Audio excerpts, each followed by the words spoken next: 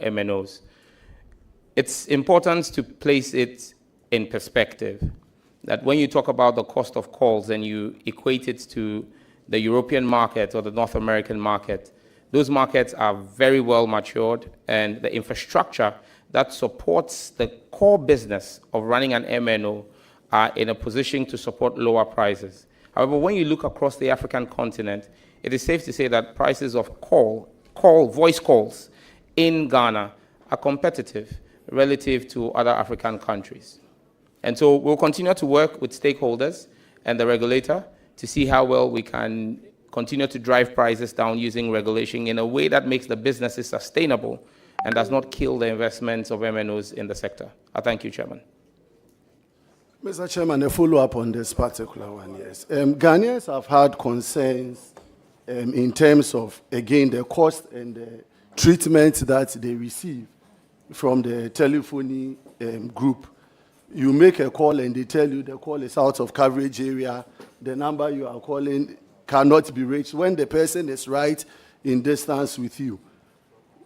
When you put all of these together and the cost that one needs to pay for such services, what are you going to do as a minister to assure Ghanaians that whatever cost we incur in these service areas receive the needed benefits of those calls?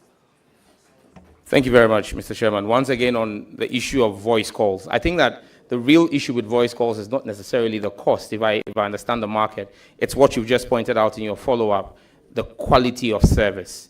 That's where consumers and customers have a problem, and that's where we all face the challenge, where you're making calls and the rate of call drops and call failures are extremely high. I agree with you that there is work that needs to be done from the ministry by way of policy through the regulator, the National Communications Authority, to ensure that the KPIs for the MNOs and service providers is enhanced, and that we ensure having the real consumer experience that citizens have to have. As Minister Designate, I think no. I think that there's a lot of work that the telcos have to do. Government also has to do some work, because for you to get better quality of experience, you need to allocate more spectrum to the MNOs. So as Minister Designate, if approved by this House and I become the minister, one of the things we'll work with the regulators to do is to make more spectrum available to the MNOs. However, we'll be raising the KPIs and ensuring that the standards are met. And I will not be a minister who will be afraid to impose fines on MNOs who fail to meet the quality of service. Ghanaians deserve the best quality of service. And we would crack the whip where necessary, but we would also support the MNOs to ensure that they get what is needed to provide us the best quality of service. I thank you. Thank you very much, nominee. My second question, Mr. Chairman, sits around the emerging issue of cybersecurity threat that we face as a country. In Ghana, a couple of our institutions have received cyber attacks, and its consequences on the nation is very dire. When you check the cost of cybersecurity... Chairman, please, Chairman, I want to draw your attention that this committee, members of this committee originally, we don't have a quorum to continue with this vetting. And I want to bring that to your notice. And I'm raising quorum issues. Chairman, you should be able to establish that we have quorum under Order 64. Then we'll be able to make proceedings. We don't have quorum.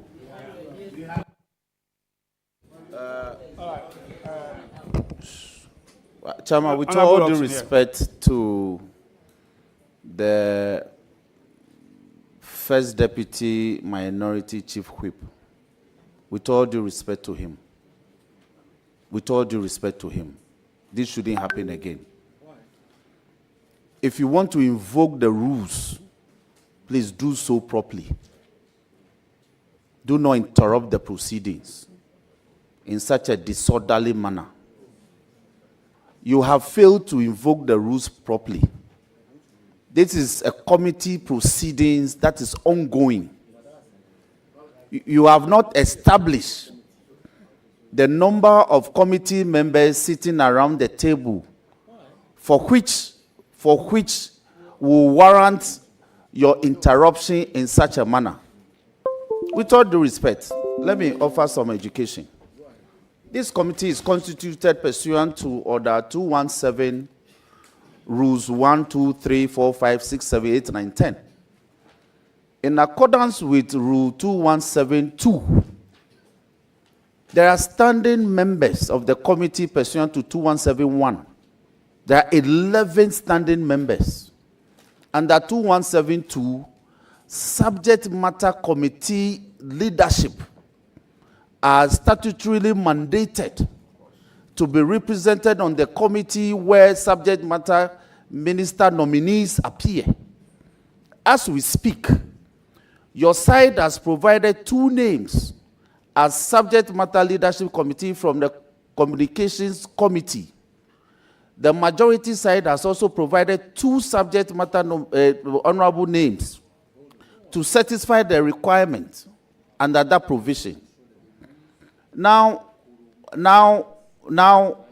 if you add these 4 members to the standing members of 11, that is 15.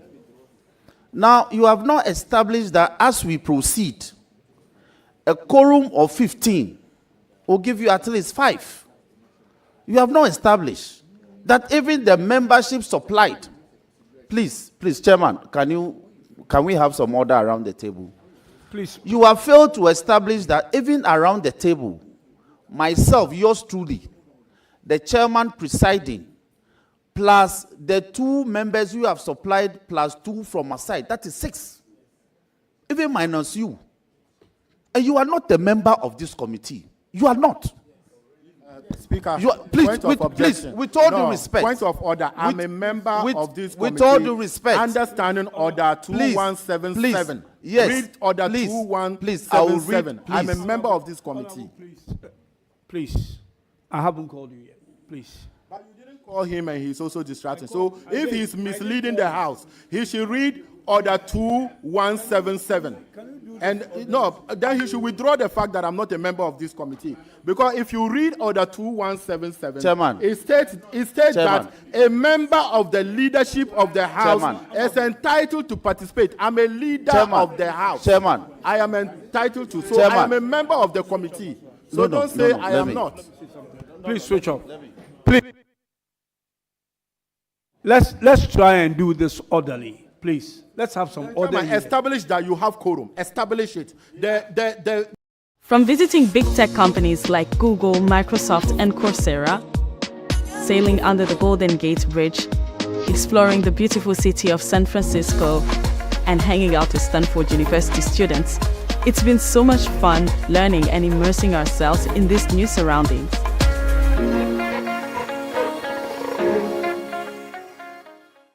Mr. Chairman. Honorable Roxon, go ahead. Mr. Chairman. Please, let's all. Chairman. Can you come in? Chairman, with all due respect to the Honorable Habib, with all due respect to him, my point is that he's not a statutory member. He's also a member in pursuance of 2177. So if you just walk in, you have not even sat down for more than 2 minutes, and then you jumped in. Now, I have established that this committee is properly constituted for its work. In any case, we are not speaking of a commencement quorum. There's a difference between a commencement quorum and a decision-making quorum. You have not demonstrated the distinction. Please, Chairman, with all due respect, this is very serious business of state. So the leader should comport himself. And if he wants to come in, okay, I withdraw that. Chairman, I withdraw. Chairman, It's withdrawn. It's withdrawn. Please withdraw. Now you just jumped in to raise an issue of quorum, and I'm saying this is the 3rd nominee that we are listening to, we are interrogating. The point where you could raise a commencement quorum is long past in the morning. We are in progress, we are in flight. When it comes to a decision making, then you could raise the issue of quorum that we are about to take a decision as a committee. We are not properly constituted. Now, may I, hold on. May I refer you to Article 102 of the Constitution and 104 of the Constitution? And in reading that, marry it with the decision of the Supreme Court in Abdullah versus the Attorney General, that the rules of Parliament are applicable mutatis mutandis to the procedure before a committee's work, and that where the committee has begun proceedings, quorum was established, and the proceedings is ongoing. So you cannot raise the issue of commencement. Now, let me establish this point. Chairman, let me establish this point. Order 2171. The Appointments Committee comprises the first Deputy Speaker as chairperson, Minority Leader as ranking member, the Deputy Majority Leader as vice chairperson, the Deputy Minority Leader as deputy ranking member, and the following other members: A, the Majority Chief Whip; B, Minority Chief Whip; C, 5 other members selected based on the numerical strength of the parties in Parliament. So based on 2171, A, B, and C, the standing membership of this committee is 11. Now, based on 2172, the chairperson and ranking member and 2 other members of the relevant subject matter standing or select committee shall join the members of the Appointments Committee to consider persons nominated by the President for appointment as all that. Now, Chairman, with all due respect to the First Deputy Minority Chief Whip, his membership is provided under 2177. And it says, a member of the leadership of the House is entitled to participate in the proceedings of the committee during the consideration of nominees for appointment. So the issue of quorum, and quorum is, and Mr. Chairman, to invoke Order 64. Let me refer the House to Order 64.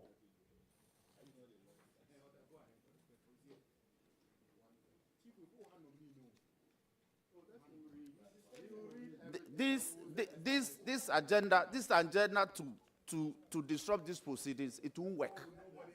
So let me address, Chairman, let me address this matter and we make progress. Now, quorum in Parliament. Quorum in Parliament. Chairman, Order 64.1. A quorum of Parliament, apart from the person presiding, is 1/3 of all the members of Parliament. Now, where the person presiding is a deputy speaker or a member, that person shall be counted as part of the quorum. Now, I agree that the orders will apply to the work of the committee. Without establishing the number around the table, you just said that we don't have a quorum. Meanwhile, as we speak, the standing membership of the committee is 11. And we have myself, we have the vice chairperson, we have the Honorable Ajia represented, we have the Honorable Rita Odole represented, we have the Honorable Mahama Shaibu represented, and we have Honorable Uma. He has just stepped out. We have just stepped out. So this attitude, Chairman, with all due respect, Chairman, let me conclude by saying, let me conclude. Chairman, the honorable member is completely out of order. He's completely out of order. We must make progress with our nominee. I so submit. I thank you for the opportunity. Okay. Okay, Honorable Abujinapo, please, let's do this orderly. Indeed. Thank you very much, Mr. Chairman. Mr. Chairman, if you allow me, let me congratulate the nominee and to say that I sympathize with him. That he's caught up in this litigation. But indeed, it's his chief whip who is anyway, Mr. Chairman, I want to submit that the application and procedure invoked by the first Deputy Minority Chief Whip, the first Deputy Minority Chief Whip, is properly grounded, is properly construed, and is properly laid before you, the chairman of this committee. let me establish 2 preliminary points.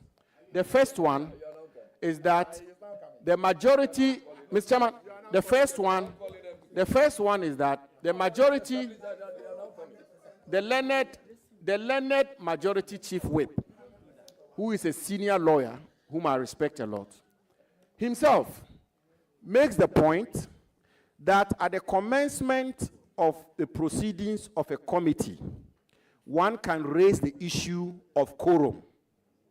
In the same vein, he makes a strenuous effort to establish the fact that this committee is properly constituted and this committee has quorum. And he goes ahead to try and even name members of the committee to establish that there is quorum. Meanwhile, he has said that, Mr. Chairman, he has said that you can only raise the issue of quorum at the beginning or the commencement of the proceedings of the committee. That's the first point, the first preliminary point. The second preliminary point, Mr. Chairman, the second preliminary point, wait. The second, Mr. Chairman, the country, Chief Whip, Mr. Chairman, the country is listening to us. The majority Chief Whip has made a very comprehensive legal submission. Members on this side, the minority, we are making our submission. I think we owe it to the nominee, we owe it to the country to get to the bottom of this matter in an orderly manner, based on the rules of the House. Mr. Chairman, the second point I make is that what the deputy minority chief whip sought to do was to raise an application pursuant to Order 64 of the Standing Orders of Parliament to the chairman of the committee. And Mr. Chairman, when that application is laid, it is only and only when the application is laid before the chairman will the chairman go through the processes and the proceedings pursuant to Order 64 of the Standing Orders to make a determination whether or not this committee, this Appointments Committee of Parliament, is properly constituted and that it has quorum. Mr. Chairman, with your permission, I want to quote Order 64. And I quote.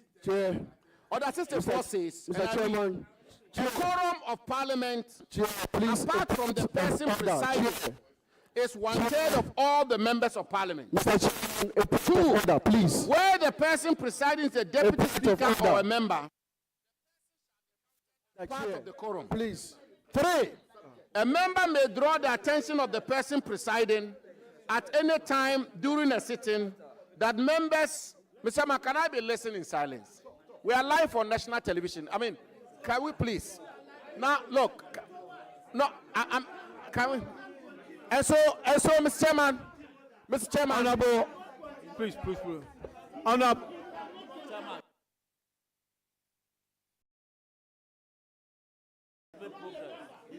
Honorable member. He's not a member. No, he is not. Can you put that thing off?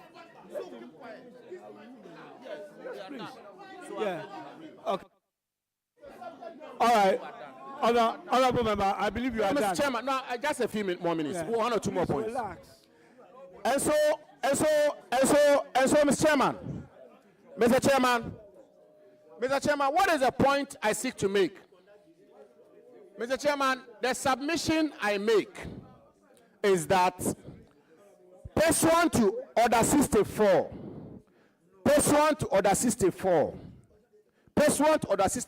of our rules, when a member makes an application to the chairman, and indeed, the majority chief whip himself, and I will always refer to him as the learned majority chief whip, has submitted that the rules of the parliament. Plain text. Hey, new Wele. Yes, so it's Printex. New Willie? Ah, but you won this so many times before.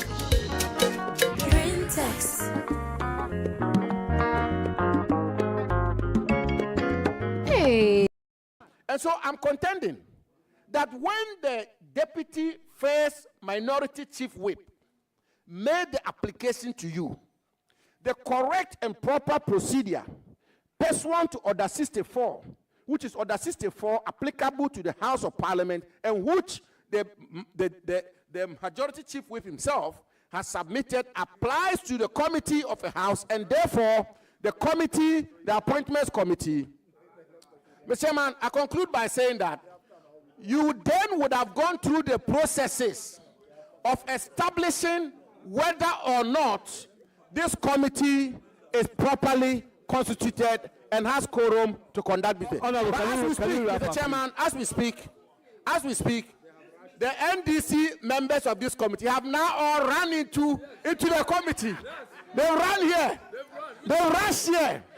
So, Mr. Chairman, on that basis, let me conclude by saying that the first deputy minority chief whip has withdrawn his application.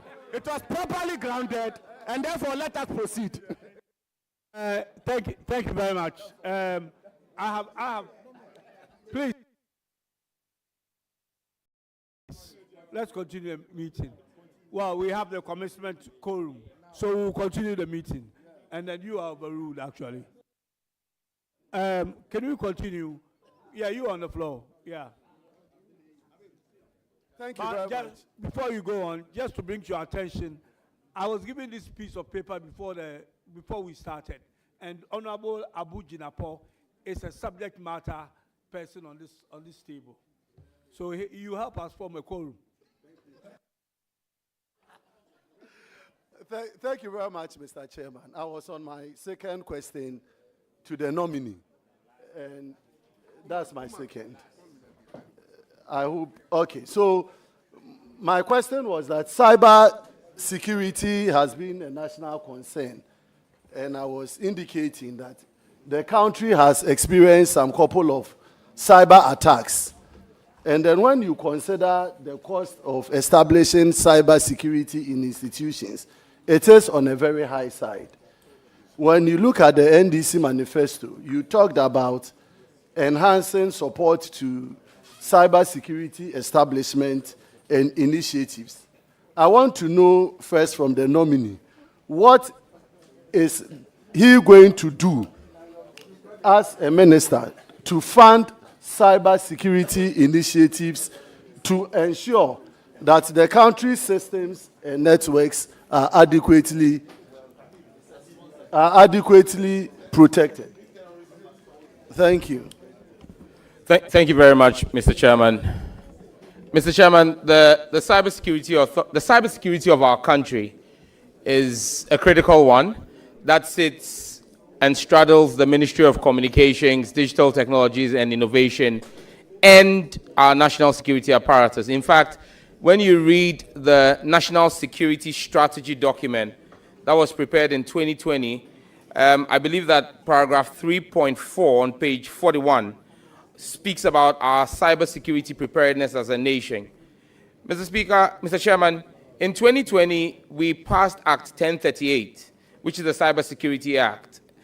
As a member of the committee at the time, I played a key role in the formulation of that legislation. And when you speak about funding cybersecurity, I'm sure that the outgone minister will bear witness, and the members of the committee, that when the bill came to Parliament from Cabinet, it did not have anything about funding cybersecurity. It was my personal intervention and amendments to the bill that introduced Section 23 of the bill, which is the funds of the bill.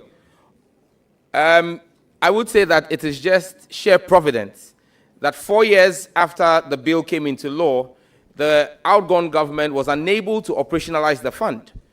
And I, who brought it into the bill, today sits here as a nominee of the president to superintend this bill. I give you the assurance that the brain and thinking behind me introducing funding for the bill, and if you read it, I identify a number of sources to fund cybersecurity, One of them is grants from the government. Another is allocations from government or grants from individual donor agencies like the Mastercard Foundation and Rockefeller Foundation. Another one is actually the establishment of the Cyber Fund, which will be a dedicated fund for beneficiaries of cybersecurity. So I think I just share Providence that when approved by this House, and I assume office as Minister for Communications, the thoughts that came through my mind in September 2020, when I introduced this as an amendment, will see the light of day under President John Dramani Mahama. I thank you.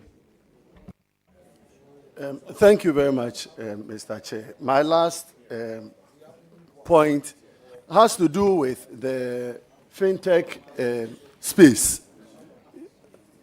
It has to do with this fintech space. So you realize that a lot of Ghanaian enterprises or young Ghanaians have built capacity within the fintech industry.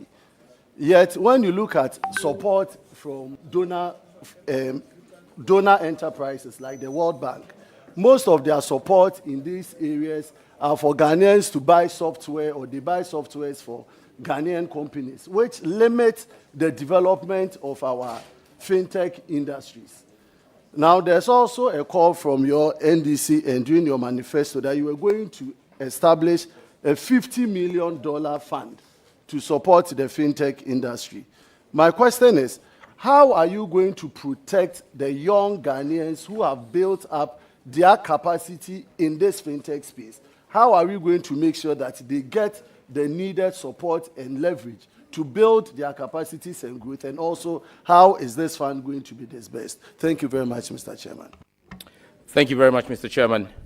Mr. Chairman, as subcommittee chairman for the NDC's Manifesto Drafting Committee on Digital Economy and ICT, we put in place that policy plank with the approval of His Excellency John Dramani Mahama to set up a 50 million fintech fund.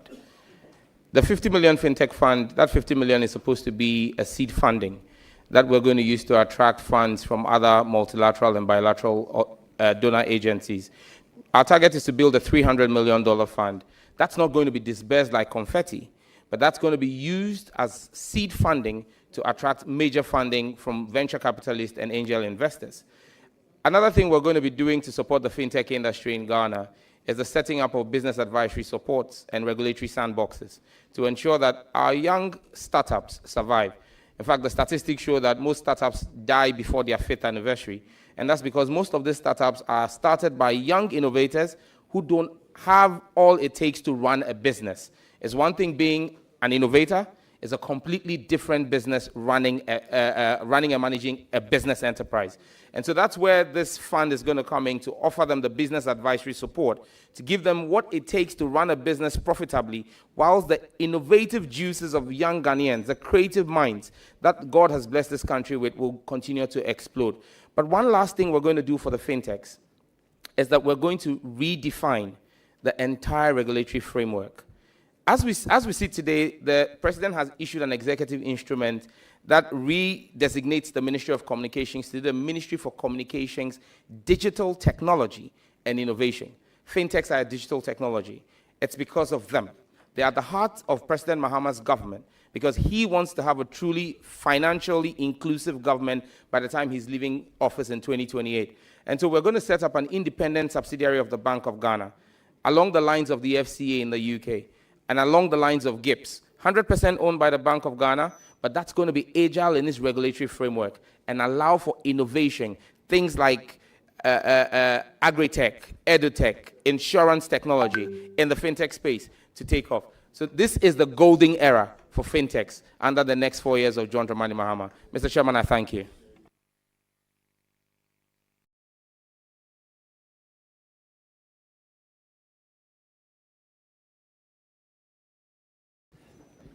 Any further questions? Or you are done? You've asked your 3 questions. Then I will proceed to give the floor to Honorable Abu Jinapo.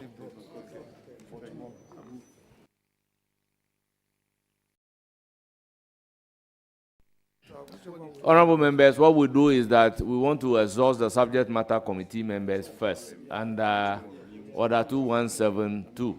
And subject matter committee members is 2 from each side. So if you want me to give the floor to another person,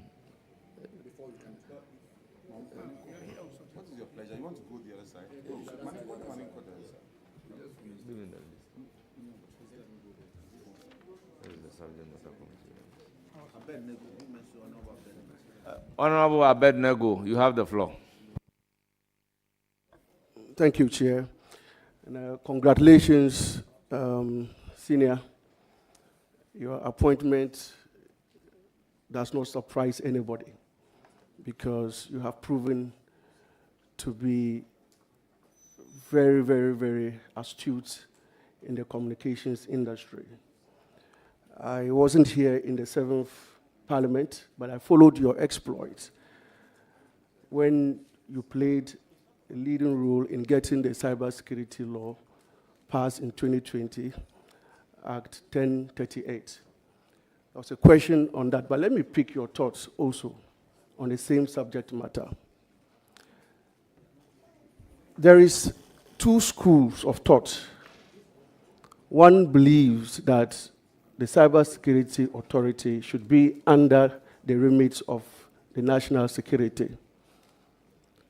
Others, they make the argument that it has to do with cross-border crime, talking about jurisdictional issues.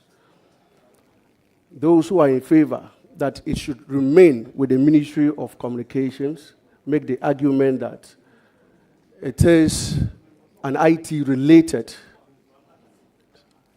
and therefore it should be with the Ministry of Communications. You have been with it from its inception. What is your thoughts on these two of thoughts? Thank you very much, Mr. Chairman. In my earlier response, Playing for your country, easy. Scoring, easy. Avoiding injuries, easy. Winning, easy, Charlie. But you know what be easy now? Kibo 4-in-1 Gary mix. Easy. It gets everything inside. Gary, creamer, sugar, roasted groundnut. Just add water, then sharp my soakings make ready. Taste and energy, made easy. As I be street footballer, Gary at the top. Now we are 10 star boy. Still Gary at the top.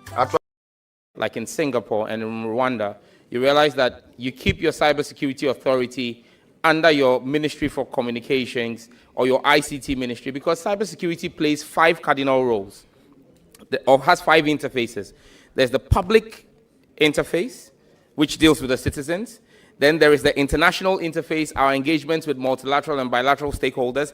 You've got the industry interface as well, where you talk about the cybersecurity professionals in the sector. You've got the policy formulation, which is largely what the ministry will lead. And then you've got the security and intelligence interface. So of 5 interfaces, 4 of them are civilian, and 1 is security.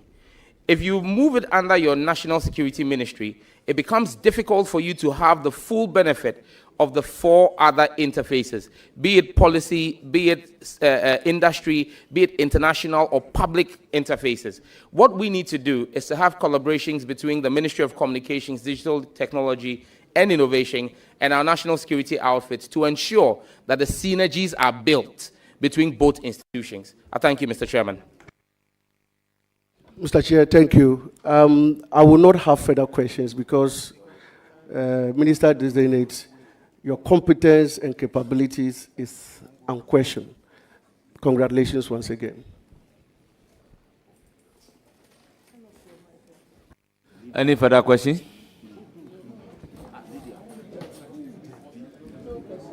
I then move to give the floor to Honorable Abu Jinapo.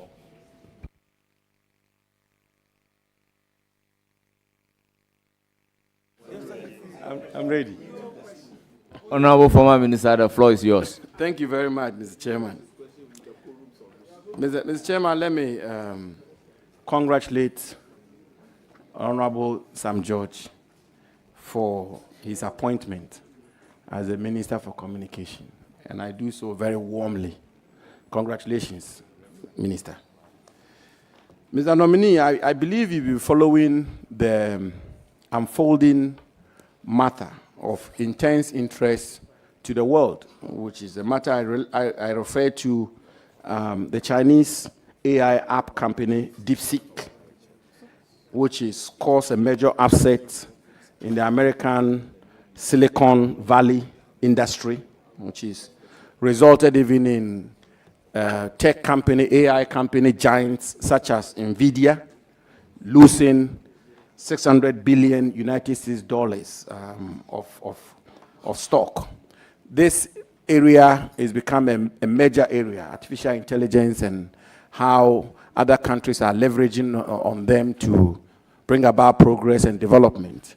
If you are recommended by this committee to Parliament and the Parliament were to approve you and you become the Minister for Communications, what plans or what is your thinking on how Ghana itself can tap into, or can plug into this artificial intelligence industry to bring about development in our country? Thank you. Thank you very much, Mr. Chairman. I mean, I saw a quote the other day that said AI in 2025 is like Bitcoin in 2013. Jump on the bandwagon now or you get left out. President Mahama has a clear vision on his AI policy. We're going to take the current AI strategy that was developed by the previous government, review it, make it fit for purpose by engaging industry and ensuring that Ghana becomes the hub for artificial intelligence on the African continent.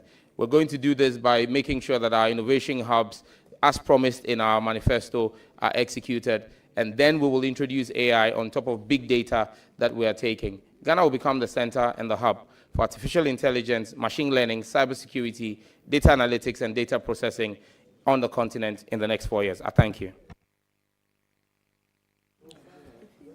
Thank you. Thank you, Mr. Chairman. Mr. Chairman, the question has been asked already, but I think it's a very important matter. Honorable Minister, your second question. Yeah, my second question. And I think it's a very important matter which I believe the nominee will want to shed some more light on. Cybersecurity is a major area in the security framework of the world. I mean, it's probably, arguably, one of the most important areas of security concerns across the world, cybersecurity. Now, you've spoken to it, but there is obviously the big debate out there as to where the effort to clamp down on cybersecurity should be properly situated. Some of the pundits hold a school of thought that it's a national security issue, and therefore it should be situated within the ambit or the confines of the national security architecture, with the Ministry of Communication being more or less the expert or specialist wing which supports the national security to clamp down on cybersecurity. Of course, you cited the example of India, but there are other examples like America, like England, like Europe, and several other places where the framework is fundamentally different from some of the examples you cited.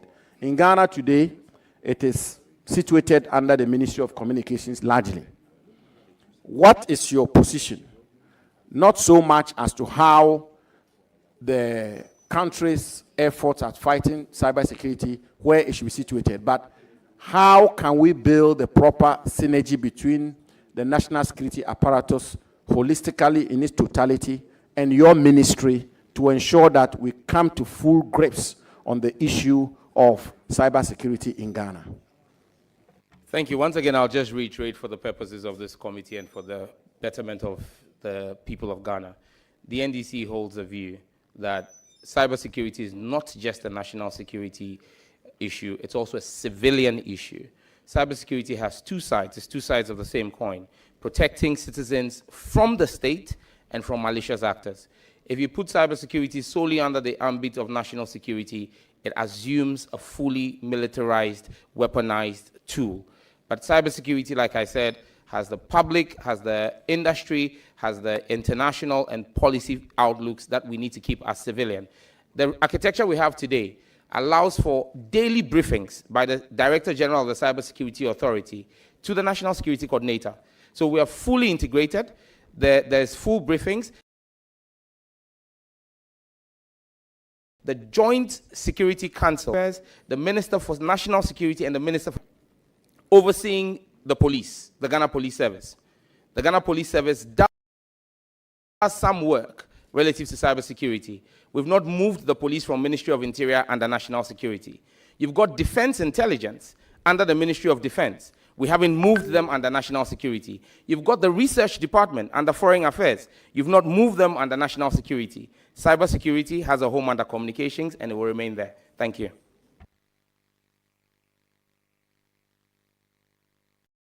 You are entitled to 3 questions, so you can ask your final question. Thank you very much, Mr. Chairman. Mr. Chairman, in the run-up to the 2024 elections, the honorable nominee, on several occasions, and I have various articles to that effect, dates, and occasions, voted on the 5th of December at the NDC's final rally. And I quote, Mr. Chairman, the nominee said, vote for candidate Mahama to sign the anti-LGBTQ bill, end quote. Mr. Chairman, by way of background, we are all very familiar with the interest, this, and rightly so, the interest the anti-LGBTQ bill generated in our country, so much that it traveled all the way to the Supreme Court. And the honorable nominee was very categorical that if you voted for President Mahama, the bill will be signed.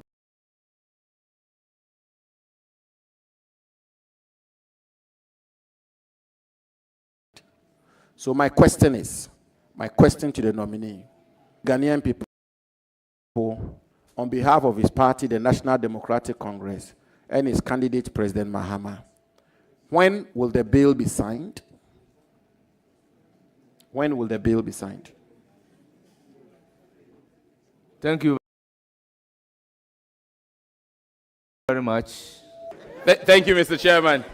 You know that this question, because you were chairman of Constitutional, Legal, and Parliamentary Affairs, you know my passion about this. His Excellency President Mahama spoke immediately after his swearing in when he met with the Catholic Bishops' Conference. I wish to quote what he said, parts of what he said, with your permission. So the convention is that all bills that are not assented to before the expiration of the life of Parliament expires. And so that bill effectively is dead. It has expired. I don't know what the promoters of the bill intend to do, but I do think that we should have a conversation on it again. I repeat that again for emphasis. President Mahama said, I do think that we should have a conversation on it again, so that all of us, if we decide to move that bill forward, move it forward with a consensus. My position is that that bill is a critical part of our national life. Ghanaian family values, our children's innocence must be protected. In this 9th Parliament, that bill will be reintroduced, either as a private member's bill or as government's bill. I will work with government. If it's government's bill, if it's not and it's my bill, I will bring it back again, because my chiefs seated here, the chiefs from Ningo and Pram Pram, supported me in bringing that bill in the 8th Parliament. They've asked me to reintroduce it in the 9th Parliament. I will do so. Thank you. Thank you very much. Mr. Chairman, I have a couple of follow-up questions. I have a couple of follow-up. I didn't ask follow-up questions in the first 2 questions. No, you are entitled to a follow-up question on a substantive question. So once you don't exercise the right to ask a follow-up question after asking the first question, the second question, you can have so I can't 3 follow-ups. You are now entitled to 1 follow-up question on the LGBTQ. Okay, thank you. So, Mr. Chairman, the nominee is also on record to have said, and I quote, the Chief Justice is helping Akufo-Addo to support LGBTQ, end quote. I want to repeat. The nominee is on record to have said, the Chief Justice is helping Akufo-Addo to support LGBTQ. Mr. Chairman, we are all very much aware of how strong a Christian the Chief Justice is. And indeed, the nominee came to this conclusion because the nominee came to this conclusion because, in his view, the Chief Justice was not expediting action on the anti-LGBTQ case in the Supreme Court. Eventually, Mr. Chairman, the matter was determined, and indeed, the Supreme Court determined the matter in favor of the plaintiffs, that the bill be transmitted to the President for his assent. And therefore, my follow-up question is, will the nominee, in the light of what has happened, and will the nominee, given that the basis for his conclusion is obviously been proven wrong, will he apologize to the Chief Justice here? And further so, will he agree with me that at the time he promised that President Mahama would sign the anti-LGBTQ if voted into office, the nominee, as a very intelligent, experienced legislator, knew very well that on the dissolution of the 8th Parliament, that bill will no longer stand, and that bill will also pass with the dissolution of the 8th Parliament, and there would therefore not be any bill for President Mahama to assent to. Will he agree that there was some element of dishonesty in making that commitment to the Ghanaian people? Will he apologize to the Chief Justice, and will he agree that he knew very well that the bill will not be available for President Mahama to sign onto if voted into office? Thank you very much, but there is a bit of correction of the question that I will have to clarify, honorable members. The action was taken by the plaintiff, and if the plaintiff's action is dismissed, the decision of the court cannot be in favor of the plaintiff. So the plaintiff's action clearly was dismissed. The plaintiff action was to the effect that the bill must not be transmitted, and the court's decision is that the bill must be transmitted. So, but you said in your question that the decision of the Supreme Court was in favor of the plaintiff. Very well. Having considered, may you go ahead to answer the question. Thank you very much, Chairman, for that clarity, because I was going to make that clarity. Mr. Chairman, let me state that I'm an elder of a church. And as an elder of the church, my integrity and honesty are key principles that I hold dear. My opinions about the actions and inactions of the Chief Justice remain. They are unchanged, and they have been vindicated by the actions of the Chief Justice post my demonstration against her. She could have taken action earlier. She held her own horses. My opinion of the Chief Justice remains my opinion today. It doesn't change. Thank you very much. I then proceed to give the floor to Honorable Lydia Akamvariba.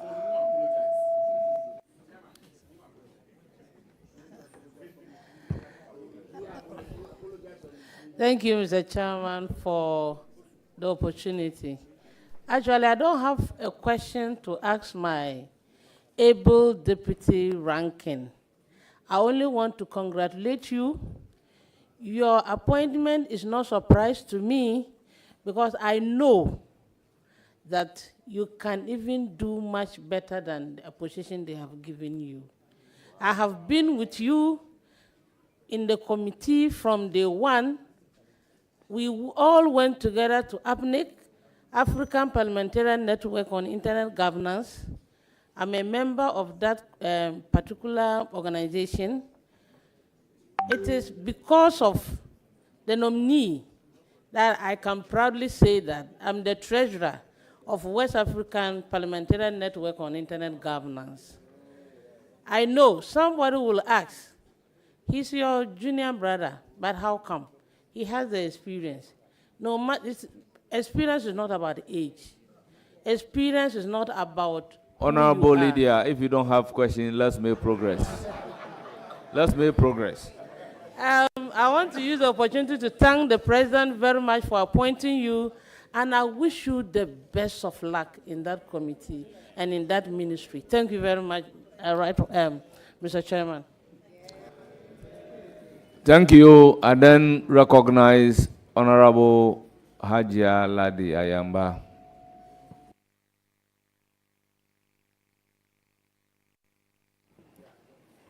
Thank you, Chairman, for the opportunity. Congratulations. As for this, congratulations, it's worth it more than 1,000,000 times. But we have to just do it for the fact that we are supposed to do it. You have worked, you deserve it, and you are there. What we can think about is that the Almighty Allah bless you so that you will be able to work and work harder. The LGBTQ plus with all the pluses under the sun, which you spoke, worked, and did everything about. My concern is about issues of what was being put inside our books, that is in the schools, for peoples to learn. And I'm using peoples because this is as far as the basic schools. Will you consider using your expertise as a communicator to continue to advocate and to work hand in hand with the Minister for Education to ensure that our books are properly looked into so that we don't buy the minds of our children when they are so innocent? Will you consider that? After answering that question, I say thanks to the Almighty Allah for putting you in that position, and may He guide and protect you. Thank you. Thank you, Honorable Nominee. Again, just be brief. Thank you very much, Chairman. I would put everything in my bin to protect the innocence of Ghanaian children. And we would instruct our cybersecurity authority and our child online protection program to collaborate with the Ministry of Education to ensure that our children are protected from anti-Ghanaian values in any e-learning book or model that will be introduced into our country. Thank you. Thank you very much. I recognize Charles Oredu. Thank you, Mr. Speaker. Please, you operate within the terms agreed upon. Absolutely. Mr. Chairman, congratulations, Honorable Sam Nate George. Honorable, do you have a Ghana card with you? Do you have a Ghana card? Yes, I do. Oh, okay. So do you have it with you now? No, not on my person. Okay. So why would you say that using the Ghana card as the primary source for the SIM registration was flawed, and that you would want to subject the good people of Ghana to another re-registration of the SIM card? Thank you very much, Mr. Chairman. Common sense is the reason why I'll say that. Because the actions that happened under the last government were very at par with common sense and logic. We've got a National Identification Authority that holds and sits as our national repository of biometric data. I think it was wickedness of the highest order to subject Ghanaians to long hours of queues, taking away productive man hours affecting our economy, to go and queue again and resubmit biometrics, simply because egos could not be managed. We will do a proper SIM re-registration again. But this time, nobody's going to queue, because common sense will prevail, expertise will prevail, and logic will work. The MNOs hold a certain set of data. We would use technology to cross-reference that against the NIA's database and all biometric databases, and only instances where there are disparities would require you visiting an MNO shop. Because today, as we speak, the telcos cannot truly verify who is holding their SIM card. And it even is in their own benefit for us to do this process and do it properly. Thank you very much. Thank you. I will proceed to recognize. I have a follow-up. Please be fast. Honorable Nominee, as a follow-up to the question, to the first question. Okay. Hold on. Before the second question, Honorable Nominee, we played with you. We know issues associated with the use of common sense. So I will consequentially direct that the aspect of the common sense be deleted from your answer to the question. Thank you very much. Please proceed to ask your second question. How can he withdraw what I have directed to be expunged from the record? I have given a direction that same be expunged from the record, so it's no longer available for him to withdraw. Please proceed to ask your next question. Mr. Chairman, thank you for your ruling on this matter. As a follow-up to the earlier question for the re-registration that you've planned to undertake, is it going to cost the Ghanaian taxpayer for the re-registration that you just spoke about? Thank you very much, Mr. Chairman. Unlike under the immediate past government where people had to pay to use an app, no Ghanaian will have to pay for this. The cost will be borne by the MNOs. Thank you. Thank you very much. Any follow-up or the last question? Please go ahead. Mr. Nominee, I hope you are aware that under the supervision of the former Minister for Communications, Ghana launched the 5G network. I think that the whole of Africa, probably apart from South Africa and then one or two other countries, Ghana ranked really high in the launch of this 5G. You were on record to have said that you plan to roll this 5G network that, MPP launched commercially if NDC should win the elections. Now, you are the minister. NDC is in power. You plan to commercially roll this out. But what about the good people of, say, Akrofonso, the good people of Impintimpi, the good people of Adadekrom, who are complaining that even after the launch of the 3G network, they were not even having a good connectivity. They had issues with the speed of the internet. Then 4G, and now you are ready to roll out the 5G. Thank you very much. Order. Honorable members, government is continuous. Ghanaians are aware that they just left power some 3 weeks ago. So please proceed to answer the question. Thank you very much, Chairman. Chairman, I was going to, following on your premise, the honorable member has just admitted the failings of the past government over the last 8 years, but we would fix it. President Mahama is here to reset the country, and in resetting it, we'll fix it. Fixing 3G, 4G, and rolling out 5G are not mutually exclusive. With the right handsets, skill sets, and the persons in charge, you can do all of those at the same time. We would make sure that 3G and 4G penetration gets to all the hamlets and villages you've spoken about, and at the same time, roll out 5G. We will do it. It is possible to reset Ghana. My last question. Thank you. Yes, your very last question. Grateful that you said it's possible. My last question, Mr. Nominee. What's your take on ECOWAS and the national roaming policy? You know that in Europe, subscribers do have this European policy where if, say, you move from one European country to the other, you pay the same cost for data and then for calls. But in Africa, it's totally different. Honorable member, your question. The question is, Mr. Chairman, I was building, the background. Please. The question is, what is your take on ECOWAS and this, its national roaming policy? Thank you, Mr. Chairman.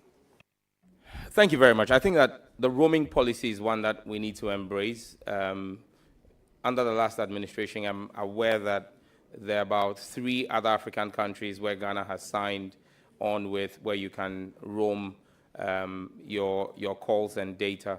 I believe that we're going to continue under the ECOWAS framework to ensure that that roaming, ECOWAS roaming. And Honorable Chairman, there's a bit of a distinction between ECOWAS roaming and national roaming. The question seems to equate both. They're two different things, because the ECOWAS roaming is between Ghana and other member states of ECOWAS. National roaming is within the confines of the country, but between the MNOs. So you're an MTN user, you get into an area, you can run on the Telecel network. A Telecel network user can run on the AT network. So we'll work on both national roaming to integrate it properly and ECOWAS roaming as well. Thank you. Thank you very much. I will recognize Honorable Alassane Umar.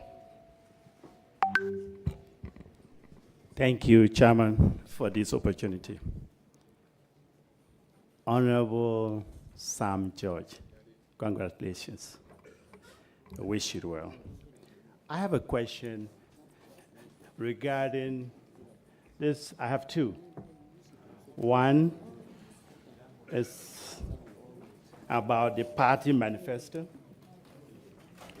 And that is about the rolling out of how will you roll out the 1 million coders project? Can you tell us? Thank you very much, Mr. Chairman. Mr. Chairman, the number of models that are being considered, when approved by this House, I would, under the instructions of His Excellency, determine which of the models will be suitable for rollout by His Excellency. But we've got about 3 models, but I can't speak to them until approved by this House and giving direction by His Excellency. But we have 3 feasible models to run them out. Thank you. Thank you. My second question is about MTN Ghana has been declared as an SMP, which is a significant market power. Would you reverse the decision, and why? Thank you very much. The outgone minister or the outgone administration declared MTN as an SMP under Section 20 of the NCA Act. Mr. Chairman, being declared an SMP is not a bad thing. However, the mode in which you use it is where the problem is. The previous administration used the SMP tool as a punitive measure. The SMP tool is meant to be a corrective measure. In fact, since the minister declared MTN an SMP, their market share has grown instead of it fixing the distortion in the market. We will use the SMP as a corrective tool, not to punish an investor who has made solid investment in our country over the past years, but also to make sure that we create an equitable playing space for all the players so that the customer has multiplicity of options to benefit from. So the SMP will be used as a corrective tool, not as a punitive tool under the Muhammad administration. Thank you. Thank you. Thank you very much. You said you have 2 questions. I will now give the floor to Honorable Ritana Odolesoa.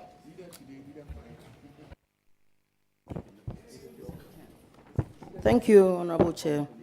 I wish to congratulate my brother, Honorable Sam George, on his nomination by His Excellency, the President of the Republic of Ghana, for believing in you that you can.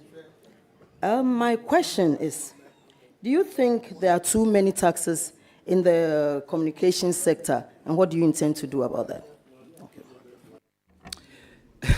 Thank you very much, Mr. Chairman. This question is more like a trick question. I'm guided and minded that my brother, who has been vetted and approved by the House, Honorable Atufo Singh, is dealing with plugging a big, deep hole in our national purse. And so talking about taxes is pretty touchy. However, yes, if you look at the cost build-up for taxation, when you look at a network like Telecel, about 27.65% of the cost build-up is taxes. When you go to a network like MTN, it's almost 40%.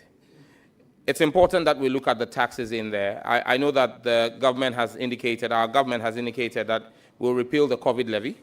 The COVID levy is part of the cost build-up. But I think that one of the key things we need to do for the telcos to help with the pricing would be to look at power tariffs. because power tariffs is where the real issue is. That's where the real cost element comes. And conversations are already on the foot between myself and Honorable John Jinapo and the industry to see how we can work on that. But I believe that something has to be done about the tax build-up for the sector. Thank you. You have additional questions. Please go ahead quickly. Thank you, Chairman. I want to find out from the Honorable nominee. As members of Parliament, there's cybercrime ongoing where Facebook accounts of honorable members of Parliament, because I'm an MP, I'll speak to that. We have our accounts, I'll say impersonation of our accounts, and people are duping people through our names. And sometimes they'll say they're going to create employment for them. This is something we reported in the 8th Parliament, and nothing was done about it. These people have MTN Momo accounts, and they are able to get people to pay monies into those accounts. And it's in the 8th Parliament to try and get all members of Parliament to come together and public government officials for us to identify your accounts and then verify those accounts. But let me use this platform to appeal to the young people and the people of our country. No member of Parliament or Minister of State will come into your inbox on Facebook and offer you a job. It is a scam. Please beware. We've given this notice several times because cyber awareness is the key to this. So we beg, no minister or MP will come and offer you a job. When it comes to the mobile money fraud, that's the more reason why we need to do the SIM re-registration. Because today when you ask the MNOs to identify for you who really uses that SIM, they are unable to do so. Because many of those SIMs were pre-registered SIMs. And if there's an instance I'm aware of last year where we pursued with the Cybersecurity Authority from Parliament here because it involved a member of Parliament. When we found out the card that was used to register the SIM, the individual whose card was used had never even gone to that MNO to register a SIM. So somebody had used his details to register that SIM.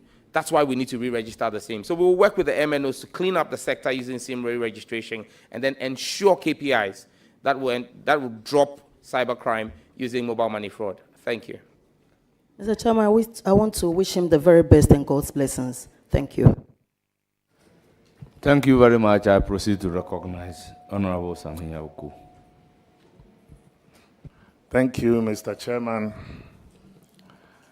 Mr. Nominee, permit me to take you back a bit to the question of LGBTQ.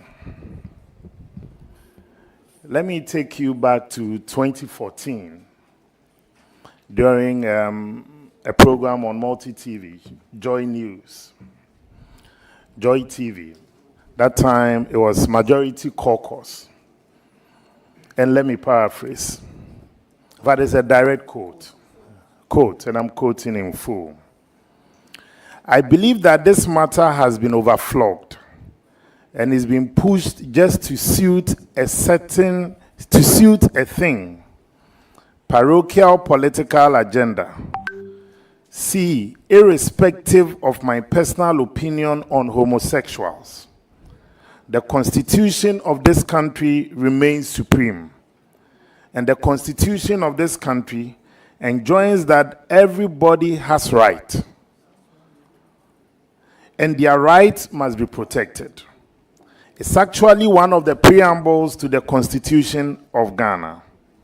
We must speak issues which are of necessity to the Ghanaian people. The amount of airtime we have wasted, pertinent issues of water, pertinent issues of power, potential petrol prices going up. Look, those are the things that bother everybody. And they don't care whether the president, at that time, His Excellency President Mahama, who published his book, is gay or not. This was in 2014. My friend and brother nominee, I want to ask, has this view changed? And if it has, what occasioned it? Thank you very much. I would, if I had the opportunity, play the full recording of my submission for the purpose of the country. Because what you have read is a 2 minutes, 14 seconds transcript. I have the video. Do you want us to play it? Your transcript is of a 2 minutes 14 section of a 14 minutes long submission. Honorable nominee, I think the question that he's asking is whether or not your view has changed. Chairman, respectfully, he layered the question. My answer needs to be layered as well. So I plead with you to give me some time. My respected colleague, Chair, thank you for the opportunity. Sometimes the public misconstrue the engagement. You've been our colleague. When certain questions are being asked, they are not meant to embarrass you. I want you to sit here with a mindset that this inquisition is for the purpose of governance. No intention to disrespect you. We are political animals. There are times that when we are in the space of politics, we act in a certain manner. But with the benefit of hindsight, we all realize that, oh, maybe this one, it could have been this or that. So some, take it easy, relax. This vetting process can be as short as possible, depending on posture, approach. I recall, and I will say this with the leave of chair, I recall, in my early days in practice, here was a young barrister advocating for bail on behalf of my clients. And in the bail application, I was talking too much law. I recall the district magistrate, after court, called me into his office and asked me whether I know why my client was denied bail. He said, normally, when you are appearing before a court and you want bail, the approach is not all about the law, how you even extend courtesies to the court. Situations where you think the court is erring, how you go about it will contribute materially to how the judge will treat your client. I'm just saying this to get you to take a deep breath, to listen, so we can have a very good interaction. Don't be agitated at all. Is that okay? Is that fair? Is that okay? Mr. Chairman, I am in no way agitated. I'm extremely calm, and I just want to respond. I mean, and no offense taken to the question by my brother and friend. Mr. Speaker, Mr. Chairman, what I was saying was that it was a 14-minute submission. And in the quote, you hear that I spoke about quality. As far as I am concerned, is an aberration of the mind. It has been my position in 2014. It is my position today. In 2014, we did not have an advocacy office opened in Ghana to promote LGBTQ. We didn't have it on our screens and in our books like we did in 2020. So the exigencies in 2014 were completely different from the exigencies in 2020 or 2021. So, Honorable nominee, your views are the same. Yes. Please proceed to ask the second question. Mr. Chairman, this is a follow-up, so it's not a second question. Chairman, it's a follow-up. Nominee, you spoke about almost a 14-minute video. But what I read, was it part of the 14-minute video? And if so, that's why I asked, if these words were part of the 14-minute video, has your views changed? Because first, it was general. Now it is more specific of anti. That's why I'm asking, has the views changed? It's a direct one I asked. Thank you, Mr. Chair. Respectfully, Chairman. Honorable member, I think from the answer, the view is the same. He said so.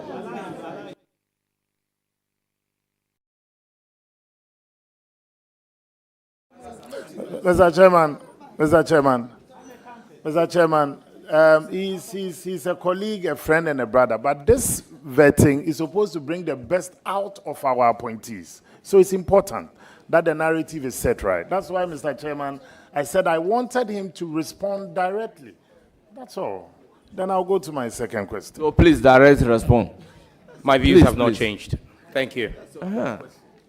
Thank you, Mr. Chairman. My second question to the nominee. Data has become a gold mine in Ghana. Data. In fact, even when you are bored, what you resort to is data. And tech companies are in a race to mine data from consumers, often devising sometimes unethical measures and means. Through unsolicited means, you get messages and all that. How do you hope to address this major challenge? Because there are people that you wake up every morning and you don't even know where and how they got your data and your number. So how do you want to help us as a nation address this challenge? Thank you, Mr. Chairman. Thank you very much, Mr. Chairman. Data indeed is a gold mine, and we would resource and retool the Data Protection Commission under the guidance and leadership of His Excellency John Mahama to ensure that data protection is a priority in our country. Thank you. Mr. Chairman. Have the floor. Thank you. Mr. Chairman, I would like to once again go on a follow-up. Follow-up on data protection? No, it wasn't on, yes, but basically now, I wasn't even just talking about the data protection. I also wanted to know some measures. I want some, at least, if you can, practical measures that you know that you can also adopt to help us address this challenge. And Honorable Nominee, let me give you an example. For instance, in my previous job as Director General of the NLA, on numerous occasions, you have National Security, NCA, Data Protection Authority writing to you and saying that consumers are complaining that you are sending them messages. Meanwhile, it wasn't from the NLA. That's why I want to know if you have some practical measures that you think can also help us address it. If you do not have it here, there's no problem. That's all. Thank you, Mr. Chairman. Thank you very much, Mr. Chairman. The issue of unsolicited messages, if that's what you're referring to, unsolicited messages is one that is disturbing, and it's one that the regulator, the NCA, has gotten its marching orders since 7th of January 2025 to decide to work with the MNOs to clamp down on, to ensure that unsolicited messages are cut to the barest minimum. We'll work with the MNOs to ensure that that is fully applied. Thank you. Thank you, Mr. Chairman. My last question. Honorable Nominee, sometime, I think last year, and this question, I'm just giving you the background, because so it can help us with can help you with your answers. Honorable Samuel. First of all, Mr. Chairman, I will be. Mr. Chairman, this one affected everybody, that's why. You know, there was a time when totally almost everybody could not send messages. That's why I'm situating that question in that. You know, because they said underground cable, something had happened to it, left, right, center. So now my question, Honorable Nominee, does Ghana have a national emergency plan to guide how the country deals with these national disasters, which incorporates telecommunication? Am I allowed to ask my question? Mr. Chairman. What? Mr. Chairman, that's what they are heckling me. The Honorable Honorable members, order. Please proceed to ask your last question. Thank you, Mr. Chairman. Thank you for the opportunity again. In fact, that deals with national disaster, which incorporate telecommunication and meteorological data. The role of communication in such management of such telecommunication disasters, because we all experienced it at some point in time last year. If we don't have such a plan, no one can anticipate tomorrow. Is this something that is key on your agenda as well in these days of technological age? Thank you very much, Mr. Chairman. The record of President Mahama speaks to the fact that this will be a critical part. The National Emergency Operations Center, which today is the nerve center of our emergency response, was built by him in 2015. Now that he's back in 2025, we will give full actualization to that center using technology to ensure that we have a proper disaster recovery plan in place. Thank you. Mr. Chairman. Thank you very much. My follow-up. the last one. Mr. Chairman, 3 questions and follow-ups. Mr. Chairman. So, honorable nominee, honorable nominee, my last question, which is also a follow-up, is that personally, do you think that the cost of bundle, data, and all that, do you think that it's expensive as compared to other places, or you think we are paying the right prices for it? Thank you. Well, this is not a follow-up, but I'll allow the nominee to provide the answer. Thank you very much, Mr. Chairman.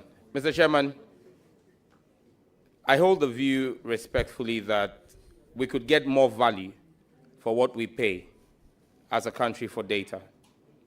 I've already begun conversations on the instructions of His Excellency the President with stakeholders to ensure that we get more value. More value could be in reduction in prices or increases in offerings. So it could be that if you paid, for example, 100 Ghana cedis and you got 100 gig of data, we could maintain the same 100 Ghana cedis but give you 150 gig of data. So that's more value. Or the 100 gig could drop to 75 cedis. There are different models around it. But like I said in an earlier answer, we're working around what goes into the cost element, largely electricity, and some work has begun on that. So yes, we hope to see prices of data hopefully drop before the end of this year. Thank you. Thank you very much. I'll give the floor to Honorable Shaibu Mama. And Honorable Roxanne Nelson Dapamoko should be in readiness to follow up. Chairman, let me thank you very much. Honorable, my brother Sam George, congratulations. A well-deserved nomination. Sam, let me take you to rural telephony. And I do this for and on behalf of many legislators seated here and those who are not here, who represent rural communities. Indeed, rural telephony has become a big issue in all election cycles. Those of you in the cities are very blessed to be covered by the national coverages. But sometimes 80% of some communities or some constituencies have no network at all. Sam, tell us what plans you have for rural telephony. Elaborate plans. The rural people are listening to you and have asked me to tell you that the people in the city are the ones who care about. But the rural people write exams, JHS exams. They have to travel to the towns to just use internet to access results. That tells the importance of telephony and network in the rural communities. Please tell the country and tell the rural people what plans you have for them. Thank you. Thank you very much. Mr. Chairman, I crave your indulgence to give me 2 minutes to answer this question because he's asked for an elaborate plan. My appointer, His Excellency John Dramani Mahama, the great-grandson of Indeo Rajapaksa. Honorable nominee, try and do it in 1 minute, 20 seconds. He comes from a village, a rural community. And one of my marching orders is to ensure universal access. In fact, just this past week, His Excellency was in Kenya, where he signed up to universal access for electricity and internet on the African continent. Now, how are we going to do this? GIFEC, the Ghana Investment Fund for Electronic Communications, is the primary driver of rural connectivity. If you read our manifesto, we state explicitly that we're expanding that mandate to make it the Digital Economy Development Fund. So it's able to do even more than just that. But what we're going to do is an aggressive process to make sure that as we saw rural electrification under Jerry John Rawlings, you will see massive rural last-mile connectivity under John Dramani Mahama. We need spectrum for that. And one of the things we can use to do that is to do the digital switchover, which will open up TV white spaces. Ghana should have done the switchover in 2015. It didn't happen. So we will do that. And then the last thing that we're going to do is, as a government, we're going to prioritize making sure that the equipment that was ordered with the taxpayers' money under the last administration and have sat in a warehouse for 2 years and for which warranty has expired, Please we conclude. would find a way of bringing those equipments out and using them for the benefit of the Ghanaian people. Conclude. Chairman, I did 1 minute, 45 seconds. Thank you. Thank you very much. Any further question? Indeed, you were short, but elaborate. Leader, my second question, second and last, actually. 80, Airtel Tigo, 100% Ghana, government of Ghana. Is that the case? 100% government of Ghana. Airtel Tigo. Yes, please. If approved by this House, I will be the CEO, chairman, and board of Airtel Tigo. 100% owned by government of Ghana. Beautiful. They still run a 3G. Is that the case? Yes, please. Please. Airtel Tigo not competitive enough to rake in the needed revenue for government. Obsolete equipment. I mean, they just can't compete in the market.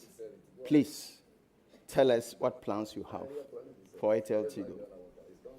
On that note, I wish you very well in your new role. Thank you. Thank you very much. Mr. Chairman, Airtel Tigo is a sorry example of what mismanagement of the telecom sector has been in 8 years. Because Airtel Tigo is the illicit love child of Airtel and Tigo. That was tried to be fused together to make it survive, but still, it has end-of-life equipment, debt in excess of 500 million. It's really unsustainable. But there is a roadmap under His Excellency John Dramani Mahama to find a way where we'll have no job losses and to consolidate government's shareholdings into a viable enterprise in the sector. Thank you. Thank you very much. Roxanne, you have the floor. Chairman, thank you. The 7 boys, myself, you, Yusuf, Murtala, Ernest, Adongo, Suhini, and Jinapo. Today we are here. I have no doubt about your abilities, the qualities that you bring. Just be careful. I know you Ernest, Adongo. I wish you all the best. We are in this together. I wish you all the best. And the question about rural telephony has been asked. And you know, we've been there together. How, as MPs, we are worried by our constituents to improve the networks of the various internet. I wish you all the best. We are in this together. And I know you are. I wish you all the best. And the question about rural telephony has been asked. And you know, we've been there. Thank you very much. I give the floor to Deputy Ranking, Honorable Patricia. I wish you all the best. We are together. And I know you are. I wish you all the best. And the question about rural telephony has been asked. And you know, we've been there. Thank you very much. I give the floor to Deputy Ranking, Honorable Patricia. I wish you all the best. Congratulations. And I know you are. I wish you all the best. And the question about rural telephony has been asked. And you know, we've been there. Thank you very much. I give the floor to Deputy Ranking, Honorable. Thank you very much. I wish you all the best. And I know I wish you all the best. And the question about rural telephony has been asked. And you know, we've been there. Thank you very much. I give the floor to Deputy Ranking, Honorable. Thank you very much. I wish you all the best. And I know I wish you all the best. And the question about rural telephony has been asked. And you know, we've been there. Thank you very much. I give the floor to Deputy Ranking, Honorable. Thank you very much. I wish you all the best. I wish you all the best. And the question about rural telephony has been asked. that it had to be expunged. Thank you very much. I give the floor to Deputy Ranking to Honorable. Thank you very much.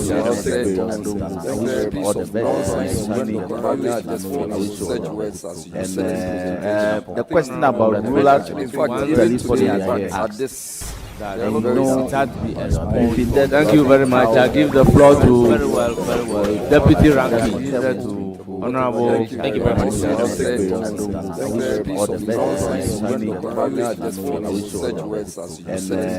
very much. The question about rural telephony at this.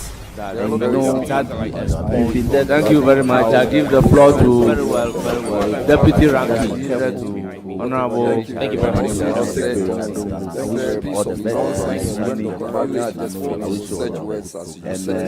you very much. The question about rural telephony at this. Thank you very much. I give the floor to Deputy Ranking to Honorable. Thank you very much. Thank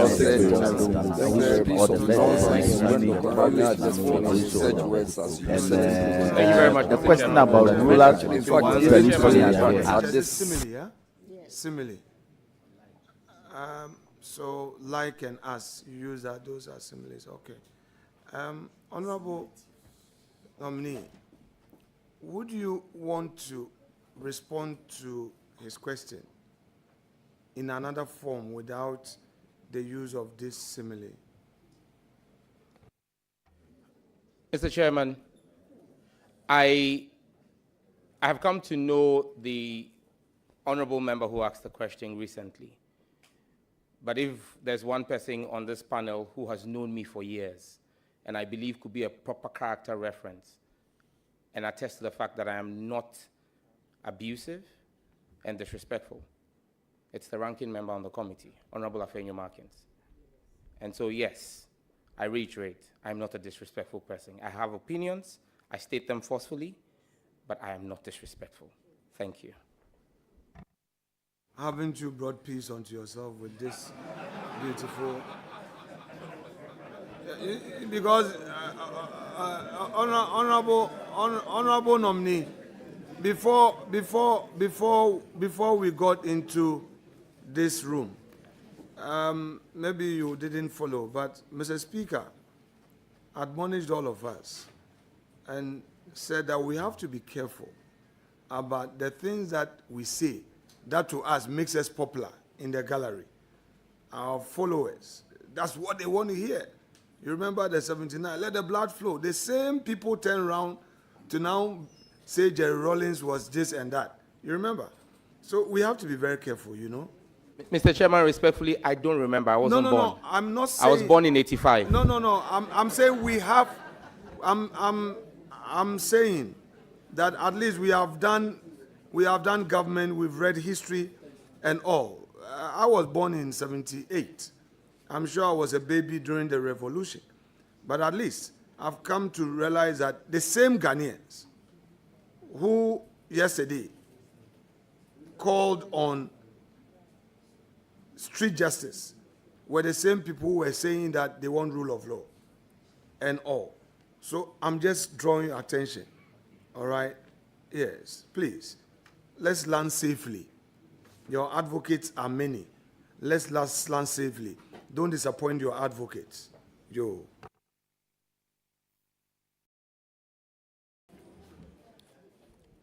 Yes, Honorable Chair. Proceed with your other question. Thank you very much, Honorable Chair. So I just want to find out, in the midst of current dispensation, if Ghana Post is still a relevant institution with all these technological advancements, and if at all, what would you do to further equip it to play an active role in the courier services? Thank you very much, Mr. Chairman. This is a very important question. In fact, one of the most important I've had here today. Many people don't know that Ghana Post sits under the Ministry of Communications, Digital Technologies and Innovation. On Friday last week, I took briefings from the management of Ghana Post in preparation for this vetting. And one of the charges I gave to them was to rethink the whole essence of the post office because the post office may be seen to be a dying concern, but in other parts of the world, the post office has become a revolving place for several other services apart from just the delivery of services, of goods and parcels. And so I tasked the management there to begin to rethink the way we can make the post office a 360-degree service center, especially leveraging on the enhanced community information centers that we have built across the country, and partnering with GIFEC on those to make them truly digital centers where you can get more than just delivery of parcels. So I'm adding them with you on that. We need to make it more than just receiving and sending parcels. Thank you. Thank you. I do not have a follow-up on that. I just want to believe that one of the major or current problems we have, I don't know if you've heard this terminologies, Sakawa, 419, internet fraud, cybersecurity really.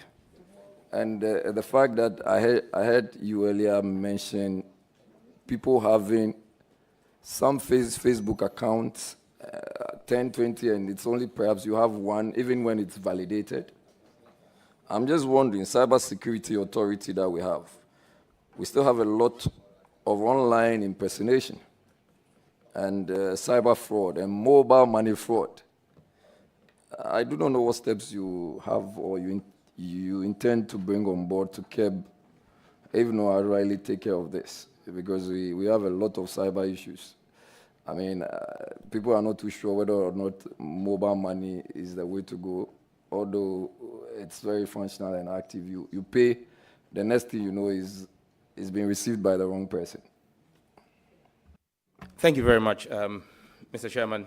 I believe that one of the challenges we've had is that we've not been able to grow our cybersecurity authority because of lack of capacity and funding. There's a raison project that was begun under the last government. It's stalled for almost 4 years. They need just about $5 million to kickstart the project. That's one of the things we'll be prioritizing, to make sure that the cybersecurity authority is fully tooled and equipped to be able to deliver. However, on the issues of mobile money fraud, we have to work collaboratively with the MNOs. And that's why we have to go back to the issue of SIM re-registration again, to properly register the SIMs so that the MNOs can identify who it is. Because it's one thing blocking the SIMs, it's another thing tracking the persons, the cartels behind it, and being able to arrest them and prosecute them. You need to be able to identify persons who hold SIMs. And so working together with the regulators in the space, we will get it done. Thank you. Mr. Chairman, just a follow-up.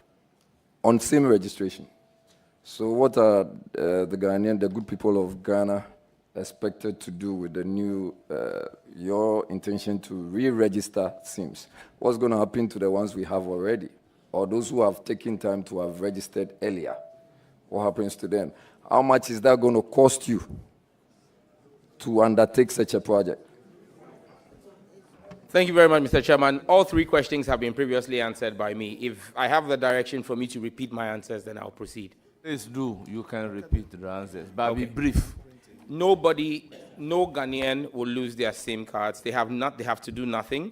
It's going to be a technology-driven exercise between the NCA, the MNOs, and the National Identification Authority. If there are any disparities in the records, such individuals will be notified to visit their service provider. But majority, we believe that over 90% of SIM holders would not have to visit their service providers. So there will be no activity done. You will just get notification that the verification has happened back end and you're verified. So just to ask, if there's no cost that will be incurred during the process. I'm coming there. Yes. Will there be cost incurred? There will be cost, but it will be borne by the MNOs, because it serves the MNOs' own purpose for them to be able to know who is holding their SIMs. Because if they can't identify who are holding the SIMs, they are liable to fines from the NCA. They would rather have us do a clean identity SIM register than to get fines. Thank you, Honorable Member. Your last question. I'm okay. Thank you.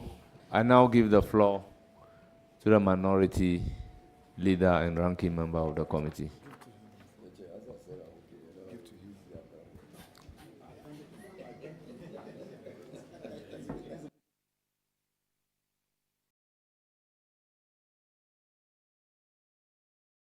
And honorable members, because he has given me his words, I would have to take leave of you to go and preside over the house.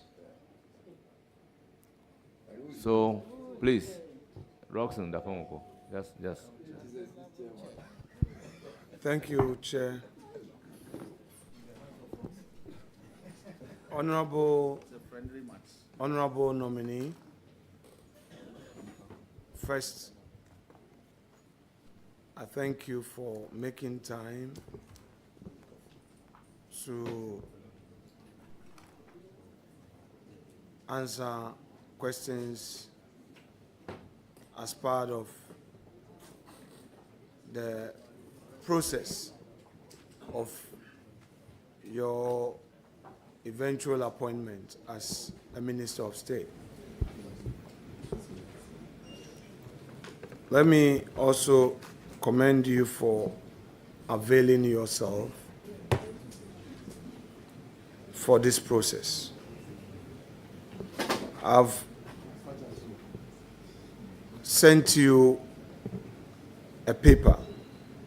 I want you to read the content aloud, and we shall begin our journey for the engagement. Please. Thank you, sir. Thank you, Chairman. The paper handed to me has the peace prayer of St. Francis of Assisi. Lord, make me an instrument of your peace.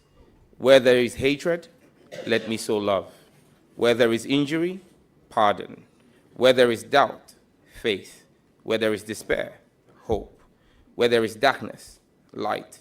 Where there is sadness, joy. O divine Master, grant that I may not so much seek to be consoled as to console, to be understood as to understand, to be loved as to love.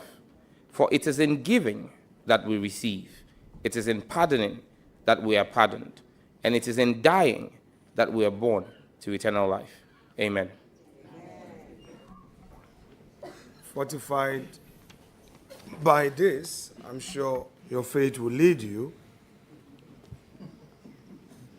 to provide the necessary honest answers that will be required for the purpose of this engagement. My respected colleague, you rightly said that you and I have known each other for many years. Rightly so. In my days as an entrepreneur at Trade Fair, where I was running my transport logistics business, you as a young man rented some of my trucks to do business. And we've had a very excellent relationship since then. I won't be the person to obstruct your career path. In the least, I should guide as your senior brother. Going through your CV, you are 85 born, I'm 78. I've seen a lot that you are here to see. Now, the Chief Justice of the Republic of Ghana. My respected colleague, Honorable Abu Jinapo, had posed a question to you regarding views you had earlier expressed about the Chief Justice.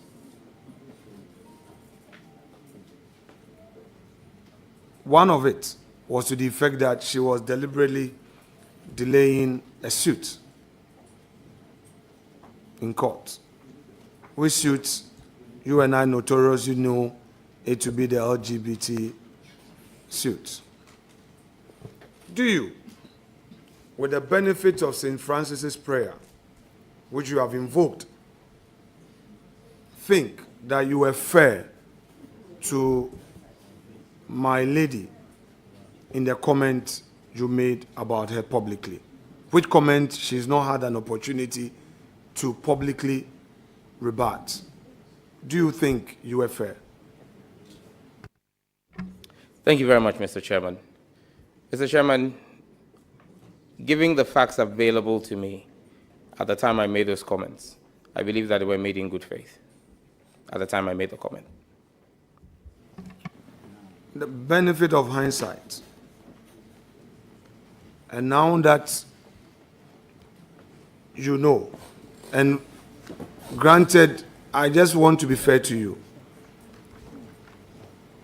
the case had certain applications flying here and there, and there were parties to it, and the respondent defendant's lawyer had made certain applications to the court, which I'm sure you didn't know at the time, correct?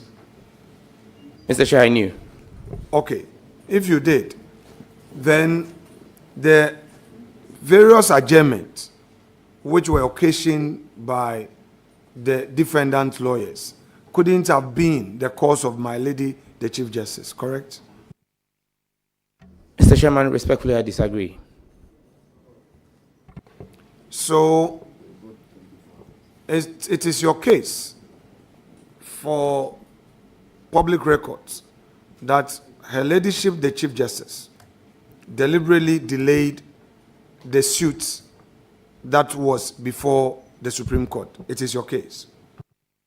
Mr. Chairman, my argument had always been... Honorable nominee, respectfully, is it your case that the LGBT case mounted by my respected friend Richard Delasky, barrister at law, etc., was deliberately delayed by the Chief Justice of the Republic? Is that your position? Yes, no? Mr. Chairman, the description are your attributions, not mine. My words were that she had the power to move the case faster than it was being done. And subsequent actions after the demonstration that I led have actually proved my position to be true. That when the Chief Justice gives a timeline, everybody, respondent or plaintiff, Attorney General inclusive, must abide by it. When she invoked her powers, everybody complied. So my contention that she could have expedited it if she had given earlier timelines were proving right by her subsequent actions. Thank you. Do you think that prior to your comment, she was not doing her job well? Is that your case? Mr. Chairman, I thought she could have done better in the exercise of her public office. Do you think that your commentary was fair to her? Mr. Chairman, I believe that all public officers are subject to constructive criticism, and I consider my comments constructive criticism. Honorable Sam George, the process of empaneling, the process a case travels involving parties cannot be at the instance of the Chief Justice of the Republic. Do you agree to that? The rules of procedure dictate who is responsible for empaneling of judges in cases. Do you have evidence that my lady, the Chief Justice, delayed in empaneling justices for the case? Mr. Chairman, there was never a question about a delay in empaneling. There was a question about a delay in hearing. What occasioned the delay in hearing? Mr. Chairman, I believe that only the Chief Justice can explain to this House why, when she gave us a date of July 18th for ruling, when we appeared before her on the 18th of July, she chose to adjourn ruling on the matter indefinitely. I can't speak to her reasoning. Were you a party in the case? Not directly, sir. Were you a party in the case? Were you a party in the suit? Not on the record. Had you filed as an interested party in the suit, Mr. Sam George? Not on the record. Was it fair? Leader, you just... Chairman, thank you very much. Honorable nominee, you You have just answered to the question from the ranking that you were not a party of record in the matter under interrogation. And you also did not file as an amicus. But can you confirm whether the subject of the litigation affected you? Very much so. I was one of 8 sponsors of the bill before the court. Thank you very much. Thank you. Chairman, I would want to respectfully crave the indulgence of my colleagues to allow us to have a good understanding of what we are doing. Have a smooth inquisition that will help democracy. Very uninterrupted.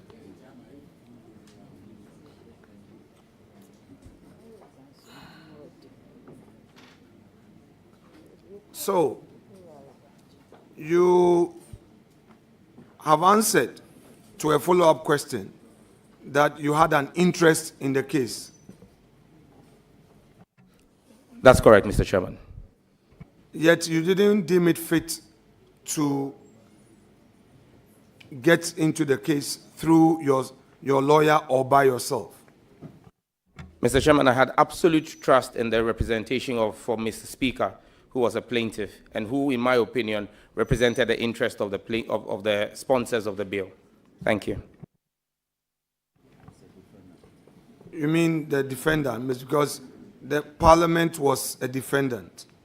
Correct, Mr. Chairman. Nominal defendant for that matter, because the principal defendant in the matter was the Attorney General. It being a constitutional matter. That's correct, Mr. Chairman. So I'm asking you that when you say we were given a date, what were you referring to? I was referring to the defendants in the case. Which defendant you were not part of on record? Not on record. So you agree with me that when there's you not being a defendant, and you not being a party in the suit, having criticized the Chief Justice in the manner you did was unfair to her office. You would agree with me? Mr. Chairman, unfortunately, no. Very well. When the Chief Justice who presided adjourned the suit sine die, indefinite, adjourned without a date, did you talk to the defendant's lawyers, that is the lawyers for Parliament, as to the reason? Yes, I did, and they said no reason was given for the adjournment. The Chief Justice said she wanted to hear the substantive case before giving a judgment on the injunction case, because there were 2 cases before the court, the substantive case and the case for injunction. Now, the decision not to give a ruling on the injunction case basically and technically stayed the hand of Parliament indefinitely, because so long as there was no ruling, Parliament could not appeal, Parliament could not act. It held Parliament in abeyance for almost 5 months. Is that what the lawyers told you?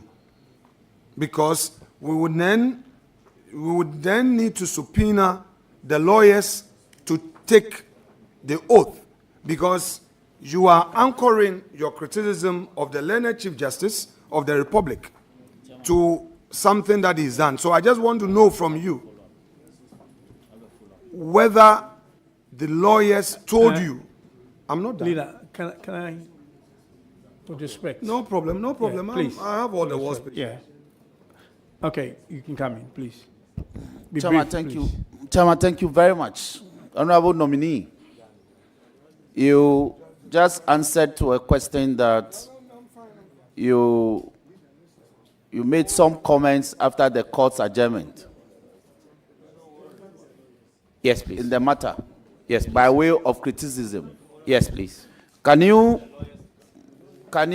confirm? Let me, Chairman, please. Can we have some order around the table, Chairman? Please go ahead. Let's have one meeting, please.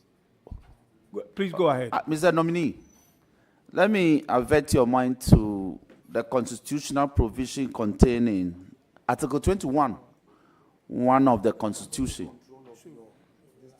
Now, may I put it to you, and by way of a yes and no, that whether your right as encapsulated in Article 21(1), which is to this effect, all persons shall have the right to freedom of speech and expression, which shall include freedom of the press and other media, and B, freedom of thought, conscience, and belief, which shall include academic freedom. Can you confirm to this committee, yes or no, whether the exercise of that right to criticism was framed, anchored on this provision of the Constitution, which guarantees that freedom? Yes, Mr. Chairman. Thank you very much. Okay, leader, please continue.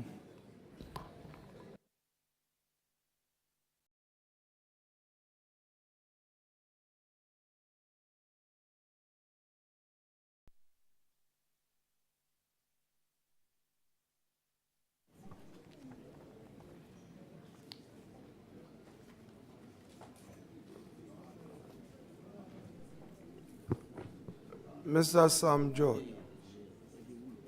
Yes, Mr. Chairman. Did you receive any information regarding the reasons for the adjournment sine from the lawyers for the second defendant parliament? Mr. Speaker, I wasn't client to the lawyers, so they didn't need to give me any information. Did the lawyers tell you that the inability of the court to make a pronouncement on the said dates affected the work of Parliament? Mr. Chairman, I don't think it's in the place of the lawyers to determine what affects the work of Parliament. That's the role of Mr. Speaker. Thank you. You had said that because of the decision of that day, Parliament could not proceed with its work, and that affected its work for some 5 months, correct? That's correct, Mr. Chairman. Did that information come from the lawyers to you? Mr. Chairman, that information came to me from my reading of Article 106 of the Constitution, and with your leave, I would read. Yes, please. Kindly take the leave of chair, not me.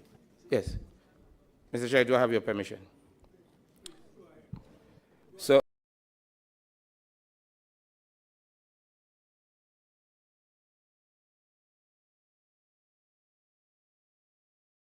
I read Article 106(7) of the Constitution, and that's what shall signify within 7 days after, unless the bill has been referred by the President to the Council of State under Article 90 of this Constitution. Parliament was unable, in fact, there was a letter, a cease and desist letter, signed by then Executive Secretary to the President, Nana Asante Bediotwo, asking Parliament not to transmit the bill as passed by Parliament, premised on the fact that there was a pending court case. Even though I think it's important we take judicial notice that his letter to Parliament came a day before any lawsuit was filed before the courts. Thank you.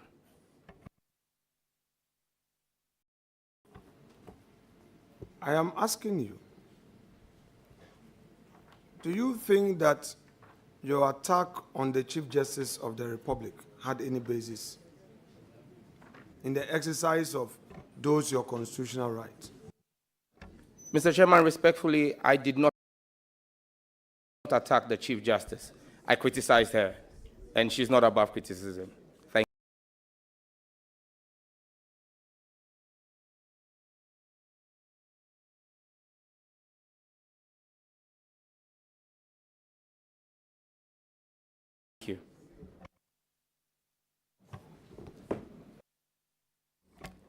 in context your criticism of her, what you said. If I'm you unable can't- to repeat any of those here, Mr. Chairman, because it's being the exigencies of time have overtaken it. If there is any specific reference you would like to make, I'm willing to respond to that. Thank you. Did you write on your social media wall those criticisms? Did you write them? I want to believe that I express my views on social media house. Yes. We would give you an opportunity to refer to your social media wall and read aloud and in full those criticisms that you don't readily remember.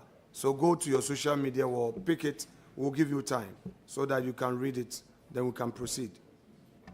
Mr. Chairman, I don't know about the ranking member, but I'm extremely active on social media. In fact, one of the most active politicians in this country on social media. It will be an exercise for me to say that I am scrolling through the hundreds and thousands of posts to begin to scan and identify. If I had been given 4 notices of this, I could have gotten a team to do that. But I believe that if there's a particular case that is in question, I could be referred to it. Thank you. Mr. Chair, our proceedings allow a member time to rely on an important document. Therefore, if the member will need time to go through the particular post, we would give him the time. He should be able to furnish us with that. So, Chairman, with the greatest respect, let him have the time to make that available. Mr. Chairman, if there is the need for evidence of that, I can subsequently provide that to the committee. I can print out my entire timeline history for the purposes of the committee, because I will not be able to tell what would be of interest to the questioner. So I'll print out my entire timeline for the committee subsequent to this engagement. Thank you.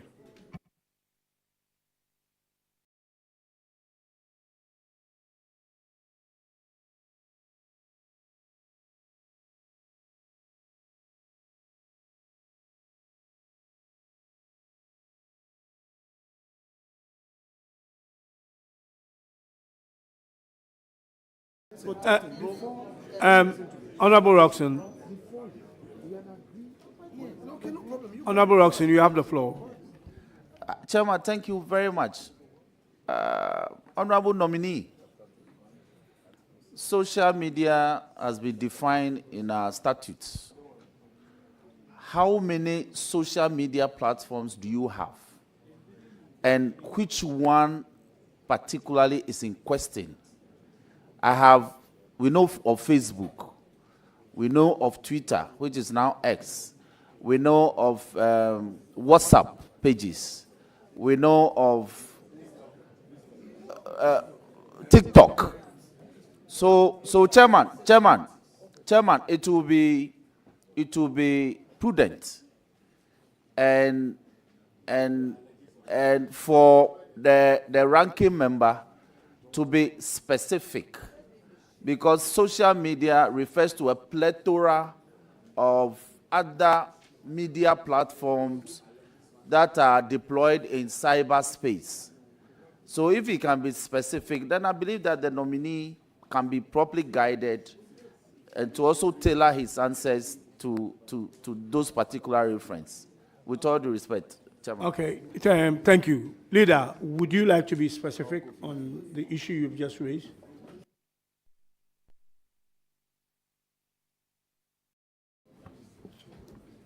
Chairman, before I proceed,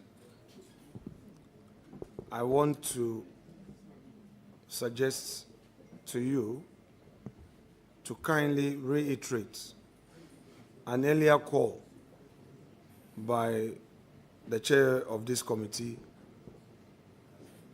which call was to some of our colleagues who join us but are not members. I don't want to mention a name. I repeat, I don't want to mention a name.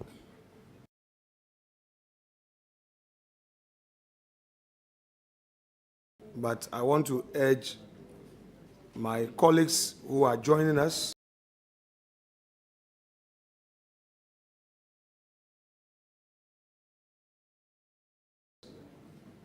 you may say something not for the record, but when I hear this requires mutual respect. Some of you are knowing Sam George for the first time. The minority is supposed to do its work. So if you are a first timer and you are here by the grace of God, take this opportunity and learn, and not to call your leader names. If you attempt to act in a manner unbecoming of a backbencher who has just joined parliament, you will be schooled to know the courtesies that are accorded leaders, especially when a leader is on a firm ground in his duties. Honorable nominee, my respected colleague, in your own words, you have had the occasion to criticize the Chief Justice of the Republic in a matter that you were not a party to, correct? Correct. In your own words, these criticisms were written on your social media platform, correct? Not exclusively. Other times I spoke about them on national media platforms. So for our purpose, let's deal with those that you wrote on your social media platforms, correct? Very well, Mr. Chairman. Very well. Now, my question to you is, do you remember the exact words that you used in describing the Chief Justice in your criticism? It will be difficult because, like the Majority Chief Whip had pointed out, I do not even know which specific platform you're referring to. I have accounts on Facebook, in fact, 2 accounts on Facebook, a private page and an official page. I have an X account, I've got an Instagram account, I've got a TikTok account, I've got a LinkedIn account. So it's, like, once again, I repeat that out, Mr. Chairman, I'll be grateful if specifics could be applied to the issue here. Thank you. So my question to you is, which of the platforms did you use in your supposed constructive criticism of the Chief Justice in a matter that you were not a party to?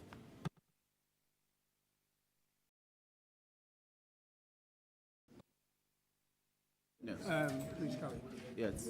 Chairman, with all due respect to ranking, we sat in law school classroom together. We graduated together.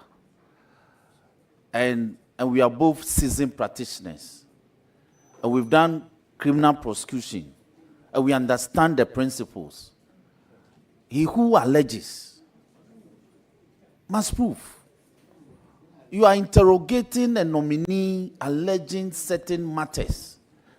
He has given answers. You may not like the answers. It is up to you to put into the further and better particulars. That when I refer to the fact that you made certain comments by way of criticism of the CJ, it was on a so and so and so social media platform. Here are the prints. In fact, in the course of this committee's work, you have demonstrated that those abilities, you brought information and material particulars before the committee and reference nominees to speak to them. Some you actually labeled them, exhibit 1, 2, 3, 4, 5, 6. So in this matter, with all due respect to him, if he hasn't got information, he may still make progress. But if he wants to stay on this course, then you should be providing information by way of material particular so the honorable nominee can speak to by admitting to same or denying same, so we can make progress. With all due respect, Mr. Chairman.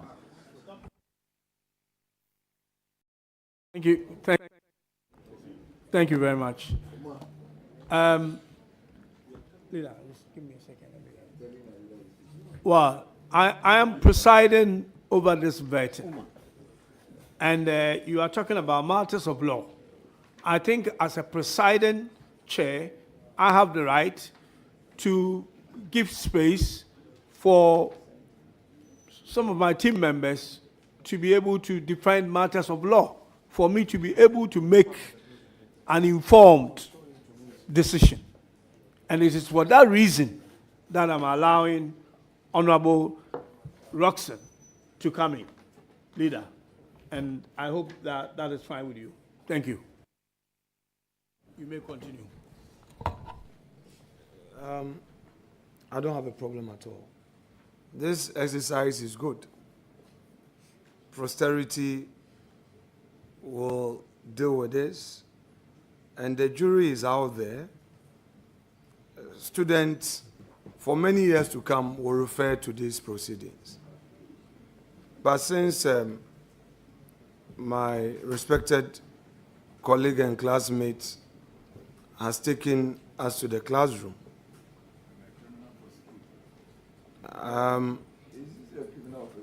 the classroom that we are,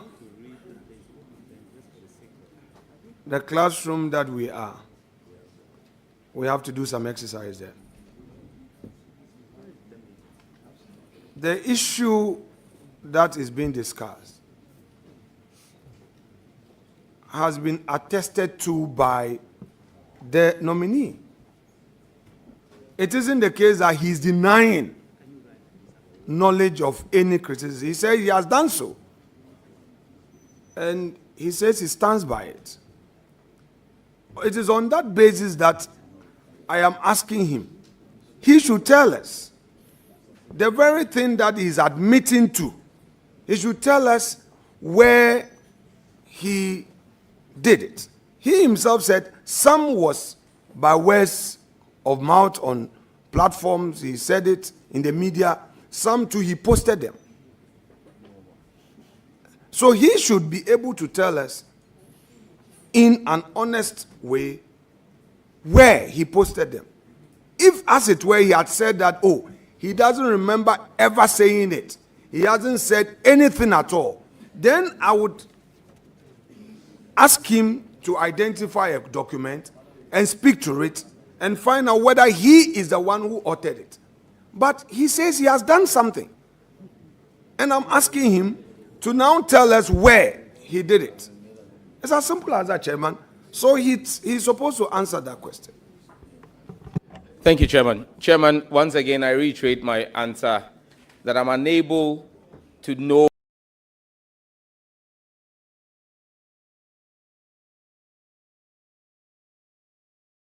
which of the platforms I have posted on that he is referring to. And let me state, for attacked the Chief Justice. It doesn't amount to an attack on her. It's a critique of her. But I'll be grateful, and I'm willing to identify any documents that are available, and I'll speak to them with all integrity and honesty. Thank you. You have your constitution with you? Yes, please.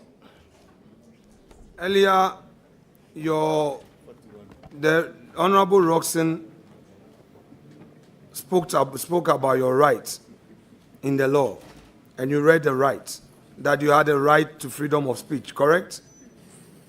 That's correct. The Honorable Roxanne read that. Go to Article 41 of the same Constitution.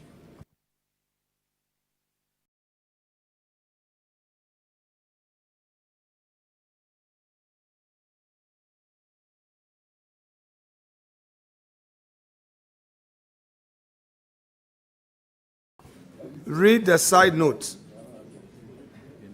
Duties of a citizen. Repeat it. Duties of a citizen. What? I didn't hear.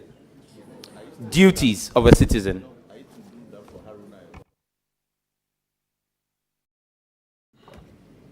Go to Article 41D. Read 41D aloud. The exercise and enjoyment of rights and freedoms is inseparable from the performance of duties and obligations, and accordingly, it shall be the duty of every citizen to respect the rights, freedoms, and legitimate interests of others, and generally to refrain from doing acts detrimental to the welfare of other persons. Very well. Very well. I shall, Chairman, with your leave. Chairman, with your leave, I shall, through you, forward to the nominee a document for him to read aloud. I have a series of them. Read number 9. Number 9. SB 1 series. Must we be prompting you? You get you. What is this? We have agreed to do so.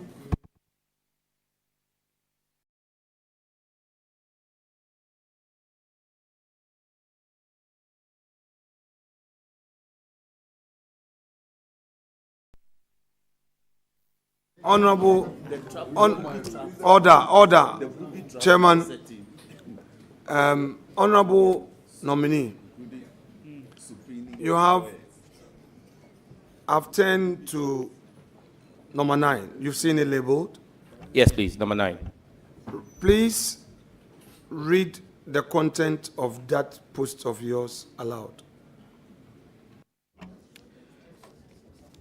There is absolutely no doubt in my mind that the current Chief Justice is engaged in judicial thuggery and poses an existential threat to the dispensation of justice in an equitable, fair, and just manner. Such partisan behavior at the apex court of our judiciary must not be entertained and must be condemned with all the force reasonable people can muster. Judicial gangsterism is a precursor for the breakdown in the dispensation of justice and the doctrine of the rule of law. Common sense ought to be an ingredient in the dispensation of justice. My respected colleague, what you have just read, was it authored by you? Yes, Mr. Chairman. What date was this authored? On the 27th of March, 2024. Now, on the 27th of March, 2024, you wrote this about the Chief Justice of the Republic, correct? Yes, I did. You have again read Article 41D. For the avoidance of doubt, read it at the risk of being repetitive. Read it one more time. Mr. Chairman, I remember the content. Read it one more time. Well, I'm not going to read the heading again. I'll just read the 41D. I am asking you a question, honorable nominee. Yes. Once the question is allowed, you cannot overrule it. The I'm saying exercise- read 41, yes, in full. Read 41D. The exercise and enjoyment of rights and freedoms is inseparable from the performance of duties and obligations, and accordingly, it shall be the duty of every citizen to respect the rights, freedoms, and legitimate interests of others, and generally to refrain from doing acts detrimental to the welfare of other persons. My respected colleague, what you have just read as your constitutional duty, and what you have also read as your constitutional rights, if you reconcile, would you say that all those words you used to describe the Chief Justice were fair? Mr. Chairman, that post was premised on my understanding and reading of Article 296 of the Constitution, and I will proceed to read with your leave. That's okay. Please proceed. The side note is exercise of discretionary power. Where in this Constitution or in any other law discretionary power is vested in any person or authority, A, that discretionary power shall be deemed to imply a duty to be fair and candid. B, the exercise of the discretionary power shall not be arbitrary, capricious, or biased based on resentment, prejudice, or personal dislike, and shall be in accordance with due process of law. And C, where the person or authority is not a judge or other judicial officer, there shall be published by constitutional instrument or statutory instrument regulations that are not inconsistent with the provision of this Constitution or that aid or that other law to govern the exercise of the discretionary power. Discretionary power is vested with the Chief Justice. She exercised same in the matter before her. My views were what I expressed in the post. When did you say you posted those comments? 27th of March 2024 at 6:34 a.m. What occasioned this post? Activities that had gone on the previous day in court. Can you share with us the activities that had gone on in the previous day in court, and in which matter? It was in the anti-LGBTQ case, the case you referenced earlier on. I don't really remember all the details, but I'm fully aware that my comments were in reference to the actions that had happened the day before in court. You had earlier said that your criticism was premised on a July 28th disappointment. Now you are referring to a March post. So which is which? Just reconcile. Chairman, at no point in my previous answer did I say that my displeasure with the Supreme Court and the Chief Justice was exclusive to the July 18th ruling. The case had started in court from the 5th of March.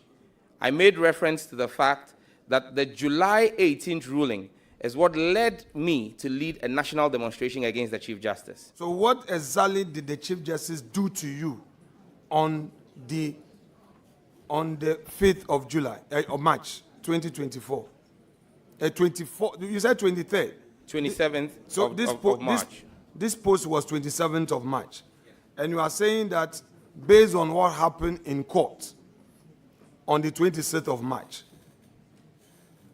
And can you tell us exactly what happened on the 26th of March, which led to such description of the Chief Justice of the Republic?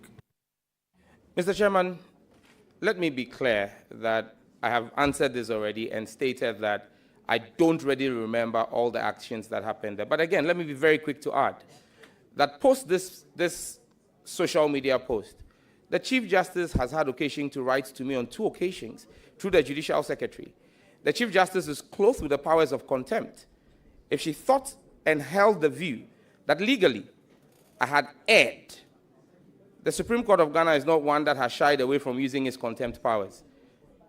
They have failed to hold me for contempt because I have not erred, and I'm sure that the Chief Justice herself and the Judicial Council and the Supreme Court recognize that constructive criticism is helpful for the dispensation of our justice system. Thank you. So you hold a view that those words used in describing the Chief Justice of the Republic to you remain constructive and nothing less? I hold that view, sir.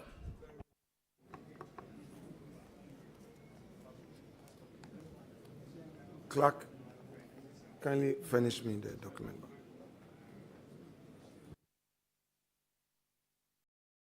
Honorable nominee, please let's go to your CV.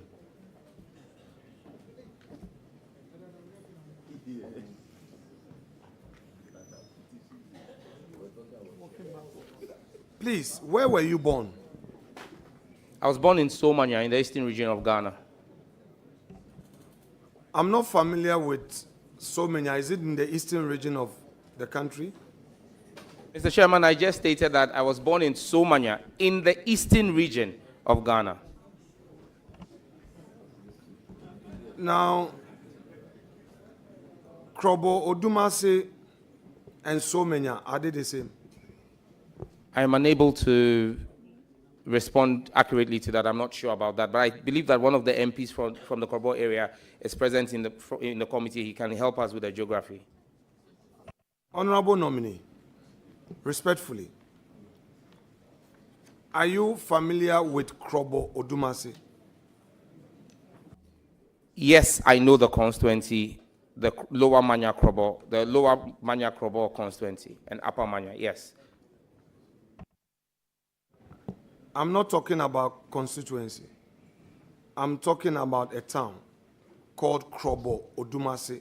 Odumasi Krobo. Yes, I know a town like that exists, Mr. Chairman. Very well. And I'm asking you whether that town and Somenya are the same or different.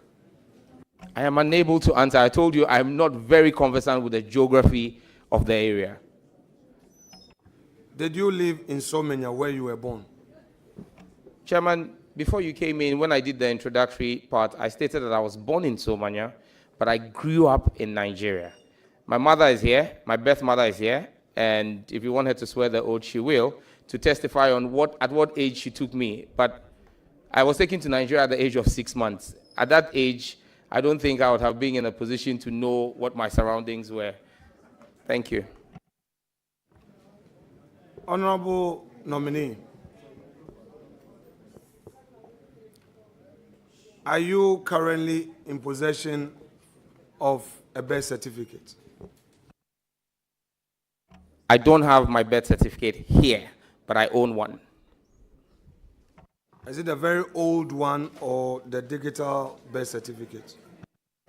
Mr. Chairman, it's a very old one. My parents have done very well to preserve it. And that has your place of birth as Somenya? Yes, Mr. Chairman. You are in possession of a Ghanaian passport? Yes, Mr. Chairman. 2, actually, but under the same name. A regular passport and a diplomatic passport, all under the name Samuel Nate George. Thank you. The Ghanaian passport you have, does the place of birth bear Somenya? Both do, Mr. Chairman. So you would disagree with anybody who would suggest that you were born in Odumasi Krobo? You would disagree? My parents told me I was born in Somanya. They are the best to determine and tell me where I was born. Thank you.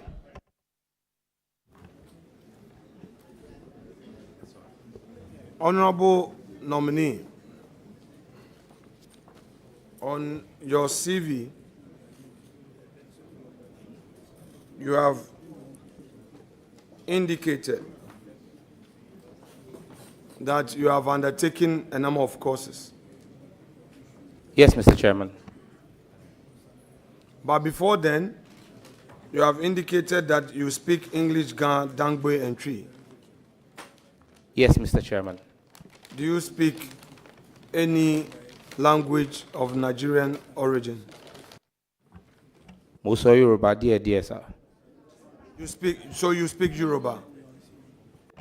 Yes, I do, and a bit of Igbo. I can tell you my name, Ahambu Sam George. Don't pay attention to my questions. Pay attention to my questions. And then answer my questions. Not for the gallery, but for me. All right? Do you speak Yoruba? Fairly. You speak a bit of Igbo? Yes, please. To take the leave of Mr. Chair to amend your CV to include Yoruba. With the leave of Mr. Chairman, if it pleases the committee for me to have to, but I just put the Ghanaian languages I spoke on my CV. But it is here you stated languages spoken. Languages spoken. So I'm asking, since you say you speak Yoruba, that would you want to take the leave of Mr. Chair to amend to reflect that? Yes, Mr. Chair, it can be amended with the leave of Mr. Chair. Leave granted, amendment accordingly carried out.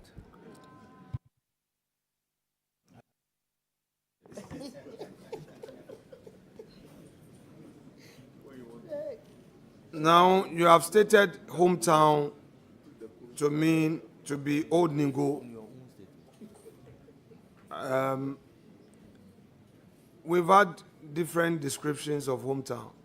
So tell you how you come by hometown. I believe on my CV it says Ahriam, Old Ningo.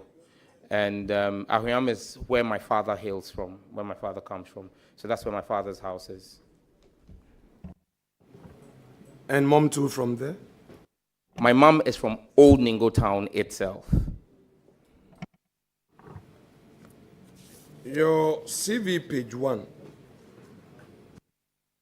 you have indicated that you have a BSc Agricultural Engineering, Soil and Water Engineering specialization from KNUST. May I know from you, at KNUST, were you a member of TESCOM? Never. Did you at any point join TESCOM outside of, at any of the institutions that you studied? Never, Mr. Chairman. So you disagree with any report to the effect that you were once upon a time a member of TESCOM? That would be an unfortunate lie. I disagree with it.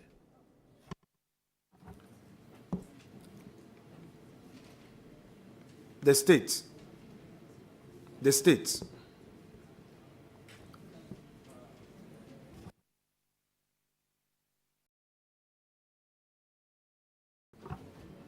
as part of our vetting, you know that we request for due diligence reports from state security. So, as at January 27, 2025, state security has it that you were once upon a time a member of TESCOM. This is part of the reason why I'm on record to have said that the new Muhammad administration has to overhaul our entire state security apparatus because it's woefully ineffective if it says I've ever been a member of TESCOM. Thank you. Very well.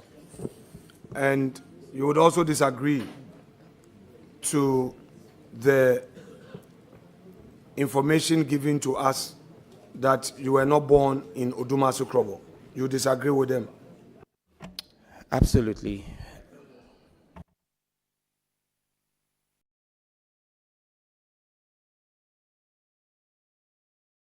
Now, you have on page 2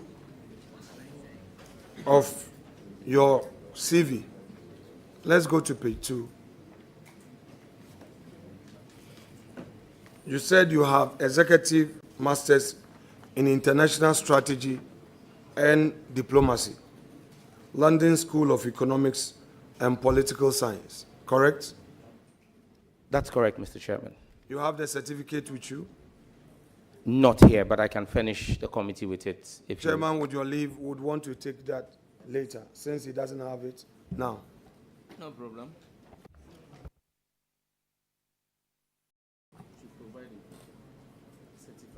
Certified true copy later, you can let us have it. I would quickly make the request to the LSE for a certified true copy. You have the certificate with you.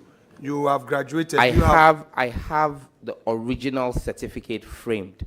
You're asking for a certified true copy. No, but you can certify it. You can get it certified. Any I would choose to get it certified from the university that issued the certificate for the purposes of this committee. I'll make the request to the LSE. This perhaps is a legal question, so it's all right if you understand it, sir. Well, for the benefit of your supporters, we are here to also help you. I know you've done LLB. I know you've done LLB. You've not been called to the bar yet. You don't need to write to your school to give us a certified copy. Once you are in possession of the original, a notary public who cites the original can certify. That is the law, which they should know. Now, would you be able to furnish us with a certified copy of that certificate? If it pleases the committee, Mr. Chairman. When did you start the program? And when did you finish the program? September 2021, and I submitted my dissertation in July 2022. How did you pursue the program? In person. Now, at all material times, you were a member of parliament. September 2021. You said, when did you finish it in 2022? In July 2022. So between September 2021 and July 2022, you were a full-time member of parliament. And this school is in the United Kingdom. So share with us how you pursued the program. Mr. Chairman, I believe that speaks to my dedication and diligence when I put my mind to something. I spent most Honorable time... nominee, how did you pursue the program? Mr. Chairman, that's where I'm going to, respectfully. I'm just saying that to help you go straight so that we can finish with you on time. Mr. Chairman, my program was an executive master's program, and I had multiple class periods and assignment periods. So in every month, we had 10 days of physical contact. And then you had essays that you had to present or submit in the ensuing period until the next class. And so again, if the committee would want for me to show evidence of my travel record, I will show how I spent 10 days in London with the leave of Mr. Speaker sometimes, and when I returned to Ghana to make sure that I stayed within the courses. And I had to do that between September and May. June, July, and August. June and July were not, you didn't need to be in person because that was when we're working on our dissertation. Thank you. Okay, so you are telling us that, so from September, every month, you were spending 10 days in the United Kingdom, every month. Give or take, yes, please. No, let's be specific, because you say we can check that from your travel records and all. I just want us to be very specific in the answers. So September, when you started in September you went to UK for 10 days and came back, correct? Mr. Chairman, that's why I said give or take. There were times when, because of travel periods, and that was at that time, there were still COVID travel restrictions.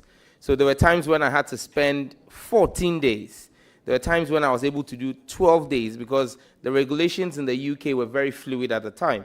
For some times, at the early parts, you had to do a 2-day quarantine after entering the UK before you could make yourself available. So yes, I may have gone to school for 10 days, but my travel time included 2 days of quarantine when I entered the UK, so it could have been 12 days. So give or take, it was 10 days at every time.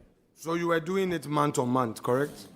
That's correct, Mr. Chairman. So you can furnish us with evidence of September travel, October travel, November, December, all the way to May, as you said. Yes, Mr. Chairman. Chairman, with your leave, the nominee has promised to furnish us. So leave is hereby granted. Very well. So, honorable nominee, we'll take that one. I recognize a follow-up question from Honorable Roxanne. Thank you very much, Chairman. Nominee, did you pursue this program with public funds? Absolutely not. Fully funded by myself. Now, this program, do you have an online component of it? Yes, please. The submission of your essays and all of that. No, please. My question was very specific. There is an in-person, so I want to find out whether there is an online component of the program. That's all. Yes, there was an online component. So in addition to traveling to London, you pursue some aspect of the coursework whilst here? That's correct. Chairman, that will be all. Chairman, I'm taking note of the supposed follow-up, which come in multiples, and they are indeed substantive. Mr. Roxon has had his time, but anyway, I would tolerate him. It's fine. Okay, so when did you graduate? I believe it was in December. I attended my graduation, I think, either in December 2022 or January 2023.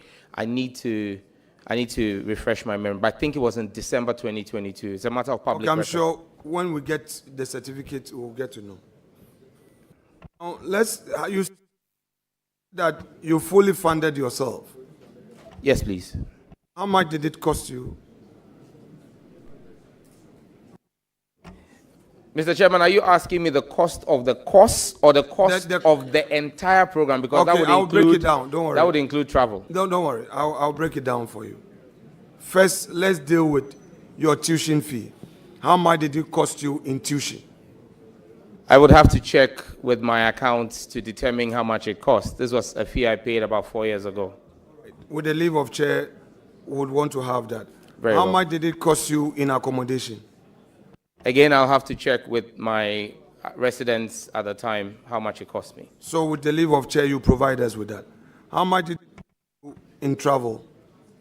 Again, the tickets vary based on season, so I'll have to itemize each ticket and how much it costs. Okay, so chair would give direction on all three, so you can provide. Leave that. is hereby granted for you to bring the cost component.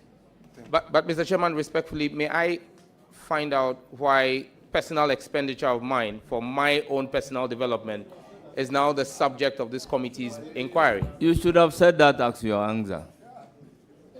No, Mr. Chairman, I was asked specific questions about whether I did them. Now, the question of providing same, I said I don't have that here, and it would take the leave of the chairman. So it's your leave that would make me, and I could get legal advice on if my personal expenditure is the subject of this committee. Thank you. Well,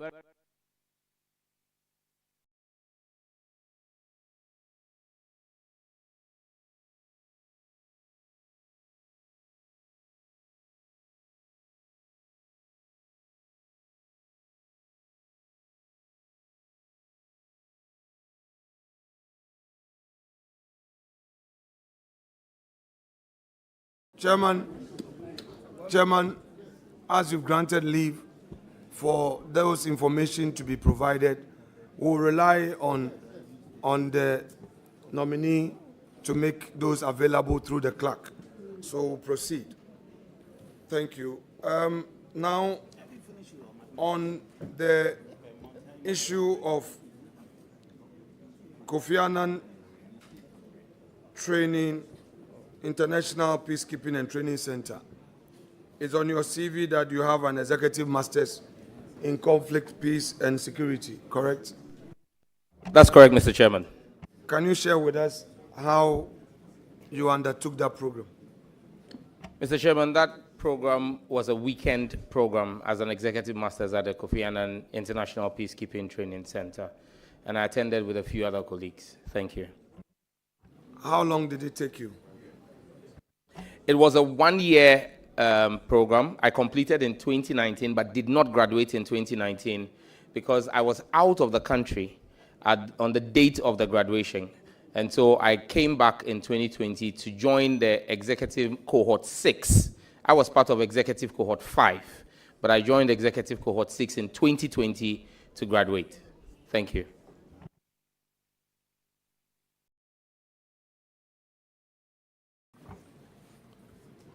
Honorable nominee, back to your CV, you indicate that you've had a certificate in leadership and managerial skills from NDPI. That's correct. Are you able to furnish us with a certificate? I will do so with the leave of the chair.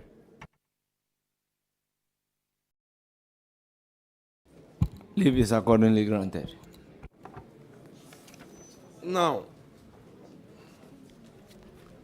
have you any registered company, a limited liability company, that you operate outside of your work as a parliamentarian? I currently do not hold ownership of any company that I operate outside of Parliament. Prior to this period, were you previously an owner of a limited liability company? Yes, prior to coming into Parliament, yes, I was. Can you furnish us with the name of this company? The first company I think I registered was Events and Multimedia Ghana Limited. When did you register this company? Chairman, I don't readily remember. What is the name of this company?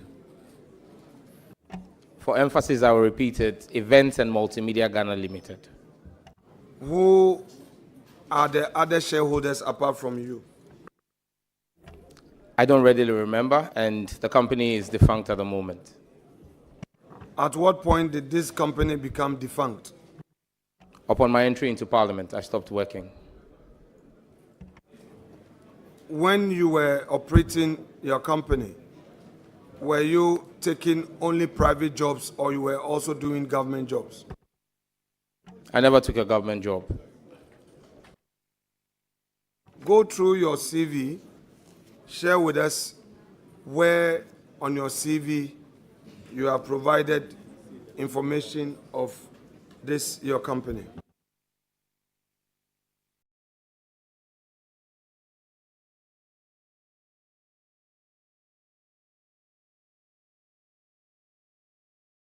Mr. Chairman, it's not provided on my CV. With the leave of... Let's, honorable leader, let's get this clear. Is it everything about the nominee that is supposed to be provided on a curriculum vitae? Because this is a defunct company which is no longer operating.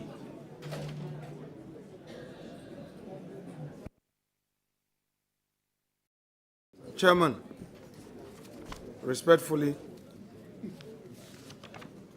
the nominee has provided us his own CV. The CV, he talks about personal data. He moves from there to profile. He has shared with us his educational background. He goes further to talk about professional experience. He has taken us through conferences he has attended. He has also told us that he is a member of certain boards and agencies. It is therefore proper, as part of the inquisition, to ask which boards he served on, where he's been a director. It is a regular question. And he himself has provided us information as to a company he has registered that he is a shareholder and a director. The issue of it being defunct is a different matter. So, honorable nominee, you have said that at the time you entered Parliament, you stopped running your business, correct? That's correct, because I became politically exposed. Very well. So, before entering Parliament, tell us, between which period to which period you operated your business? Tell us, between which period to which period you operated your business, that your company? Mr. Chairman, I believe I registered this company whilst I was in the university, sometime between 2003 and 2004. I left the university in 2005. And I believe that I stopped running I stopped getting any businesses after I was appointed communication specialist at the president in 2014. Because at the time, the clientele I had required that they couldn't work with me as a PEP. Thank you. But you just told this committee that you only stopped operating your business when you were elected member of parliament, because at that time you had become politically exposed. Do you still stand by that answer? Yes, Chairman. You see, the nature of business I did, I had long-term contracts. So even though I became a PEP in 2014, I had contracts that ran till sometime in 2016, and it was indicated to me that those contracts will not be renewed. Now, share with us the period you became a member of parliament. You were not doing any other business. You were solely dependent on your salary, correct? Yes, Mr. Chairman, as my primary source of income. Did you have the benefit of any secondary source of income? Mr. Chairman, I'm married to a very industrious woman. I don't get it. Please explain. I'm married to an industrious woman. Okay, so please explain to her, if you say you are married to an industrious woman, and that is the source of your secondary income, what exactly do you mean? I mean, my wife takes care of me. Very well. So, industrious woman, she takes care of you. Are you suggesting that she also paid your school fees for your UK program? Mr. Chairman, I believe that this committee has asked me to furnish them records of my fees that were paid.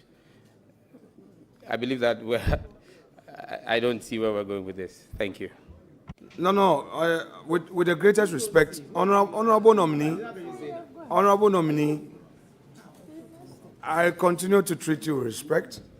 If you say you don't see, yours is to answer. If you need guidance, please seek guidance from the chair.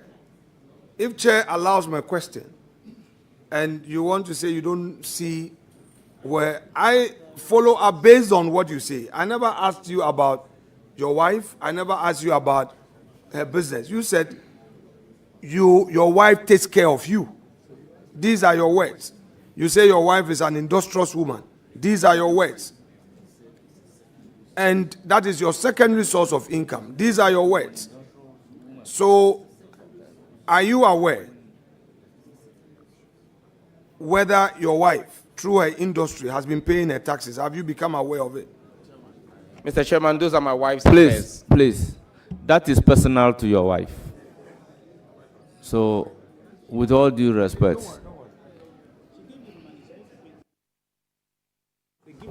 the monies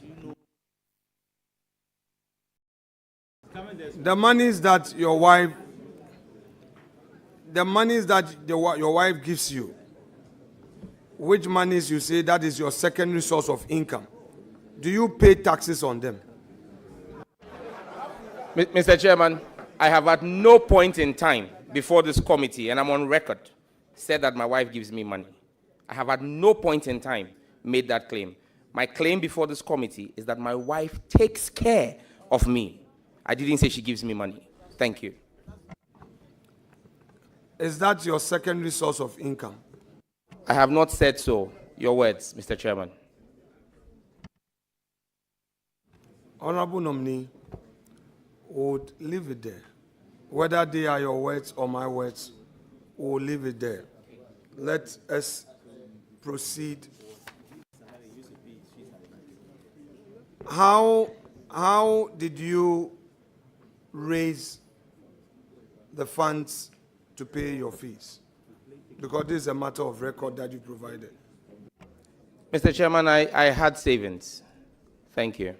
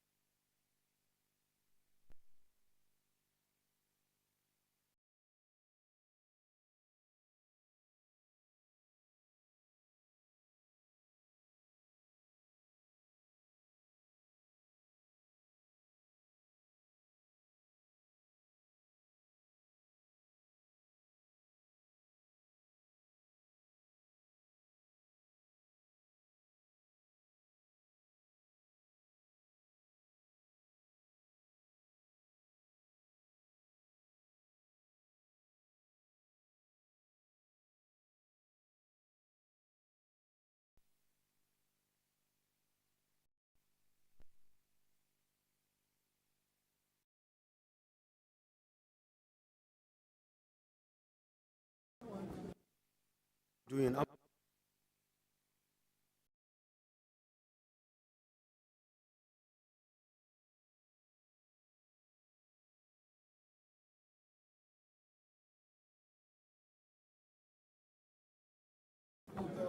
Honorable nominee. Yes, Mr. Please, Chair. please kindly read aloud that document you have in your possession. Dear comrades, take positions at the airport and land borders. None of those who have raped our nation's resources should be allowed to skip town. Those who have stolen the public purse must, in capital letters, be made to account for every peswa. Operation Recover All Loot, in bracket oral, must swing into full action. For our children, for our nation, let's go. And it has the lion emoji and the Ghana flag and the fire emoji.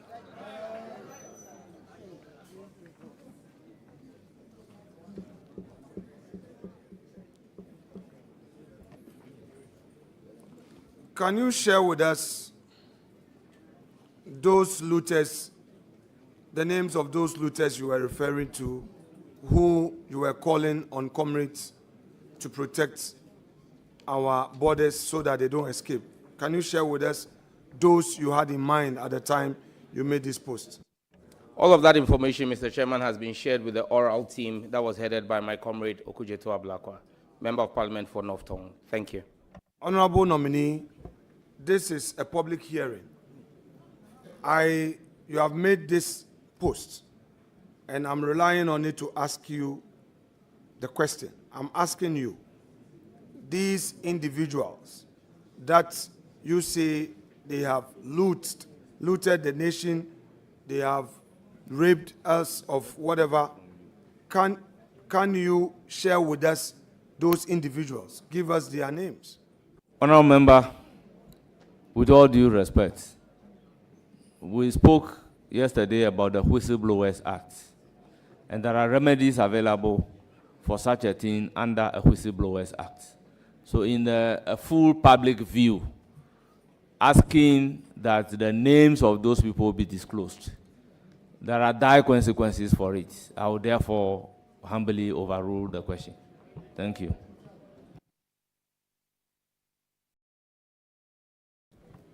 Honorable nominee, at the time you made this post,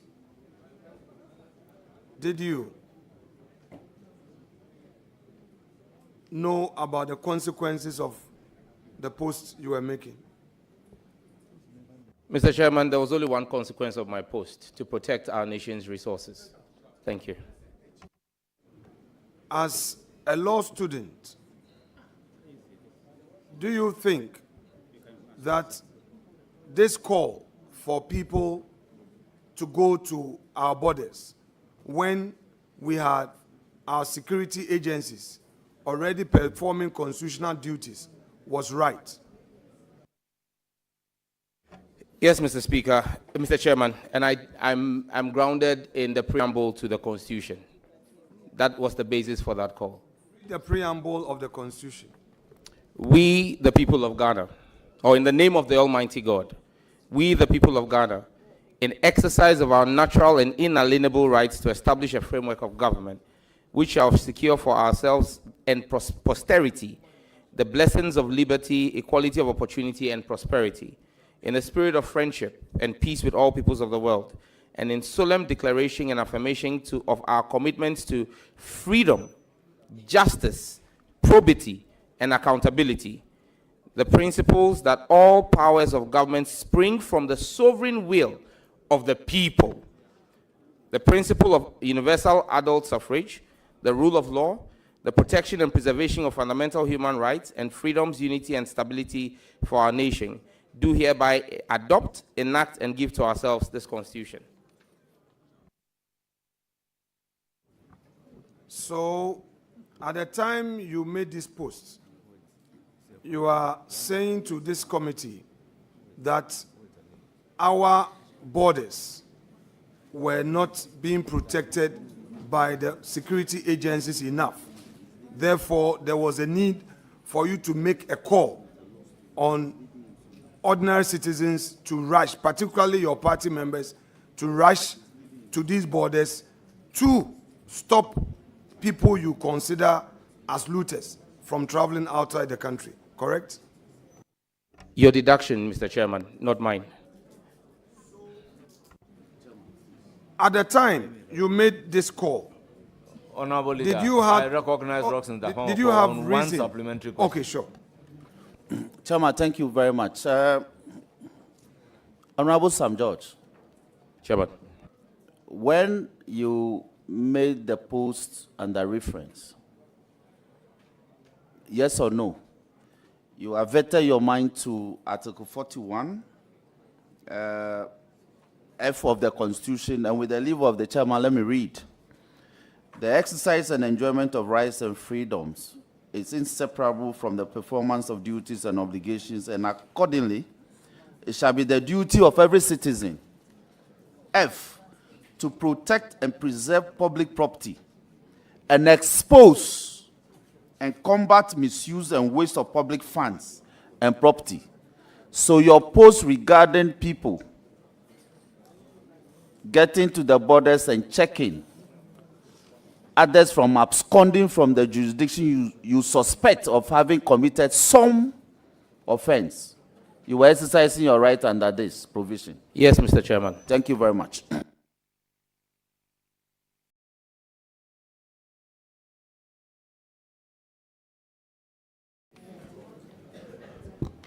Honorable Sam George, when was the last time you traveled outside the country?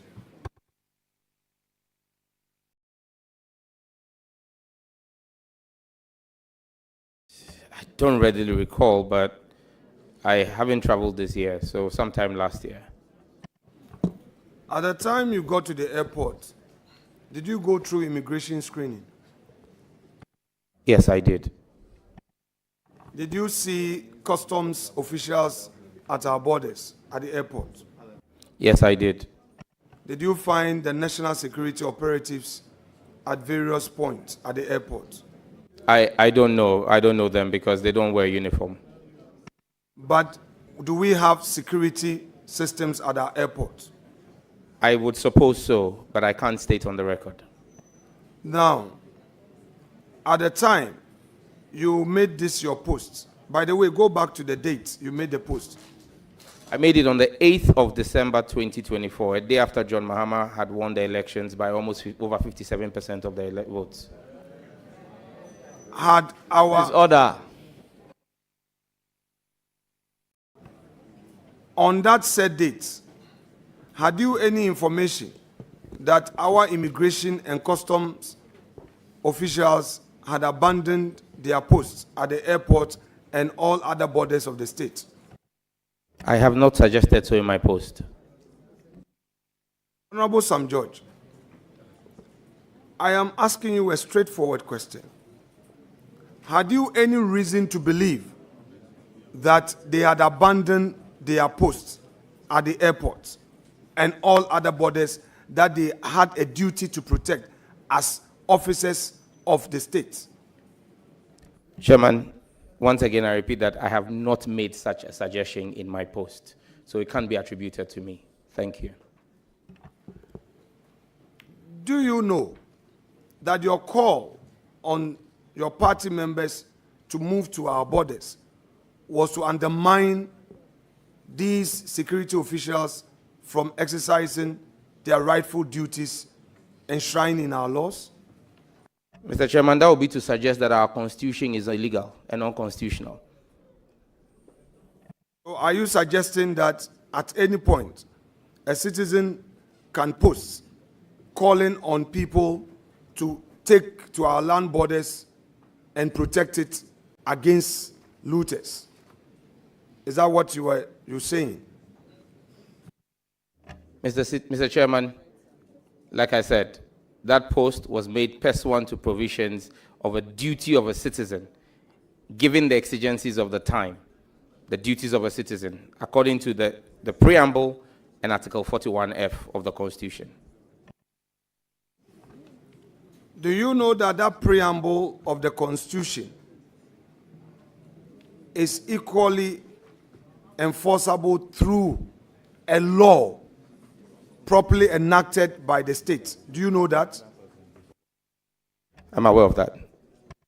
And do you know that as part of the enforcement of the constitutional provision, we have established state security agencies to protect our borders?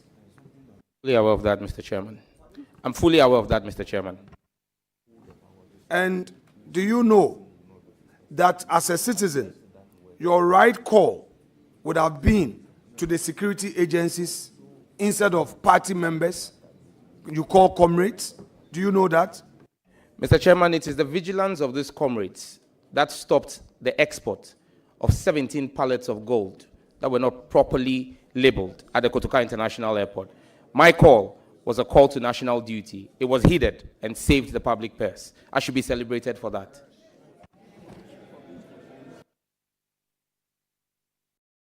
Sam George, respectfully, I, based on your information, will be pleased to make an application, would make an application to the chair to suspend the hearing of your vetting so that we invite those officials at the airport who, according to you, through the vigilance of your comrades, they seized some illegal exportation of some gold.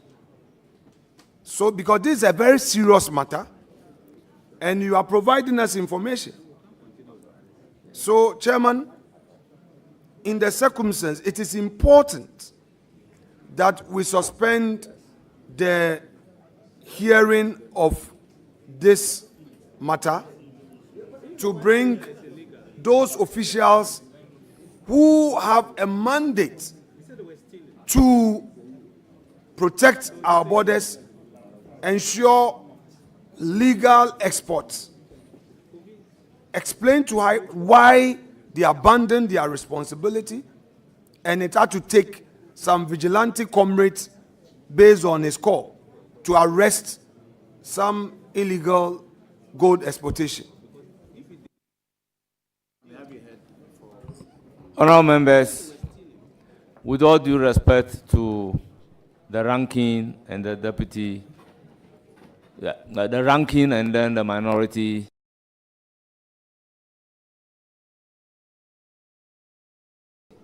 leader, we have a clear mandate and no amount of question and answer will be worthy to deserve this committee proceeding to suspend sitting until information is provided.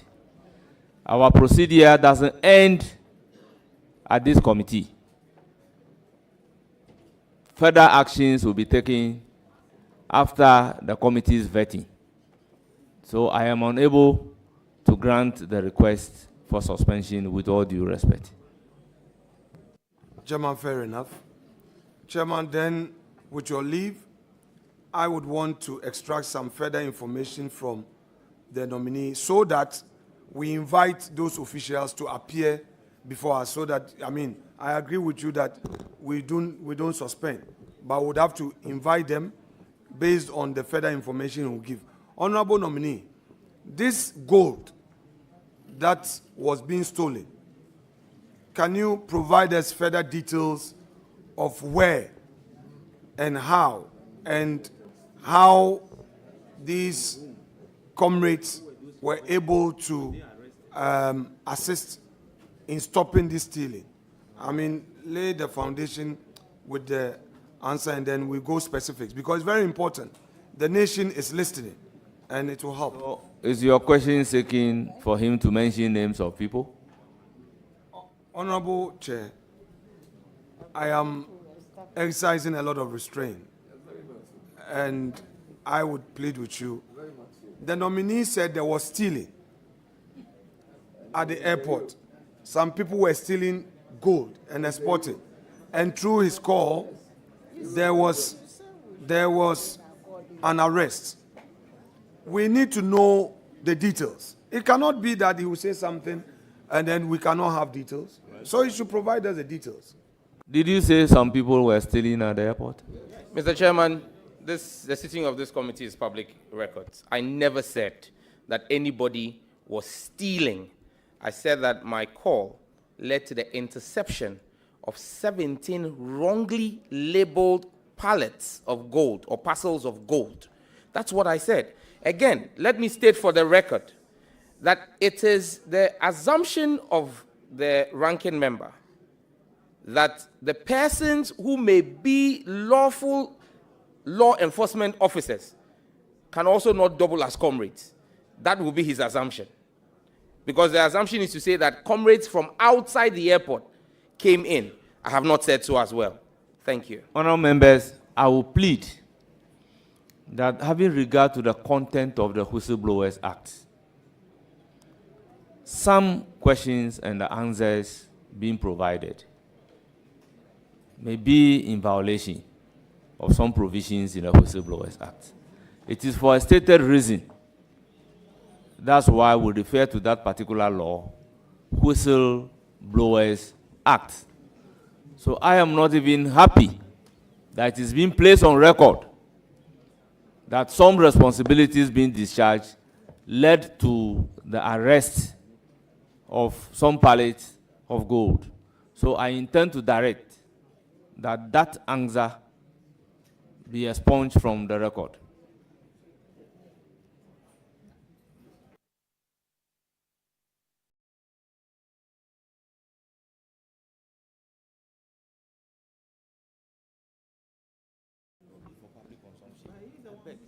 Chairman,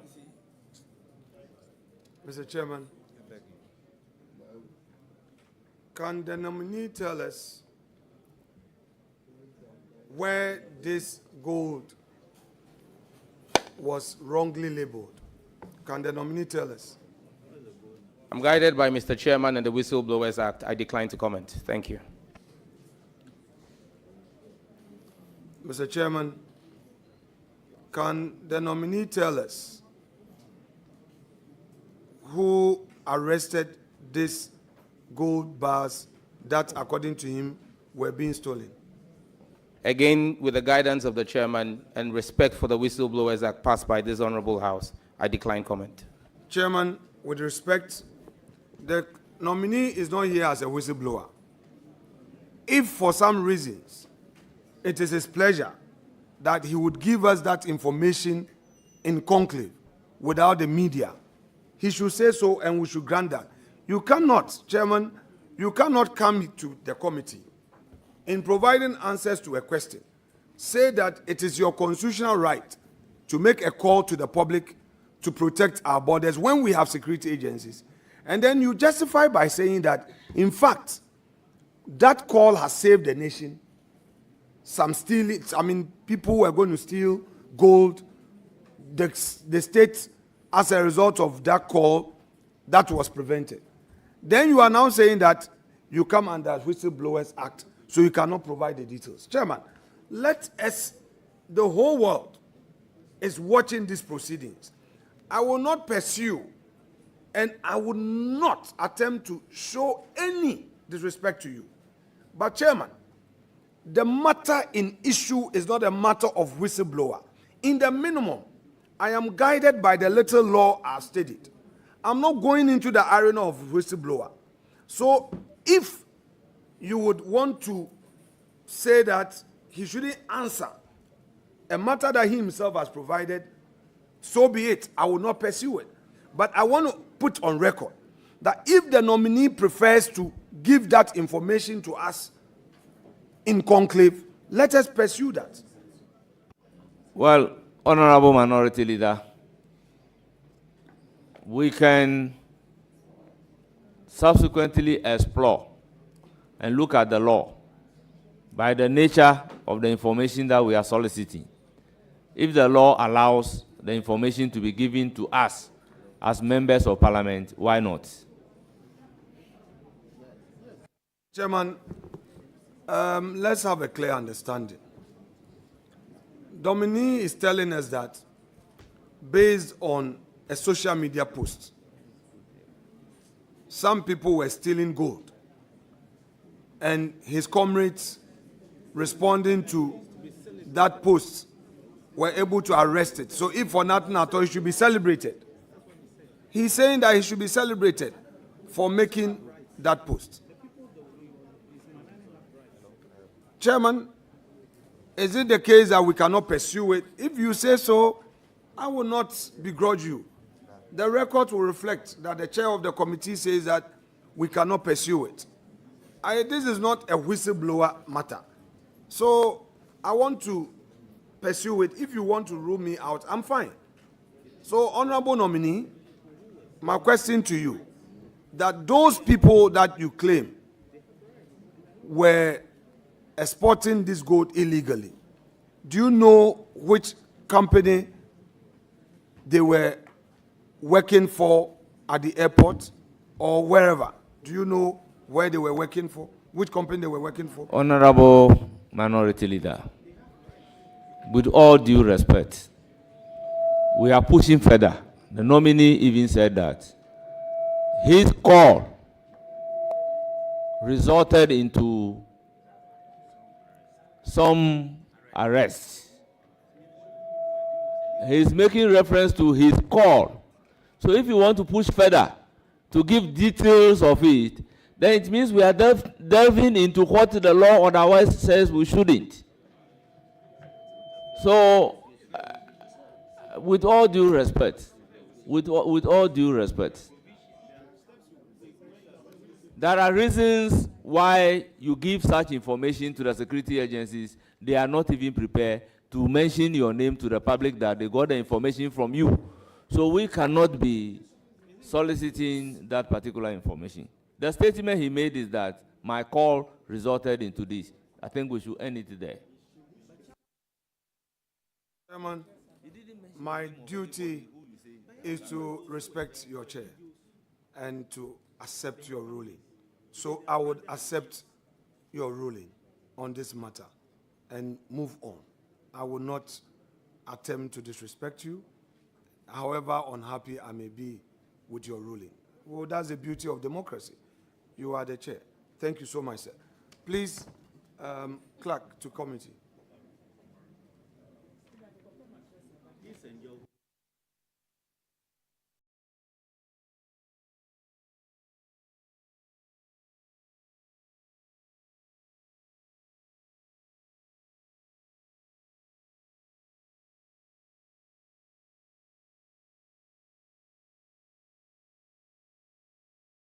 Honorable as 6. First of all, the document, the paper you have, were you the one who authored it? Yes, Mr. Chairman. Please, can you read it aloud in full?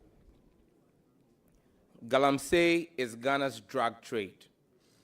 It is to Ghana what cocaine is to Colombia. There are cartels involved. These cartels have politicians, chiefs, and security personnel involved. Our government is complicit and will not do anything about it. And then I tag then President Nana Addo Dankwa Akufo-Addo, bears ultimate responsibility. He has the power to arrest and deal decisively with everyone involved. I don't care what party they belong to. They are wicked criminals. Deal with them. But alas, Nana Addo cannot.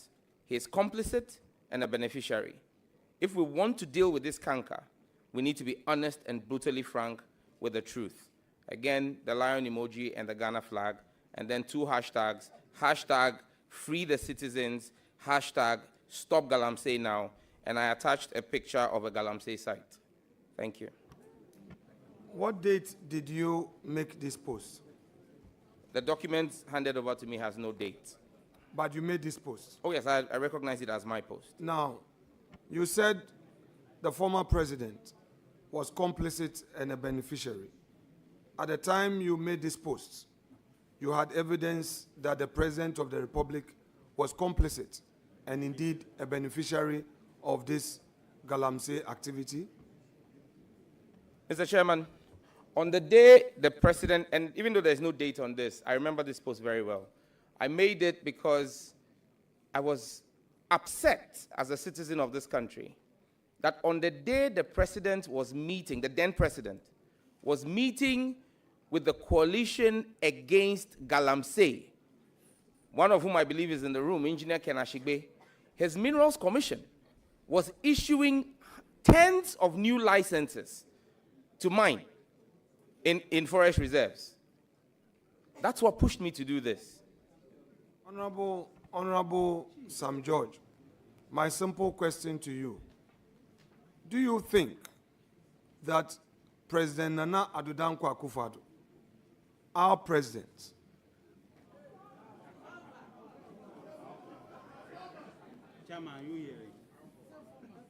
Honourable members, order. I can understand the enthusiasm. Our president,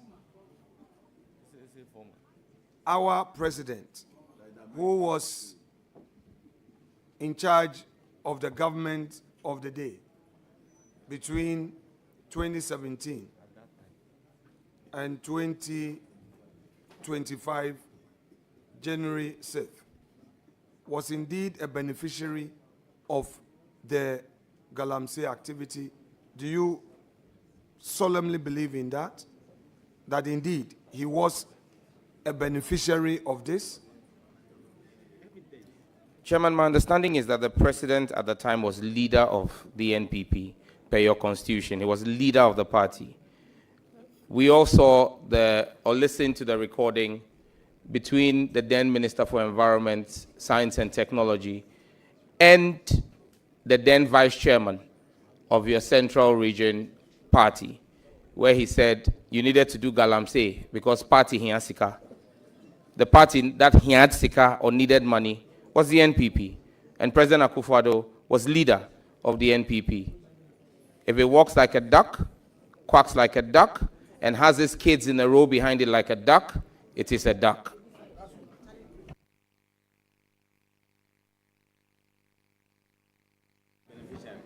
Because some two people were gossiping on the phone. Honorable Sam George. Honorable Sam George.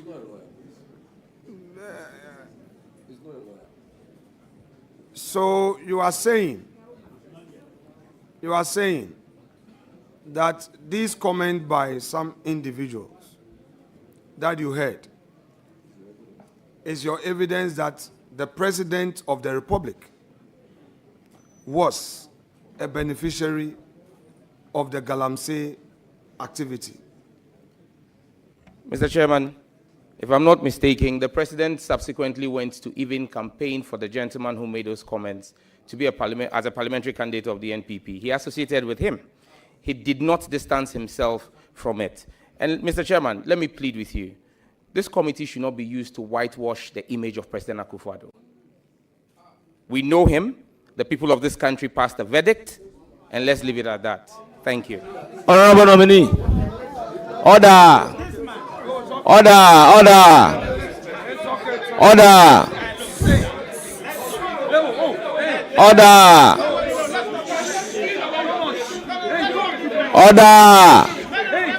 members, order. Honourable members, let's have order.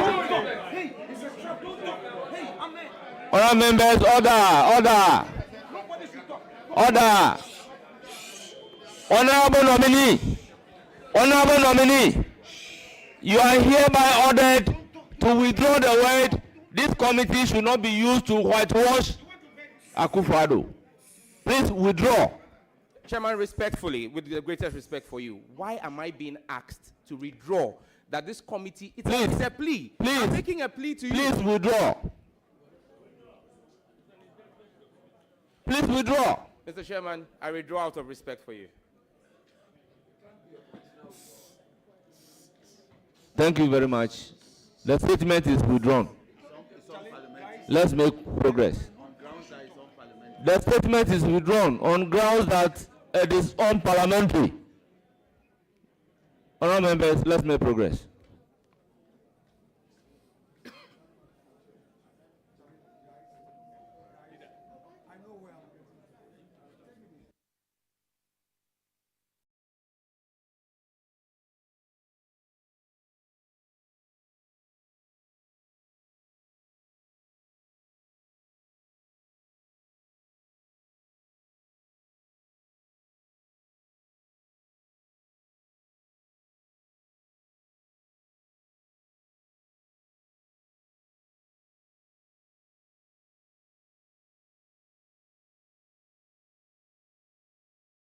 Chairman, thank you.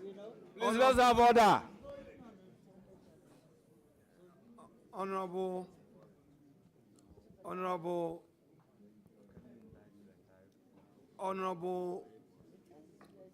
nominee. Yes, Chairman. My respected member, who I would consistently refer to as Honorable Member of Parliament. Please, I'm done with the aspect of where you say Nana Akufo-Addo was a beneficiary. Now let me go to the aspect where you say he's complicit. Do you maintain that part of your submission, that post, that Nana Addo Dankwa Akufo-Addo was complicit, as you put it out there in your post? Do you maintain that? Mr. Chairman, the first paragraph says our government is complicit. Our government is complicit and will not do anything about it. Nana Addo bears ultimate responsibility. He has the power to arrest and deal decisively with everyone involved. I don't care what party they belong to, they are wicked criminals. Deal with them. But alas, Nana Addo cannot. He is complicit and a beneficiary. If we want to deal with this canker, we need to be honest and brutally frank with the truth. So I'm saying that, you know, I've read it. This job, I've been doing it for some 15 years and more. So I know where I'm getting to. I'm done with the other leg of you saying he's a beneficiary. So back to the complicit part. I'm asking you whether you maintain that Nana Addo Dankwa Akufo-Addo, our former president, was indeed complicit. Do you maintain that? Given the poor fight against Galamsey, I hold that view. Get you, please. Given the abysmal fight against Galamsey, I hold that view. To what extent do you hold that view that his performance in the Galamsey fight was abysmal? The president persons in the president's government and party were found or accused of being involved. The president did not show the leadership that he promised this country. He folded, and that's the record. It can't be changed. So as far as I'm concerned, he was complicit. Do you have any evidence or probative value to the effect that these people that you claim were part of government and were mining were at the presidency? Mr. Chairman, the government is bigger than the presidency. The government extends even to the ruling party. That's why the ruling party's general secretary and national chairman sit in cabinet. So the party is part of government. And the ministries are part of government. Agencies are part of government. So if persons in agencies and persons in the party, ruling party, are involved in this, the government is complicit. It stands to hold. Thank you. Okay, so what you are suggesting to us today is that now that President John Dramani Mahama is the President of the Republic, any individual at the party level, say constituency officer in Owen, involved in a Galamsey activity, citizens of this country should loudly say that to the extent that that person is a member of the ruling party, John Dramani Mahama, His Excellency, respectfully, should be held complicit, correct? I haven't said so. If President Mahama puts his presidency on the line to fight corruption, and is unable to take action in the unforeseeable instance where an appointee of his, there is evidence of corruption, and he rather seeks to clear them like we've seen in the past, then you can hold President Mahama liable. But the President Mahama I know, and his track record that is before this country, we've seen the JIDAS scandal. We've seen previous scandals. He ran a sunlight campaign on corruption. So I know that if what you are suggesting is not what I've said, but President Akufo-Addo put his presidency on the line. He raised the bar. He raised the standard. And so we hold him to that standard. Thank you. Now, should any agency, now that President John Mahama is in office, you are again suggesting that should any agency involved in anti-Galamsey activity falter in any way, it would amount to the president himself being complicit, correct? Not correct, Mr. Chairman. I gave a specific example. President Mahama has been definite on corruption because corruption is the biggest problem. Talking about anti-Galamsey. President We are talking Mahama, about Galamsey, so yes. let's stay there. No, Mr. Chairman, because of the question you asked, President Mahama... Honorable nominee. Honorable nominee, the question is specific, making specific reference to Galamsey. It's not asking you any question in relation to corruption. So if you can stay within the question and provide your answers briefly, you will do us a very good service.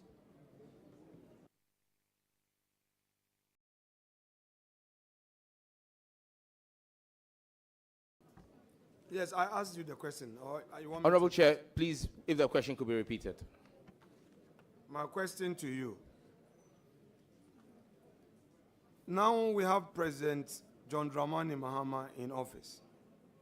Should any agency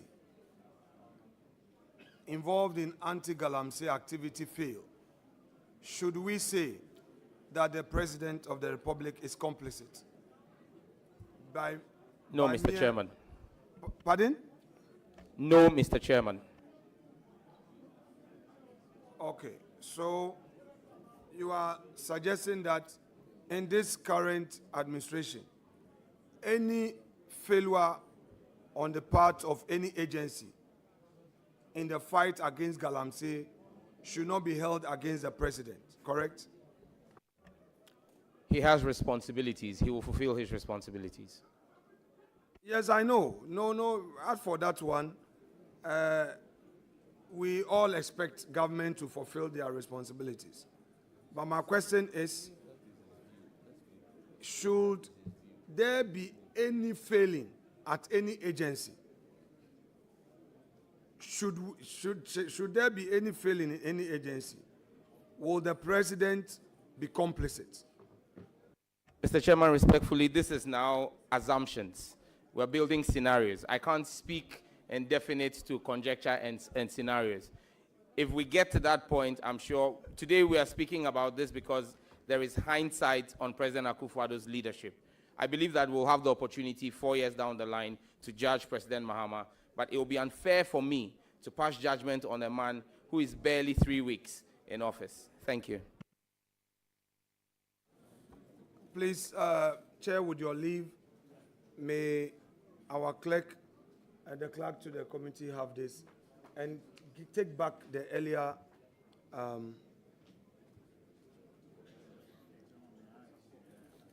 yes, please. Yes, please.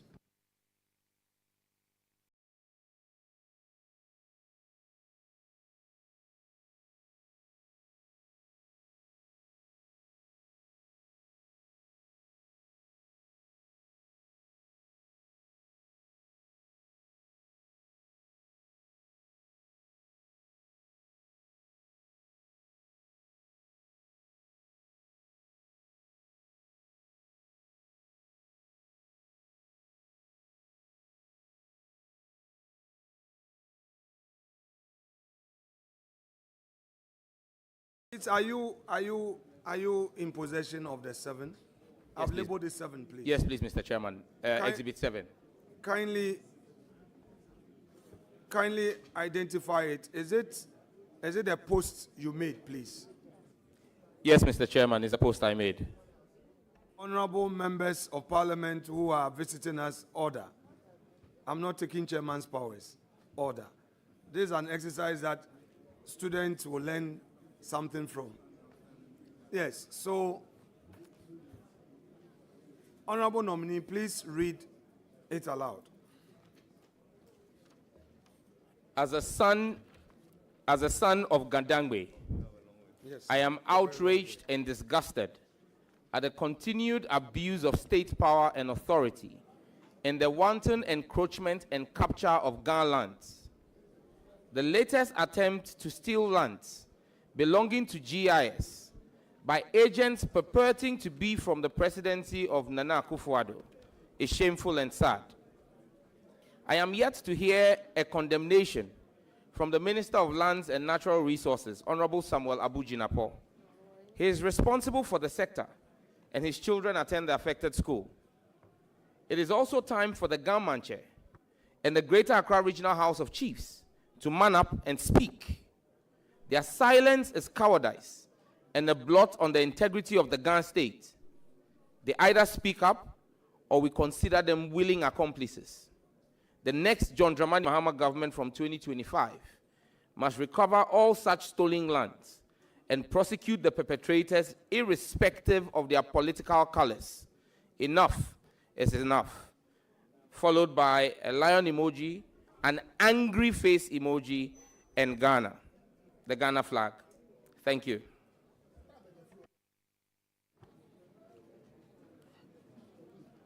Honorable nominee. Chairman. We'll do some little exercise on this post. Yes, Chairman. Respectfully, at the time you made this post, did you have reason to believe that the government officials were taking over GIS lands? Did you have reason to believe same to be true? Yes, Mr. Chairman. Can you share with us the grounds upon which this was founded? Mr. Chairman, I listened to the news that day, and there was the news reported that a team of armed officers purporting to have come from the office of the president had accompanied a private real estate developer to take portions of the land belonging to GIS in the cantonment area. Thank you. Did you take steps to verify this information prior to the post? Did you verify? Mr. Chairman, I had no reason to doubt the credibility of the media houses on which I heard the story. Which media houses did you hear the story? Mr. Chairman, it was reported, I believe, by City. It was reported by Joy. These are two of the most credible media houses in the country. And what was the report? That officers or security personnel purported to be coming from the office of the president had accompanied a real estate developer to take over portions of GIS land.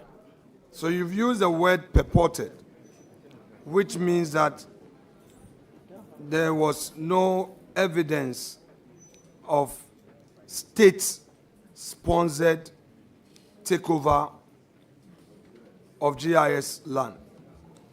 You've used purported to suggest that, indeed, there was no such evidence that the government was aiding a private developer to take over portions of GIS land, correct? The evidence I based on was a news reportage.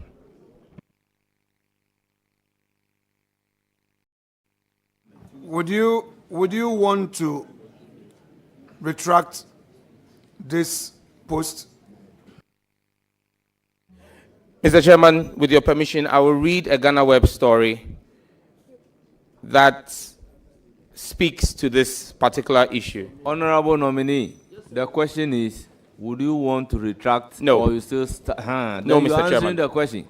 Nobody asked you to go and read anything from Ghana Web.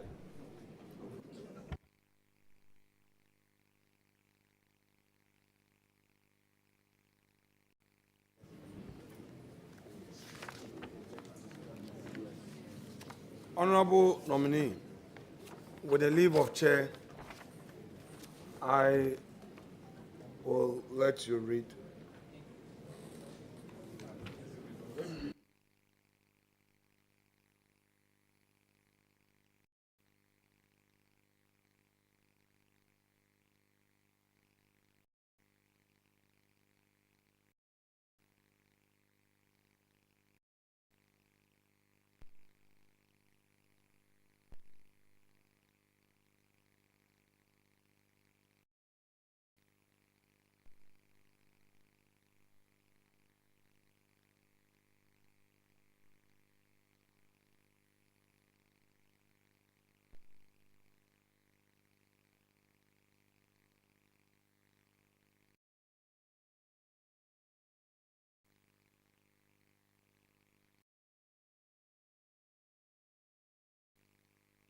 Honorable nominee, please kindly read. First of all, identify the document. Is it a document you posted? Yes, Mr. Chairman. Respectfully, can you read the post aloud and in extenso? Mr. Chairman, the post was in reference to, and what you've printed for me, is my post and a post from the immediate past Minister for Communications. So which should I read? I should read both? Read yours. Read yours first. I should read mine first? Yes, please. Respectfully, Chairman, mine is a response to her post. It will make better understanding if you get the context in which my response came. So please read all. Thank you, Mr. Chairman. Eslawusu posted on 26th April 2021. Some people find it very difficult to believe we can negotiate good deals for government. I signed the Airtel Tigo contract. We acquired it for just $1. Someone, an MP, says he heard me say we paid $25 million. A barefaced lie, blatant untruth. Please, ask Sam George where he heard that. Then sit back and listen to long English, grammar and drama. Just keep your eyes on the ball. How much did we pay to acquire the company? $1. Simple. Then my response on the same day. Someone tell our Minister for Communications that grand posturing and arrogant clapbacks will not stop us on the Parliamentary Committee of Communications and the good people of Ghana from demanding accountability from her. What does she take us for? That she bought Airtel Tigo for $1? How much is the eyebrow pencil she uses to draw her eyebrow? And she thinks she can insult our intelligence? Madam, after basking in the fake funds of your social media followers, prepare to appear before the committee and give us details of the transactions. We will not allow the already burdened taxpayer of our country to be saddled with poorly thought out decisions that impose more debt or hardship on us. Our eyes are fixed on the ball, and I urge you to do same. No long talk.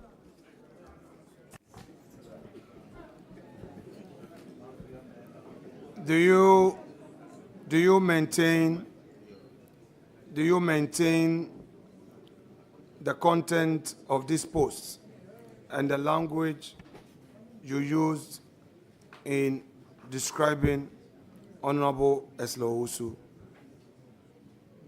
Yes, Mr. Chairman. Very well. Chair.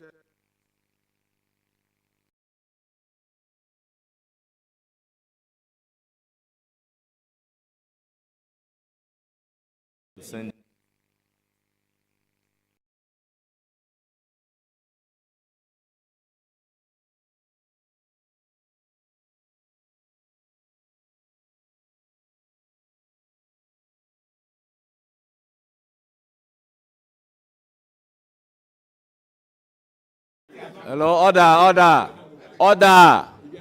Honorable Afriye, order.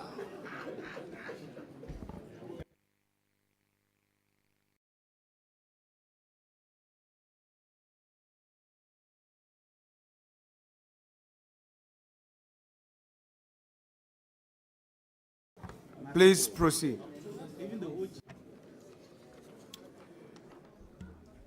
Dated 19th November 2024. Clearly, the Supreme Court, led by the Chief Justice, will do everything in their power to protect their demigod, Nana Addo Dankwa Akufo-Addo, from signing the Family Values Bill. The CJ should be ashamed of herself. After preaching against such vices in ICGC and failing to walk her talk and take a stance when it matters most, such characters are the ones our Lord Jesus Christ chased out of the temple with a whip. From President Akufo-Addo to all members of the pro-LGBTQI cabal in all arms of government, shame on you. Bow your heads in disdain. Our children and grandchildren will remember you for all the wrong reasons. The lion emoji and the Ghana flag. And then there's a picture of the scales of justice along with it. Thank you. No, not. Right, Honorable Sam George. Mr. Chairman. On what date did you make this post? 19th of November, 2024, Chairman. At the time you made this post, the court had already given a date for judgment in this matter, correct? Mr. Chairman, if my memory serves me right, I made this post on the day that the courts decided that they would give judgment after the elections on December 7th, that they will give judgment on the 18th.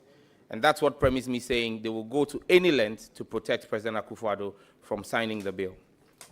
Honorable Sam George, respectfully, the Supreme Court is an independent constitutional body. Do you believe in that? On the face of the paper, it ought to be. The Supreme Court of Ghana, through its actions, determinations of matters, is practically independent of the executive. Do you believe in that? Based on the doctrine of separation of powers, yes.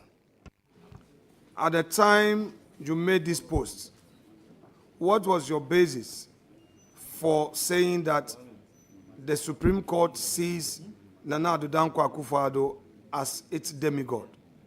What informed that? I reached this conclusion on the basis that the Supreme Court had the power to hear this matter and give judgment before the elections, but chose to do so after the elections. And that's what brought me to this conclusion. So, you mean all the judges who were on the panel had one thing in mind: to protect Akufo-Addo, merely because they gave a date which is after the election. Is that your point?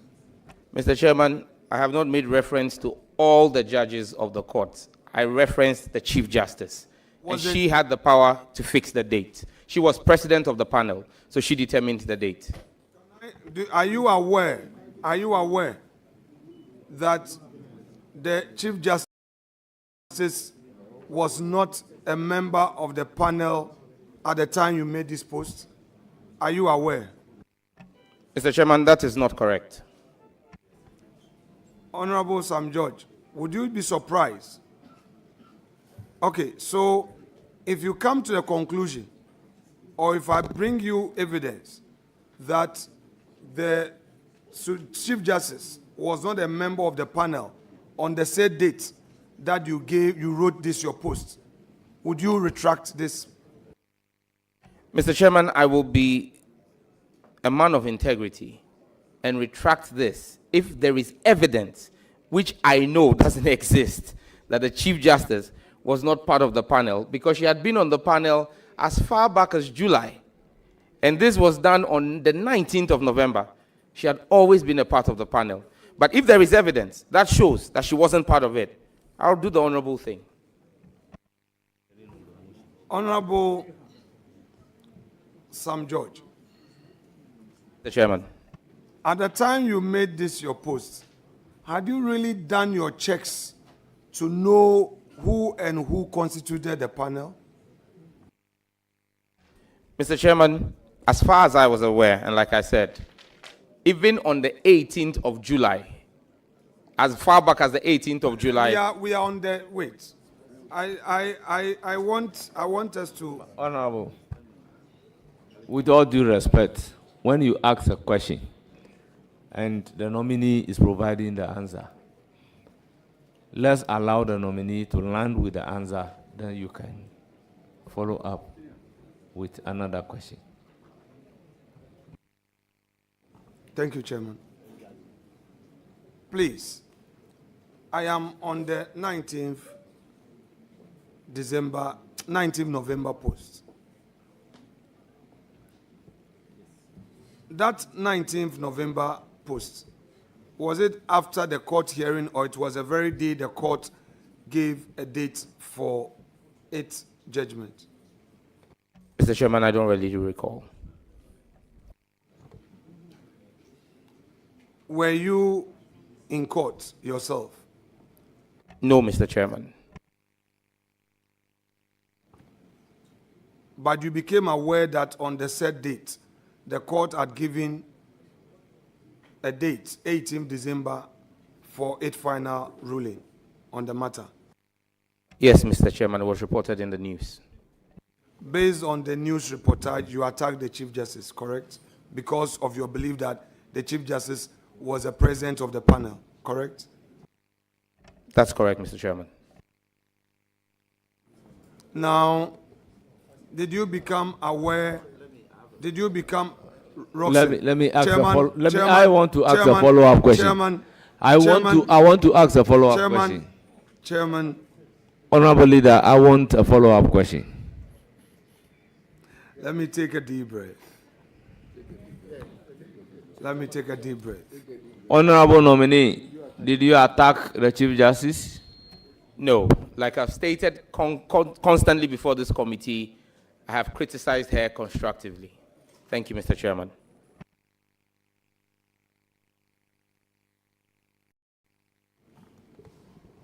Honorable nominee, please, the document you have before you, please read it one more time. Let's deal with some aspect of it again. Clearly, the Supreme Court, led by the Chief Justice, will do everything in their power to protect their demigod, Nana Addo Dankwa Akufo-Addo, from signing the Family Values Bill. The CJ should be ashamed of herself after preaching against such vices in ICGC and failing to walk her talk and take a stand when it matters most. Such characters are the ones our Lord Jesus Christ chased out of the temple with a whip. From President Akufo-Addo to all members of the pro-LGBTQI cabal in all arms of government, shame on you. Bow your heads in disdain. Our children and grandchildren will remember you for all the wrong reasons.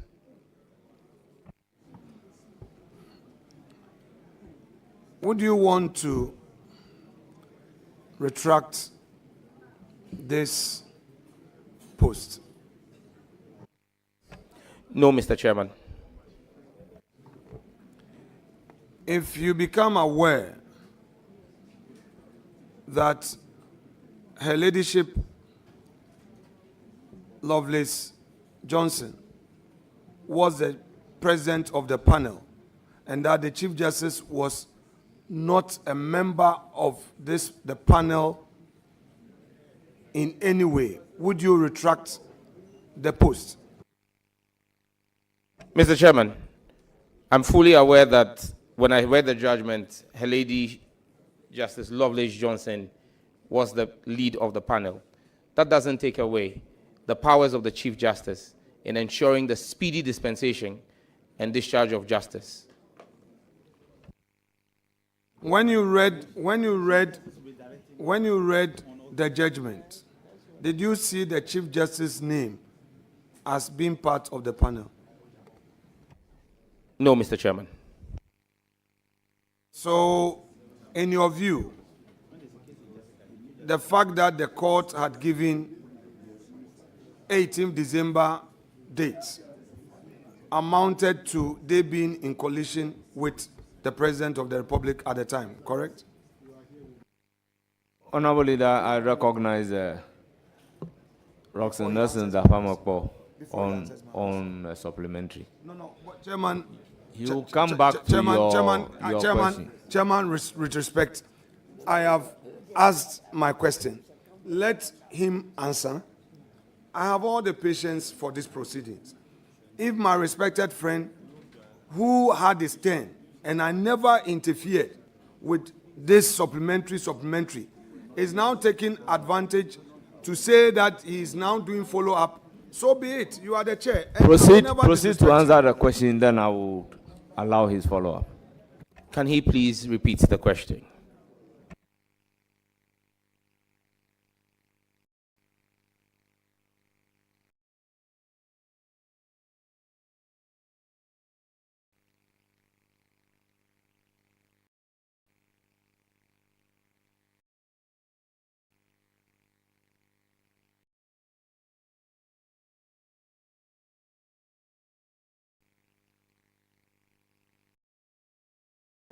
All members, order.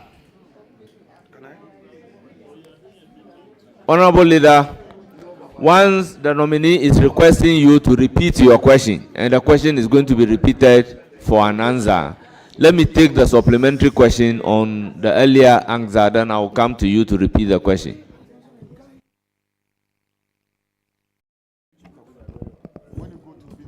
Chairman, thank you very much. Honorable nominee, you, about 2 hours ago, when the leader, the minority leader, took you on this path, you told the committee that you made this statement and others at the time when the motion or notice for interlocutory injunction was heard by the Supreme Court. That panel presided by Her Ladyship, the CJ, but ruling deferred by the court to the final determination of the matter. That was your answer. Do you still stand by it? I do, Mr. Chairman. To place the matters in context? Yes, Mr. Chairman. Now, Chairman, let me seize the opportunity to ask Rankin. Honorable, how long has it to go? Honorable, you are entitled to one follow-up question. Thank you very much. Please, you've asked your follow-up question.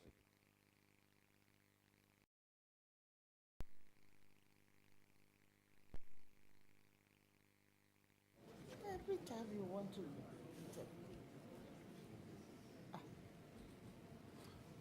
Honorable nominee, you had earlier on indicated that should you come to the realization that the Chief Justice was not part of the final judgment in the matter in issue, you will pull down or retract the post you made on the 19th of November. Do you maintain that? Mr. Chairman, can I, in answering this question, read the second paragraph of my post? The CJ should be ashamed of herself after preaching against such vices in ICGC and failing to walk her talk and take a stand when it matters most. Context. She had heard the injunction case, deferred ruling because she wanted to get the benefit of understanding the substantive case. When that time came, she walked away from it. I am a man of deep faith. My faith will never waver when it comes to my principles on homosexuality as a Christian. She passed the buck when she had to take a stance when it mattered most. And that's why I continue to say, such characters are the ones our Lord Jesus Christ chased out of a temple with a whip. So it's context. Thank you. Let's stay on context. Do you know that our faith, as we exercise it, and the law do not operate on the same level? Do you know that? Yes, I do. So it would be unfair to attack a judge in a matter of law merely because of the faith she professes. Mr. Chairman, I did not attack. I criticized. Thank you. Would you agree with me that it would be unfair to criticize a judge sitting in a court of law for exercising her discretion in law merely because of her faith?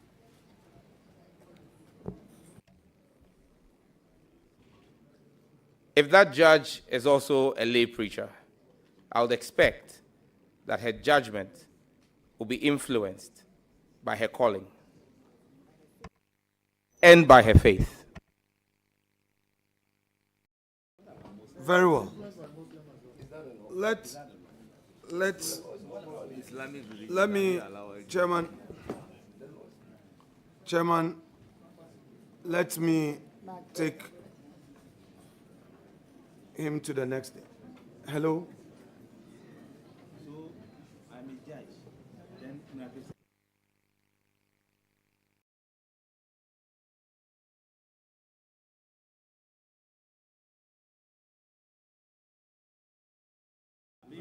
Honorable nominee, I have given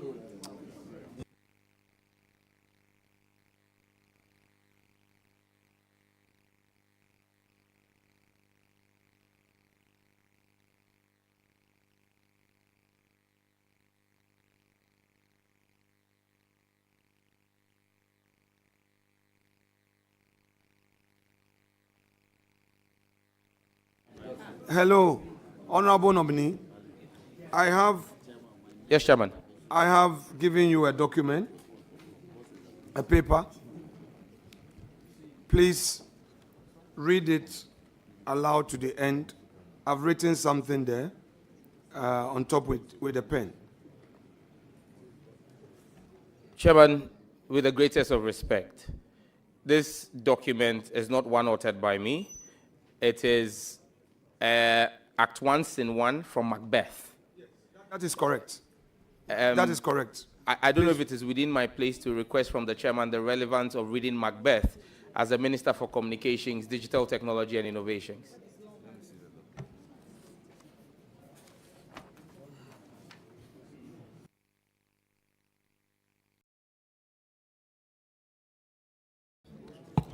Honorable Leader, once the document is not emanating from the nominee, accordingly, he's not supposed to answer any question based on it. Chairman with respect. Chairman with respect. Chairman with respect.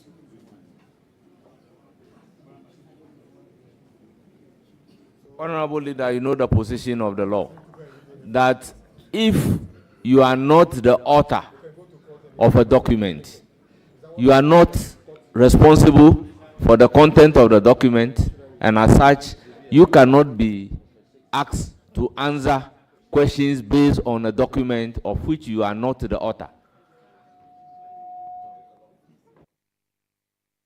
Chairman, I've not asked him a question. I've not asked him a question. Perhaps the lawyers on this table may assist me. I can make mistakes, and I'm ready to learn. We are allowed to lay a foundation. Around this table, we've laid foundation with constitutional documents, with media publications. In fact, we laid a foundation at the commencement of my questions with St. Francis of Assisi prayer. He read it out. He read it, he has it right here. So a document that is being read to lay a foundation to mount a question is allowed. I don't know why you are saying. Honorable leader, minority leader, honorable my learned friend, we all know the rules of the game. You haven't asked any question, but you asked the nominee to take a look at a document. And the answer from the nominee is to the effect that I am not the author of the document you are asking me to take a look at. Okay, so no, Chairman, the proper form. Chairman, like I said, we will continue to learn. Honorable nominee,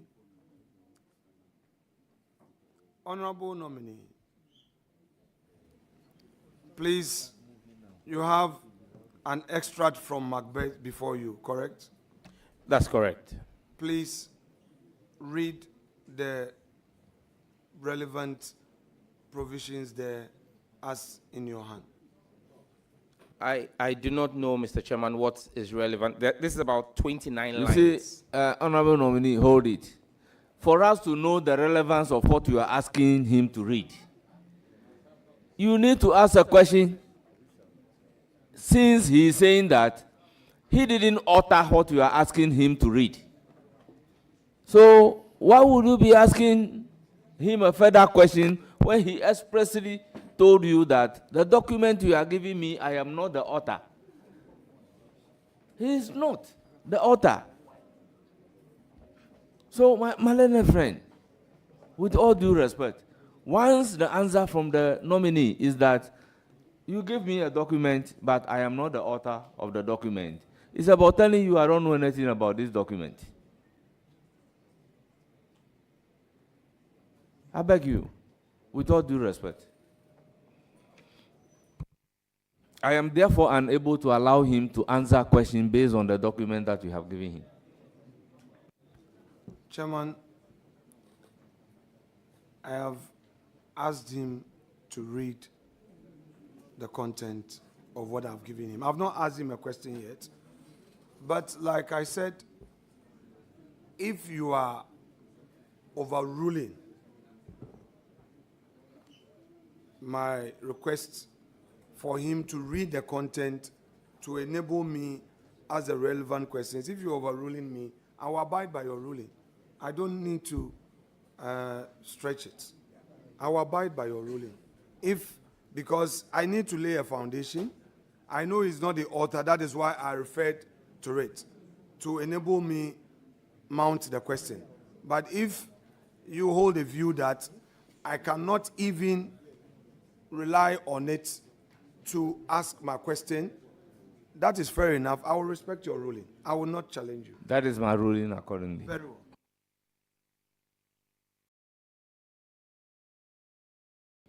Bring the document back.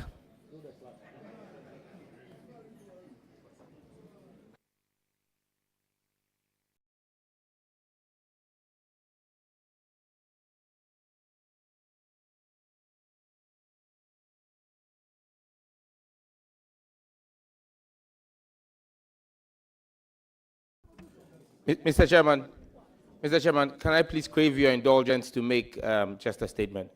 I just want to use this opportunity to apologize to my chiefs who have been sitting here since 7 a.m. based on the notice. Neneme, nyame, ipanyepe, chapi miningepe, munyuna ngimbi, majenya, nyachumka. Thank you. Chairman, with respect, the nominee has made certain public statements. I need to ask him certain questions based on those statements he's made on TV and all. I, with your leave, made them available to the clerk, to the committee. So we shall proceed to watch the videos, and then would ask the questions one after the other on it. The clerk to the committee was provided with it, and we did this arrangement before the hearing. So please, set the technology in place for us to watch the video. Thank you. He's a Muslim by day, a Christian by night. A religious prostitute cannot be our president. All right, okay. He's a Muslim by day, a Christian by night. A religious prostitute cannot be our president. All right, okay. He's a Muslim by day, a Christian by night. A religious prostitute cannot be our president. All right, okay.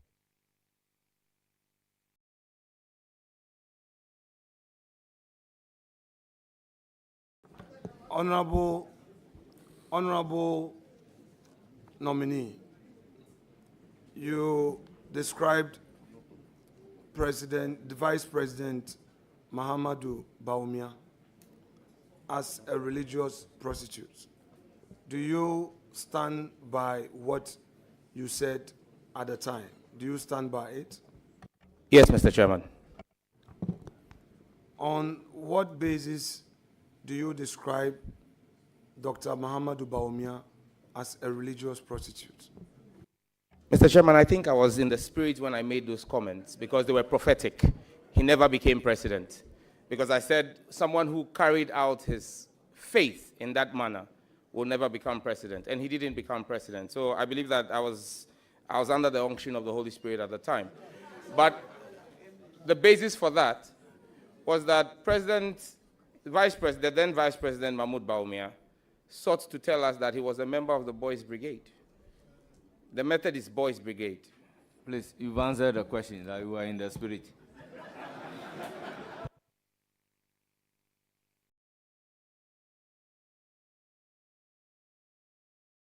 Order. Honorable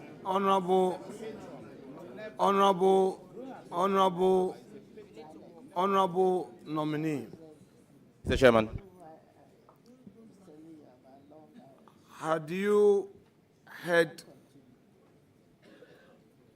exactly what the Vice President had said in respect of his relationship with the Boys Brigade as a child? Had you heard exactly what he said, the basis upon which you made this statement? Mr. Chairman, you know, the ranking member is a Catholic. He's an Orthodox. I'm a charismatic. There are things of the Spirit that he may not understand. And so it may be impossible for me to explain when the Spirit takes over you and you speak and work under the unction, how to explain it. Thank you.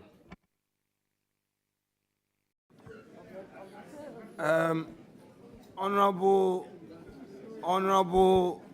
nominee. Mr. Chairman. Honorable nominee. Mr. Chairman. They don't understand the spirit. Catholics. I have heard you. Are you therefore saying that led by the Holy Spirit? Honorable member, can you do us the honorable thing by retracting the aspect of you saying you are charismatic, he's a Catholic? So it's of a different faith. If it pleases the chairman, but I thought these were issues of fact. But if it pleases the chairman, please. If it pleases the chairman, I withdraw. Please, statement withdrawn. Let's make progress.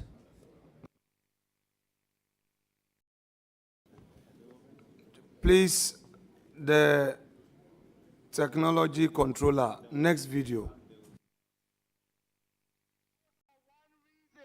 The reset of Ghana. A vote for John Mahama is a vote to protect our culture, to protect our family values. A vote for Bawumia and Napo is a vote for homosexuality, is a vote for comprehensive sexuality education, and Ghanaians say no to Trumu Trumu, no to Trumu Trumu, no to Trumu Trumu.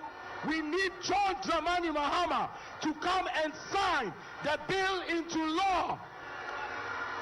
Ayazu, if you love the children of Ghana, if you love our family values, if you love your faith as a Christian, if you love your faith as a Muslim, if you love your faith even as a traditionalist, you know that we do not support homosexuality.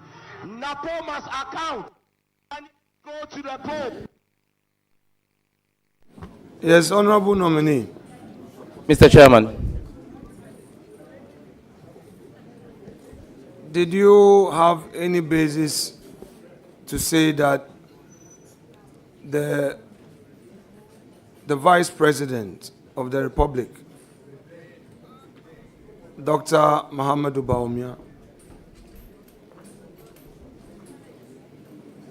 as he then was seeking to be the president of Ghana to promote homosexuality? Mr. Chairman, I said a vote for them will be a vote for that. Do you, in your present circumstance, still maintain that statement you made? Yes, Mr. Chairman. Had you any reason to believe that Dr. Baumia was seeking office to promote homosexuality as you described? Mr. Chairman, in the tape, I don't make reference to only Dr. Baumia. I make reference to his running mate, Matthew Opoku Prempeh, as well. And there's basis for that. So you had reason to say that Dr. Matthew Opoku Prempeh was seeking for the high office of Vice President of the Republic to promote homosexuality? I was speaking to his track record, Mr. Chairman. What is his track record? Mr. Chairman, as Minister for Education, he oversaw the attempted introduction of comprehensive sexuality education into our country and proceeded to a meeting, a UNESCO meeting of African ministers of education, where he gleefully spoke about the benefits of introducing sexuality education into African curricula. That video is available. We can pull it up and make it available to the committee. Honorable nominee, you said he presided over an attempted introduction of homosexuality. Of comprehensive sexuality education. That's what I said, Mr. Is Chairman. there a difference between comprehensive sexuality education and homosexuality? Is there a difference or they are the same? One is an educational material that teaches on homosexuality. Homosexuality, on the other hand, is an act. So you are saying that he presided over an attempt? Thanks to the traditional rulers of our country and the moral religious authorities who rose up in righteous indignation. But for them, he would have succeeded. Honorable nominee, I am suggesting to you that what you are saying in respect of Dr. Matthew Opoku Prempeh, then as Education Minister, is inaccurate. I'm suggesting that to you. The facts available to me prove the other. Please, next video.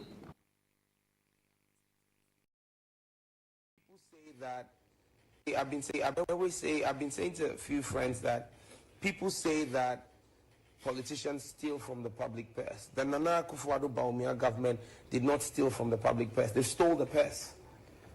I've been saying to a few friends that people say that politicians steal from the public purse. The Nana Akufo-Addo Bawumia government did not steal from the public purse. They stole the purse. No problem. Hello, honorable nominee. Mr. Chairman. You have just watched the video.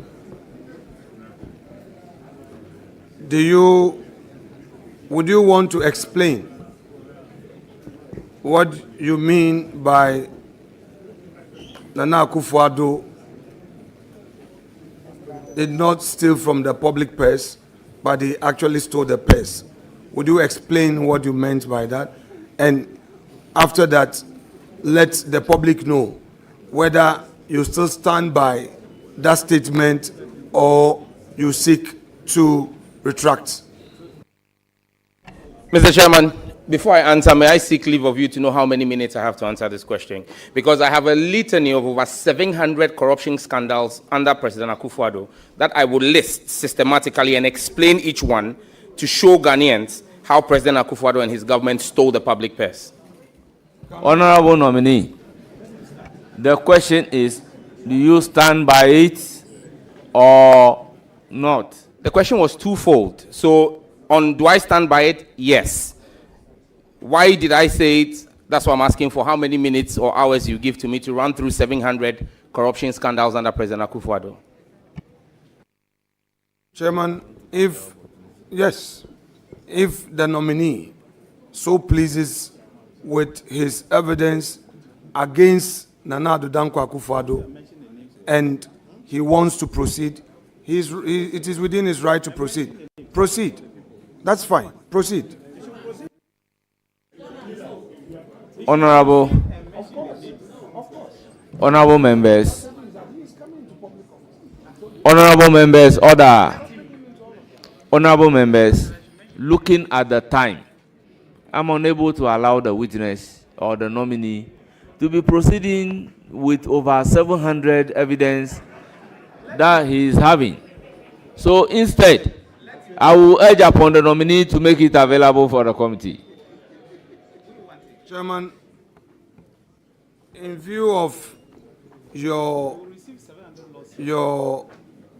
earlier ruling, I will be happy to receive all that evidence so that as a house and as part of the proceedings, upon receipt, those individuals who were involved in those corrupt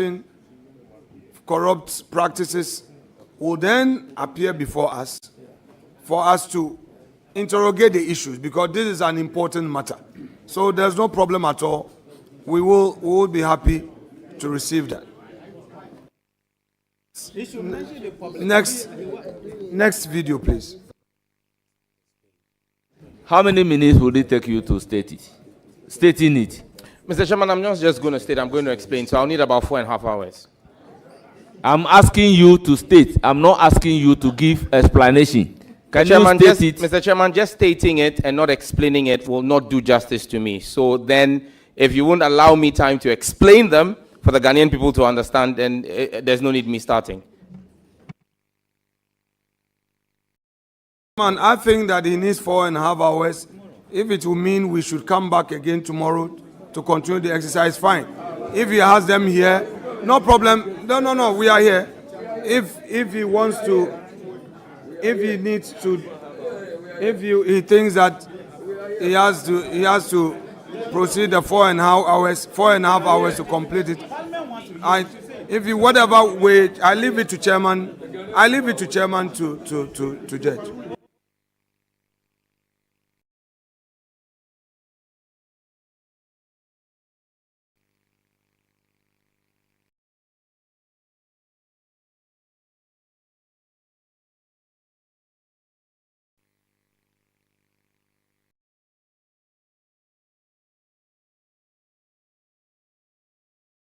Please, let's make progress.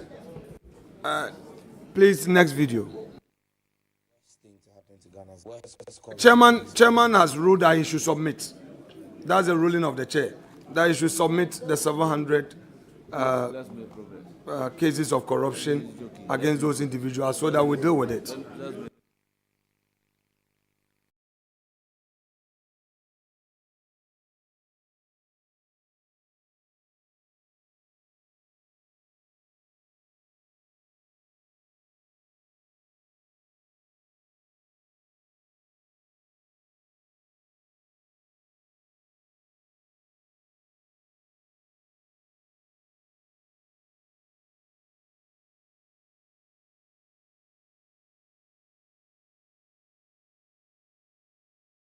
But, honourable members, Ranking.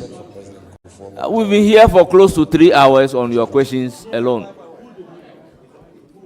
Do you have any more further questions? Chairman. And how long will you go? How many more questions do you have? Chairman, we have the video series. Please, let's do the third one. Chairman, On each video- honorable leader, you promised the committee that though you have unlimited questions to ask, you'll be very fair and reasonable. But today, you've asked a question for close to 3 hours. Okay, Chairman, thank you very much. Chairman, we started the day with Honorable Dr. Rashid Pelpuo. I waived my right to ask him any question. I didn't ask any question. We took a second nominee, Honorable Murtala Muhammed. I didn't ask him any question. But at all material time, No. Can I? there was somebody Chairman, acting Chairman. for you.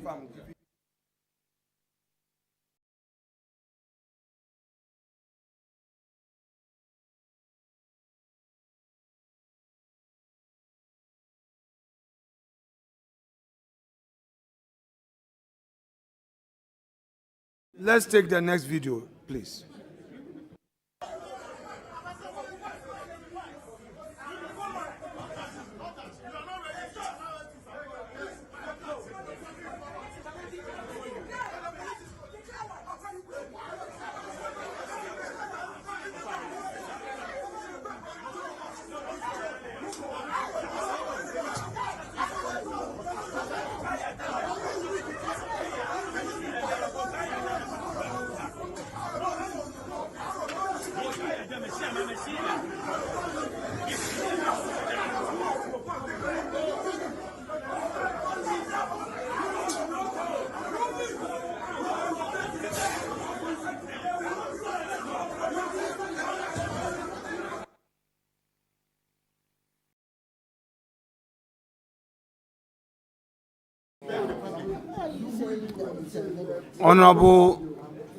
Honorable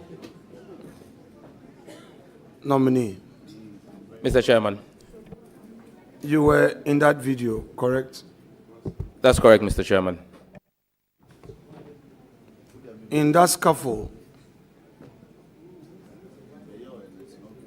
do you think that your role there was most appropriate in the ensuing scuffle? Mr. Chairman, firstly, I didn't see a scuffle, and secondly, I didn't see any role I played. Next video.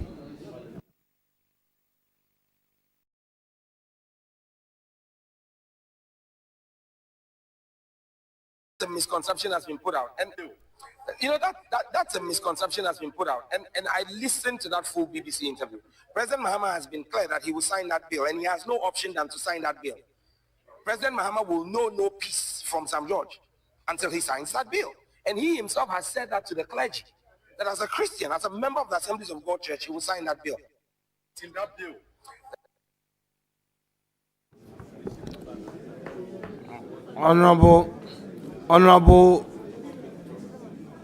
Honorable nominee, the president, in a meeting with the clergy, suggested to the clergy that instead of passing a law, it will perhaps help if we rather introduce in our curriculum the teachings of our values in our schools for our kids to appreciate the Ghanaian value system. Do you support that proposition by the president? Mr. Chairman, this is an incorrect representation of what President Muhammad said. Please, what is the correct representation? Would you want to quote correctly if you hold a view that what I've said is incorrect? Mr. Chairman, with your permission, can I reciprocate by asking the clerks to send the document I have here, which is a transcript of what President Mahama said, to the ranking member so he can read for the hearing of the public. Honorable nominee, you don't have such right. Once you are pulling out the document, it is incumbent upon you to read it or you put it back. I'm guided, Mr. Chairman. Mr. Chairman, I'm going to read the full text of what President Mahama said. Proper human sexual. And then there was laughter.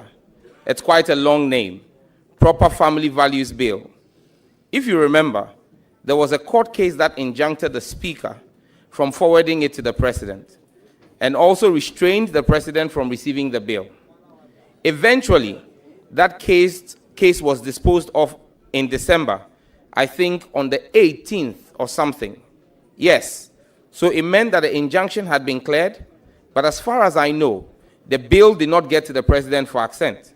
So the convention is that all bills that are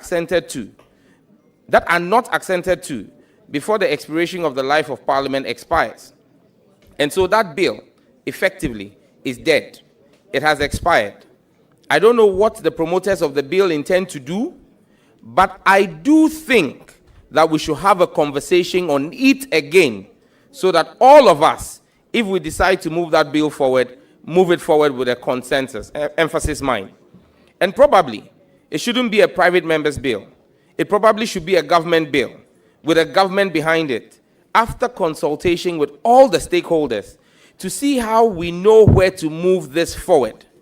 But it leads us back to the discussion we had. If we were teaching our values in school, we wouldn't need to pass a bill to enforce, our family values. And that is why I think more than even the family values bill is us agreeing on a curriculum that inculcates these values into our children as they are now growing up so that we don't need to legislate it. And so we will see how all this goes. So I'm looking forward to this review conference to come to some consensus on some of these issues. Clearly, President Mahama is in support of the bill, but is advising a more holistic view. Apart from passing the legislation, also the reintroduction of our family values into the curriculum of our children. That cannot be a wrong advice. Thank you, Mr. Chairman.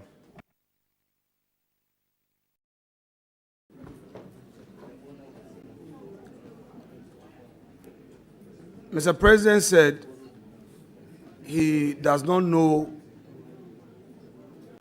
which part the proponent of the bill would want to have.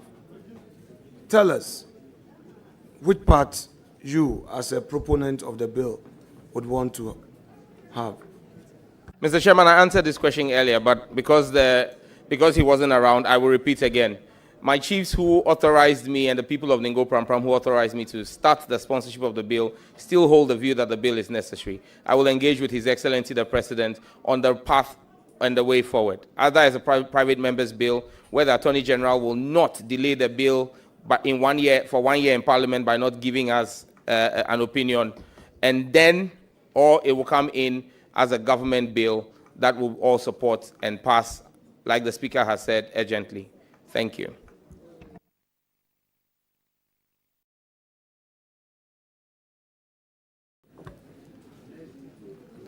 Now, what will be your reaction should there be an attempt to dilute the current state of the bill as you forcefully proposed for legislation? Mr. Chairman, the ranking member is my senior in the House, and he knows that we have the process of amendments to introduce whatever opinions and views I hold into a bill. As we speak right now, there is no bill before the House. That bill has expired.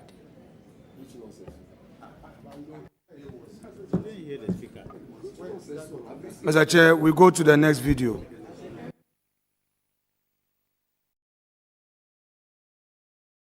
Technology, we go to the next video.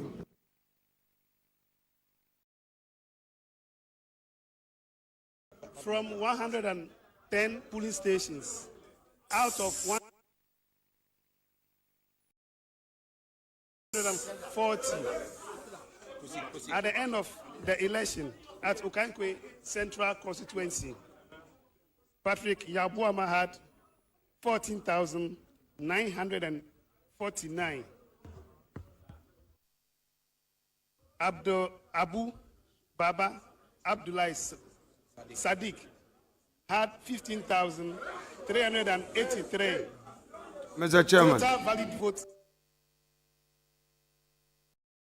Mr. Chairman.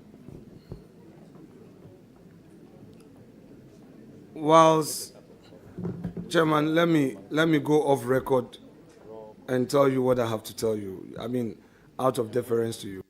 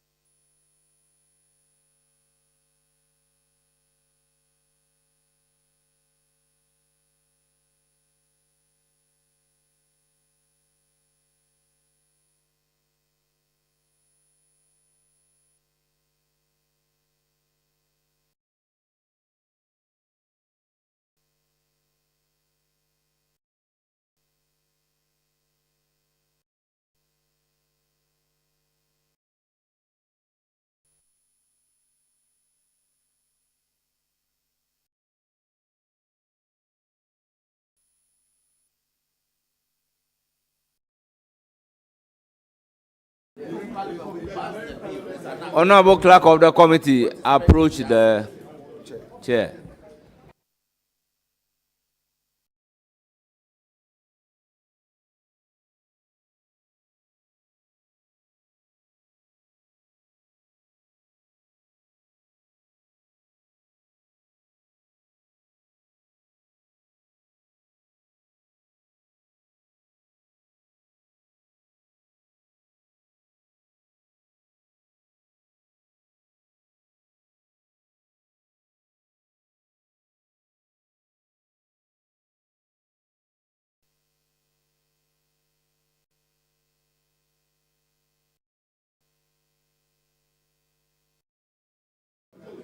Honorable members, let's make progress.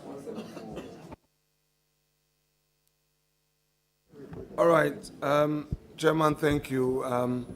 Honorable nominee, we are having some technical challenge.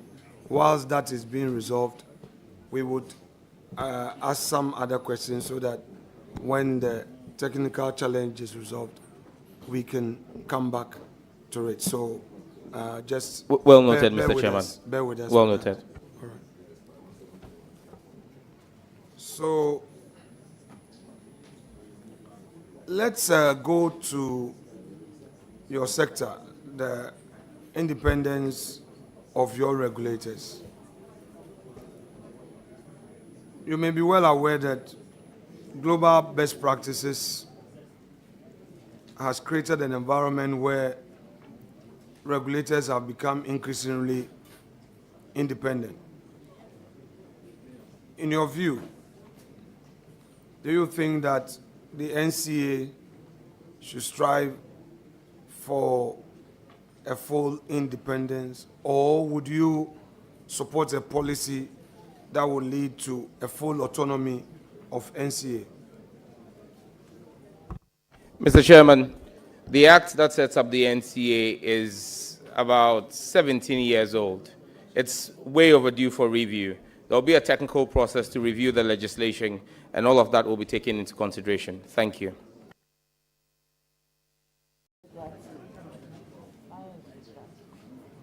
Now, on the issue of quality of service and spectrum access,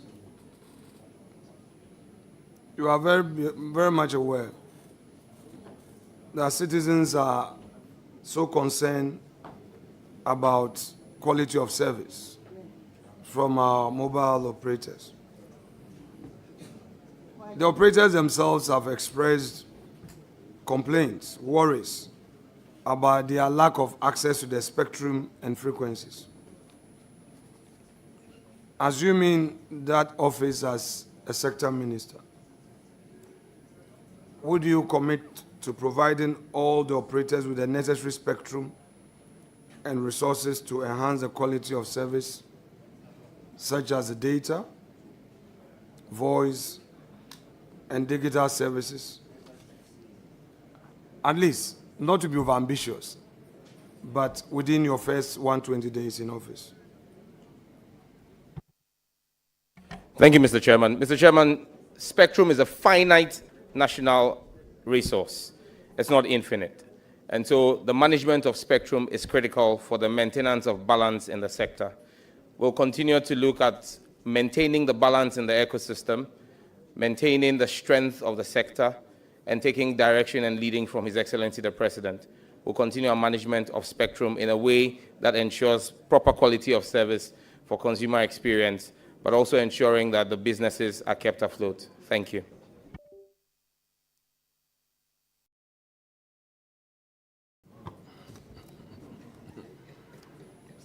So, some analysts project that Starlink, when fully deployed, will include a cell phone service which makes the world one local area,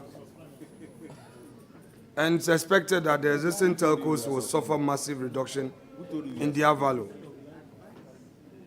Sector Minister, what are your plans regarding Starlink, noting that it is not a local company which can be controlled?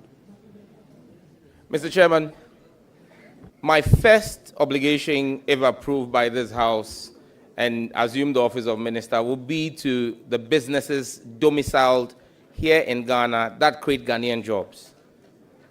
That is where my bias will be to. And so any external business that fails to have presence, that can be held to account by the regulator, and that creates absolutely no jobs in Ghana, will not get the benefit of that office at the expense of our local businesses domiciled here. And so the industry can rest assured. Policy will protect investment. Policy will protect Ghanaian jobs. I thank you.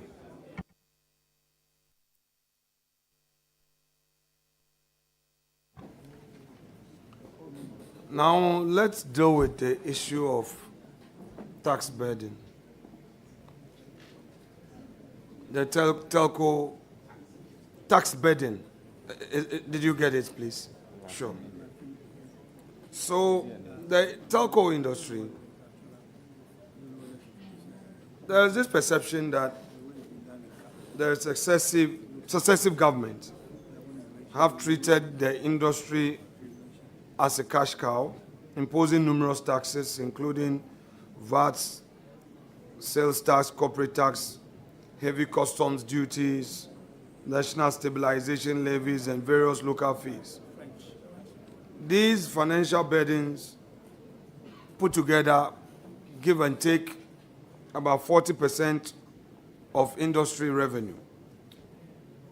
Of course, your government has pledged a repeal of our law, the e-levy, the overall tax burden of our telcos is said to be disproportional. You are going into the industry. Your policy as a government on taxes, is well known. Are the telcos to have legitimate expectation to have equal benefits as you have promised? Mr. Chairman, once again, a question I've previously answered, asked by one of the members on the committee, but again, I'll reiterate that the tax burden of 40% applies to one of the MNOs. For the other ones, it's about 27.65%. That's still very high.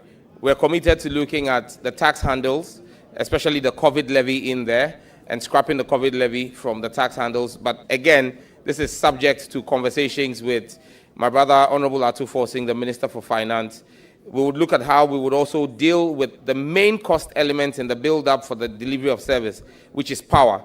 Conversations have started with my brother, Honorable John Jinapo, on what we can do to have an industry tariff like the mining sector has. Thank you. Let me take you out of your industry. Just 1 second and bring you back. You know, you are in public service, right? And you know that this is our industry. We go through a lot of challenges.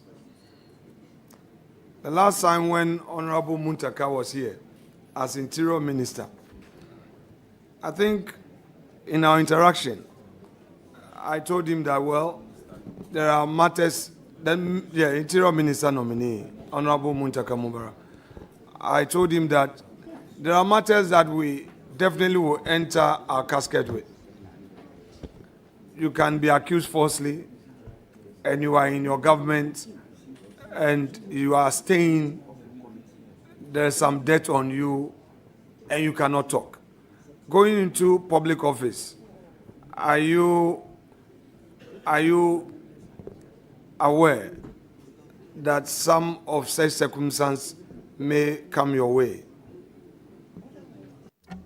Mr. Chairman, even as a member of parliament.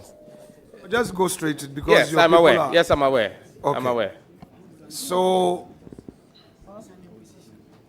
when something happens, hypothetically, it's because there's no such thing, and you hear on radio that Sam Joy, the communication minister, say NCA, there is some irregularity at NCA.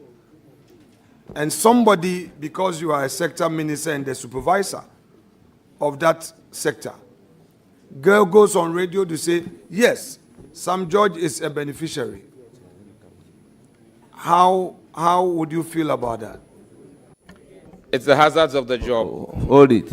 Honorable Minority Leader, with all due respect, I plead with you that after 3 more questions, let's call it a day.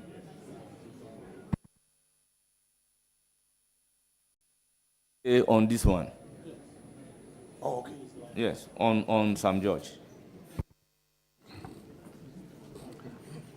Chairman, this evening, my patience is being tested. I pray to God to enable me pass the test. And I definitely will pass it. Chairman, you are aware, Chairman, you are aware that we have had a technical hitch on aspects of what the questions, which we are all patiently waiting for the clerk to deal with it. So when we get there and you decide to take away those rights, I won't fault you, but I will proceed. Honorable Member, with all due respect, I'm inclined to discharge the nominee after 3 more questions. No problem. Chairman, I won't challenge you. If you take a decision, I won't challenge your decision. That's no problem. So, Honorable nominee, in your last answer to me, you had said that should there be an incident at the NCA, an irregularity which becomes a national scandal, somebody from the public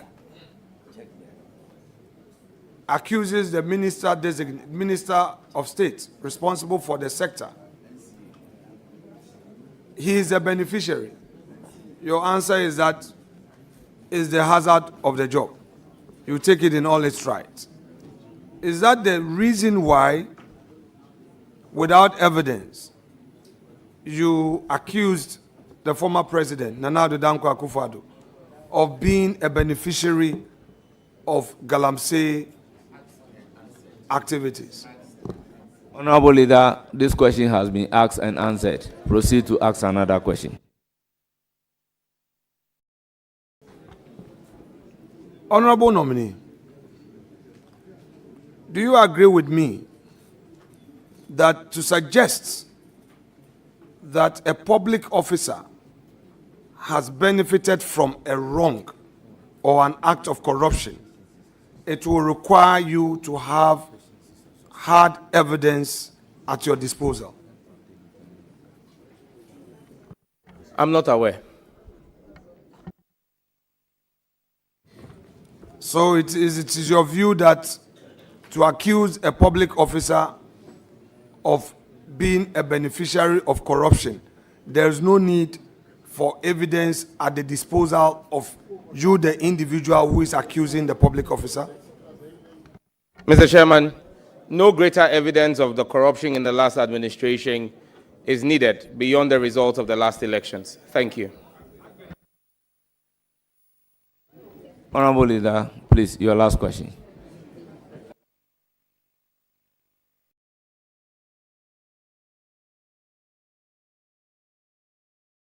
Chairman,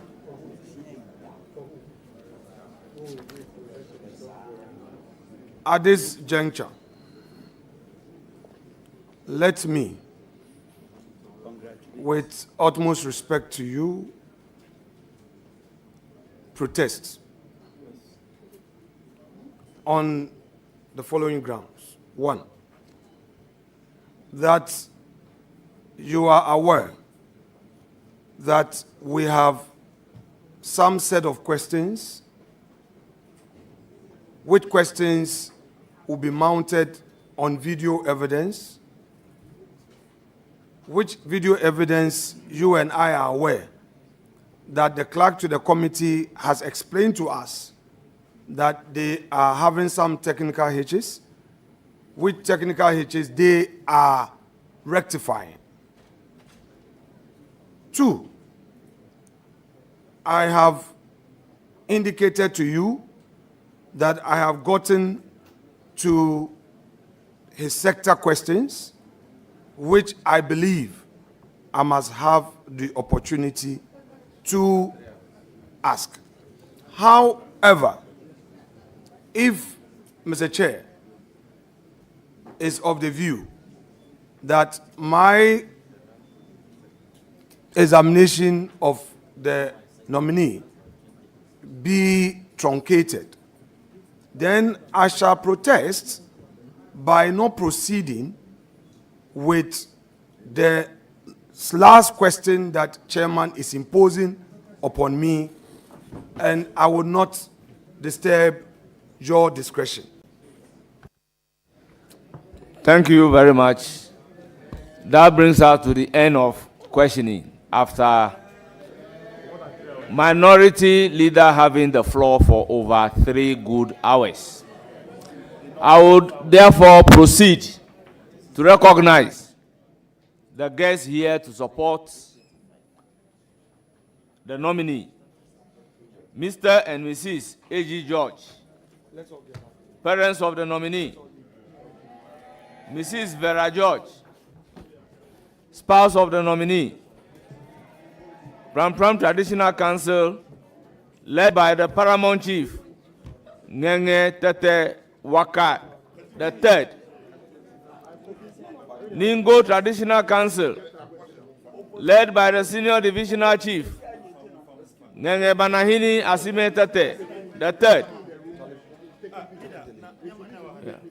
Bishop Raymond Aqua, Administrative Bishop, Perez Chapel International, representing His Eminence, Archbishop Charles Ajinasari, La Familia, heads of agencies under the Ministry of Communications, Digital Technology Innovations, led by Chief Director, Mr. Alexander Afu, representative of the industry players and NNOs, led by the Chief Executive of the Ghana Chamber of Telecommunication, Engineer Ken Ashigbe, Constituency Executives, NDC, and NDC Party Faithfuls in Ingo Pram, led by Constituency Chairman, Alhaji Isa Adamu, Vanguard,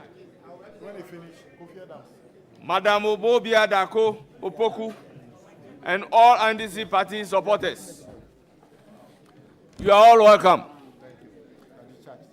Honorable Sam George, Honorable nominee, thank you very much for attending upon the committee, and we are grateful for your patience to answer a lot of questions. You are hereby discharged, but we will hear from the committee. Thank you, Mr. Thank Chairman. you. Kindly leave the room with your team immediately, and the next nominee should take the chair.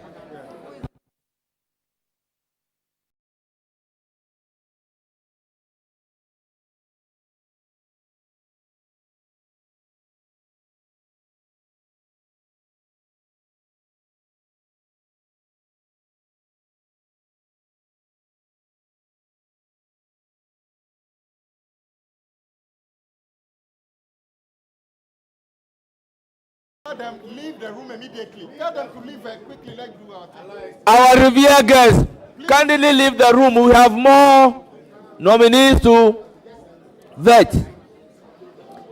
Clerk of the committee, please proceed to swear the oath.